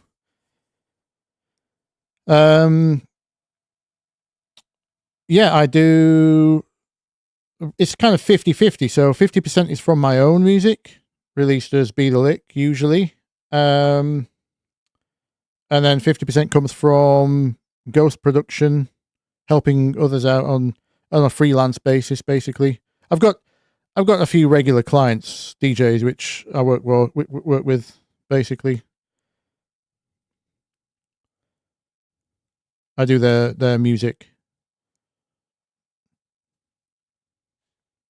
Well, a few of them have worked with me for so long now that they're quite good at the music themselves. I just kind of come in and either tidy it up or suggest changes or do some engineering. Or lucky for me, I kind of do a little bit of everything. I learned a lot about the branding, a lot about engineering, a lot about production, a lot about writing. I can play instruments. So I'm usually brought in for one or a few of those things. It saves them getting multiple people. I kind of set myself up well for that kind of position. And I'm quite fast as well. So not that you would think that tonight. When it comes to those more complicated sound challenges. Thanks very much, Carlo.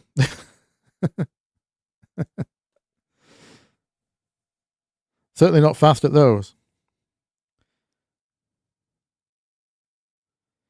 I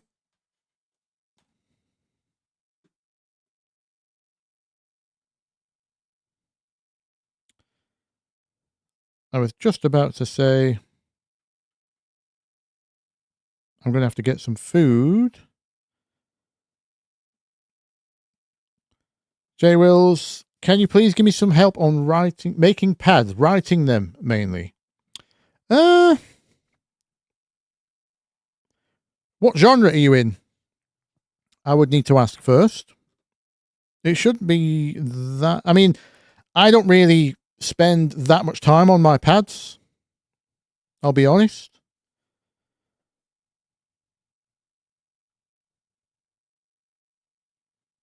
They're not usually a centerpiece for any tracks I usually have to work on. So about 70% of the time it's a filtered, detuned saw. That's about it. And then if we need some texture, I'll find a sample or I'll write some interesting LFO nonsense high passed thing to go over the top, noises, gated sample, something. As for writing them, it's standard chord theory, really. Oh, DJ Heartstring. Well, I've done DJ Heartstring pads aren't that involved, really. I've already done 4 of their tracks. I mean, I didn't make them. I mean, I did a quick recreate for a video. Heartstring. Where is...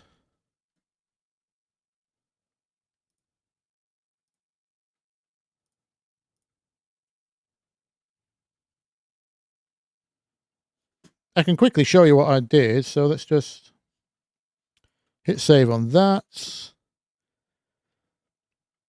Let's load up the project.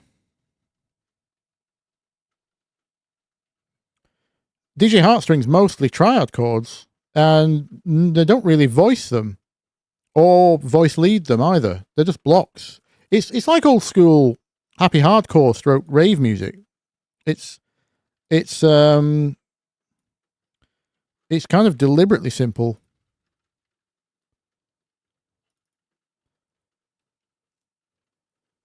Almost, I would say. Let me just go over the session and I'll give you my overarching theory. Because it's chord wise, it's essentially trance progressions. So lots of 1, 3, 6, and 7 is there's 4s as well. Minor key, always a minor key, as far as I can. Everything I've listened to of theirs. And yeah, quite basic sounds as well. It's either chorused square or detuned saw kind of vibes.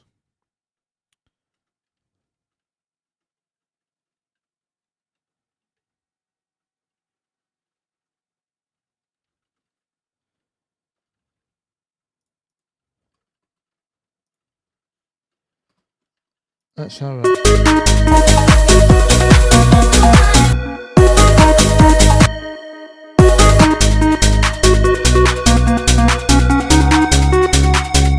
Where are the drums? Oh, the kick drum got lost.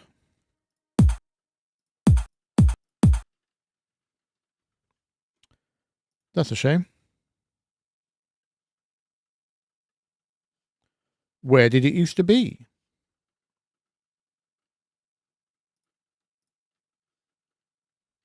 Oh. It really did get lost. Okay. That's fine.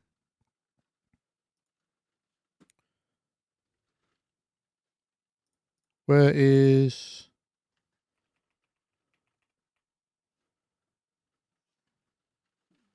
That'll do. Just throw that on there. I know we're talking about pads. Right, so that one doesn't have a pad. It has a pad like counter melody. I don't know if that's what you're referring to. This one has a pad. It ain't over. You mean this kind of thing, right?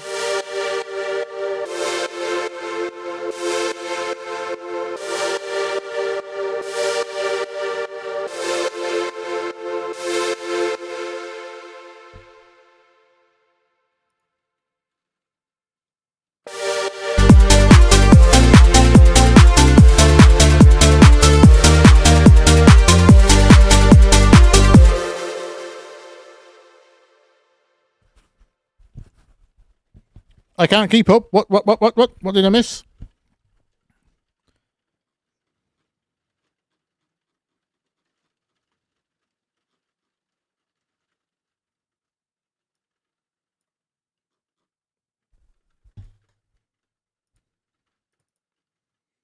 Anyway, J Wills, if that...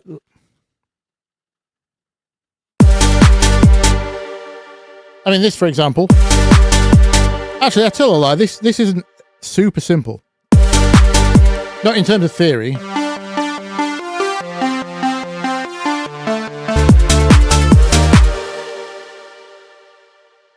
So we need to know the chords, the bass.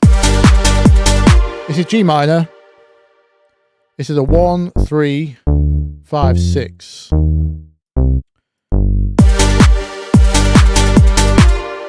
Let me just move everything to A minor so we can use all the white keys, just so I can explain this. Send everything up 2.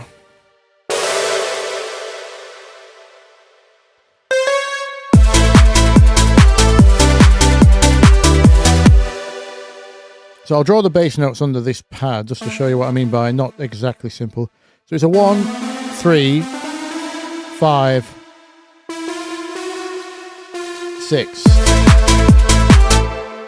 The actual chords on top are all triads, but they're not 1, 3, 5, 6. It's 1, 7, 7, 1.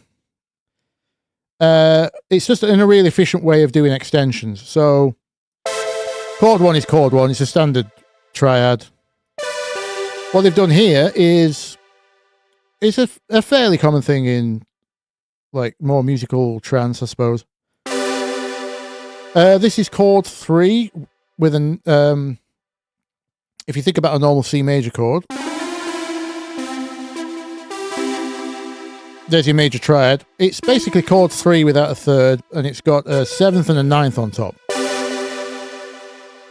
So that's basically just what happens when you play chord 7 over bass note 3.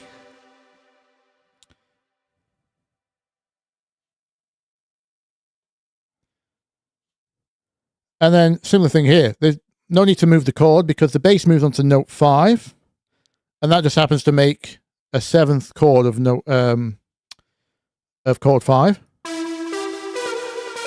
There's your chord 5 triad.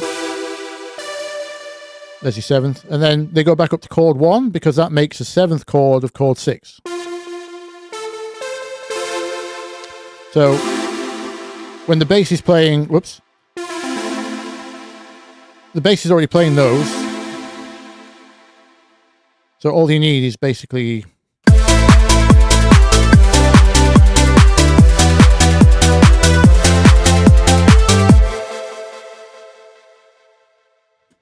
oh, thank you, Siebes.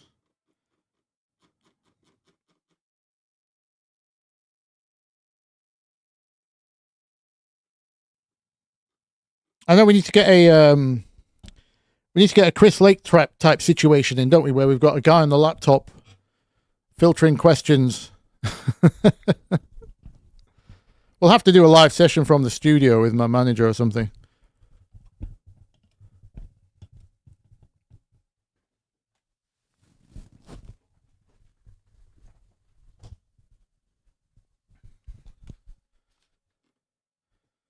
Yeah, all good. No, I didn't think you were being rude. I thought I'd missed a question, and was there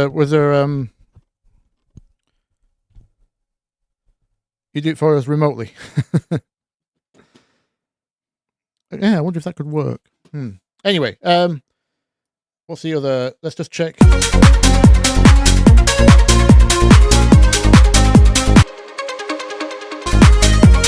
No pad on that one. There is an ARP. Just kind of outlining the chords as a pad. Yeah, Don't Stop has a pad. This is South Star all over, isn't it?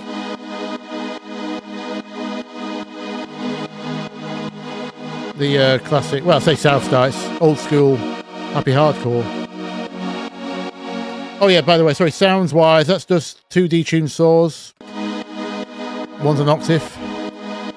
Bit of noise. The noise is bandpassed, so is the octave. Is there any chorus on it? Delay, reverb, low end taken out, bit of delay, reverb, yeah. The other one is a square pad. Square and noise. That's a mixture. Again, detuned. Is there a chorus on it? No. Oh yeah, no. Reverb, delay, yeah. So all the tuning is coming from the detune. That's all they are. Lots of, yeah. As for what's going on here, very similar thing. The bass is playing note 6, whereas the chord's staying on 1 because that makes a 7th. That's just an inversion. Thank you. Ride northeast. Weird northeast. Thank you for the 10. Oh, Red King Alt. Oh my god.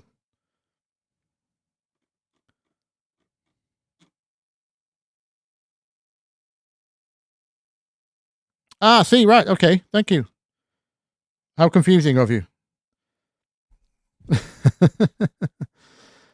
Yeah, so again, as you can see, just triads. That was a chord 1 triad, same as that A minor. It's just G sharp minor. If I put it up 1, you'll see it's just 1, 3, and 5 of.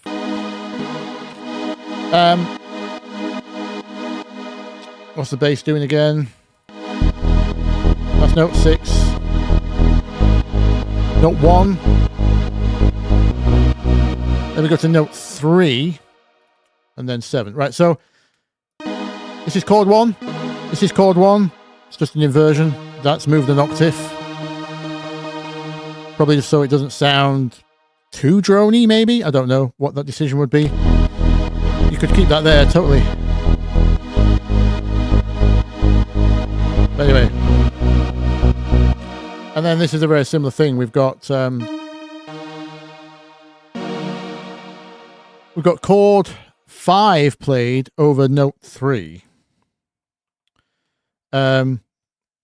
So that would be no, it wouldn't. No, that would be note 3. That's chord 3 in an inversion. All doing that does is makes that's a 7th. Again, 7th chords, and then that is the normal triad for chord 7. That's just chord 7. So I lied earlier. I said they didn't do much much inversions. This is technically lots of inversions. It's kind of efficiency of movement. I suppose if you don't want to draw attention to a pad moving around in blocks all the time, like, you know, instead of putting chord 3 up here like that,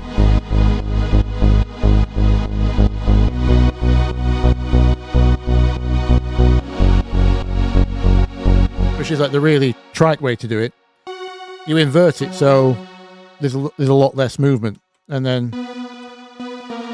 they do like to use the odd 7th.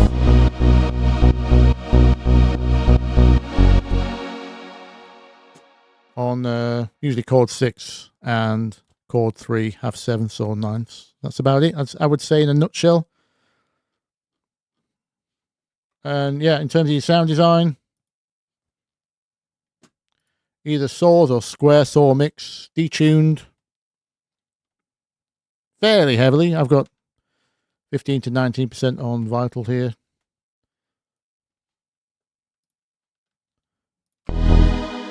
Yeah. That is if you actually think those sound authentic. I don't know. I did those very quick. Do I ever use Phase Plant? I own it. I keep meaning to have a real go at it. It's a tremendous synth. I've played with it very quickly. It's a bit of choice paralysis though, right? You can do so much with it. I've not really used it in anger yet. Have I even?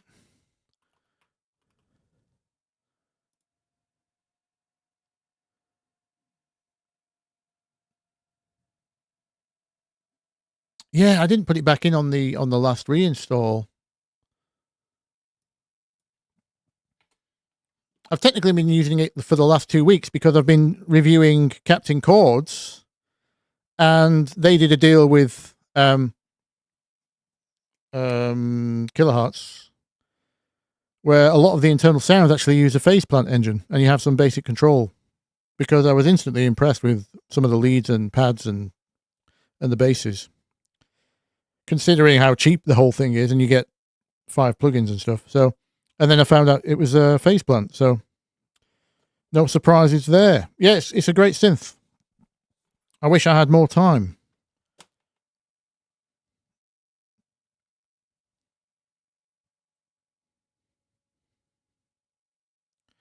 Yeah, Falcon X1, Falcon 1000 as well. Yeah, it's, sorry, just Falcon. You're saying you believe 1,000%. Yeah, Falcons are very much in the same range. It's a modular heaven, but so much potential. Yeah, same with Cardinal. You know, in that sense. Although Cardinal's not as easy to use as either Falcon or Phase Plant, because it's more traditional modular, but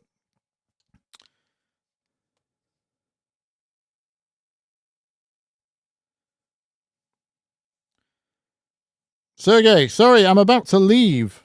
Why do I use compressor on Vital? I don't. Oh, you mean the internal one? The multiband? Well, it depends if you need, sometimes it's basically OTT built into Vital, isn't it? So it depends if you really need that hyper. It's mostly for the top end, right? It's extremely aggressive. It's a 3-band compressor which defaults to very high upward compression and downward compression, just like OTT. So if you need an aggressive sound, it's not a bad way of dialing some aggression in without having to find more aggressive waveforms.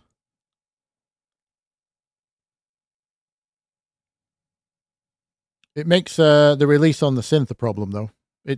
I don't like using the compressor if the synth has got any, the main synth sound has got any release. It's good for very short stuff.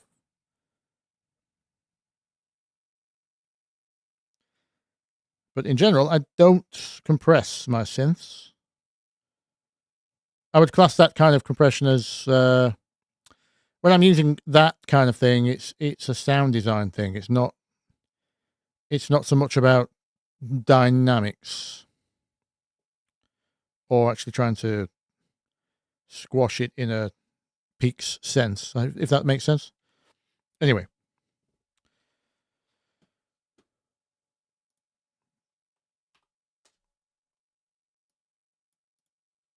Yeah, I'm going to go and get some food. Hopefully, sorry, I've forgotten who asked about the pads. But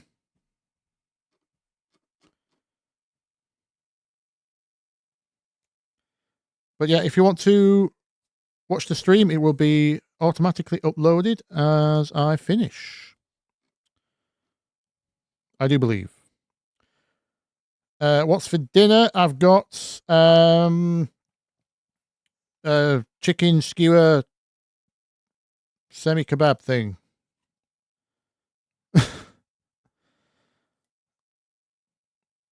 No, I can't eat fish and chips. Not regularly. I'm sat down for a living. The only way I maintain any kind of weight is not eating a lot. So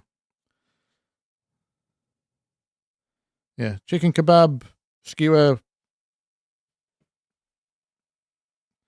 basically threw some chili powder on it and peri type spices, bit of salad, and rice.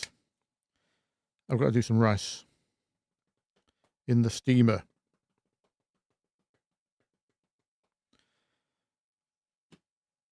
What do I think about pigments? Never used it. Looks good though. Looks good.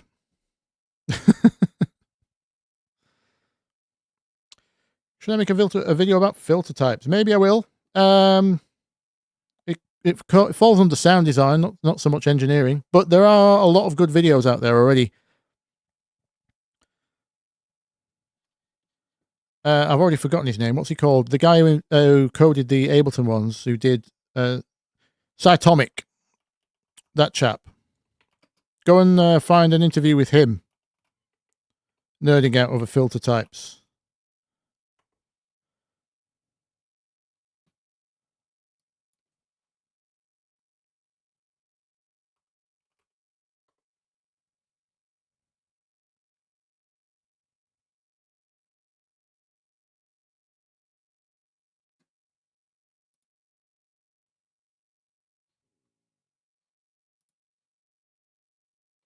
Yeah, forgotten his name. Cytomic. Anyway, Cytomic.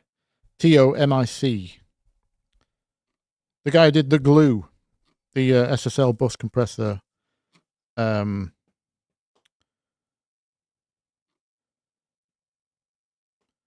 emulation.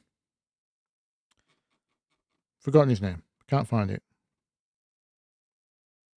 Andrew something? Anyway, he's your filter man.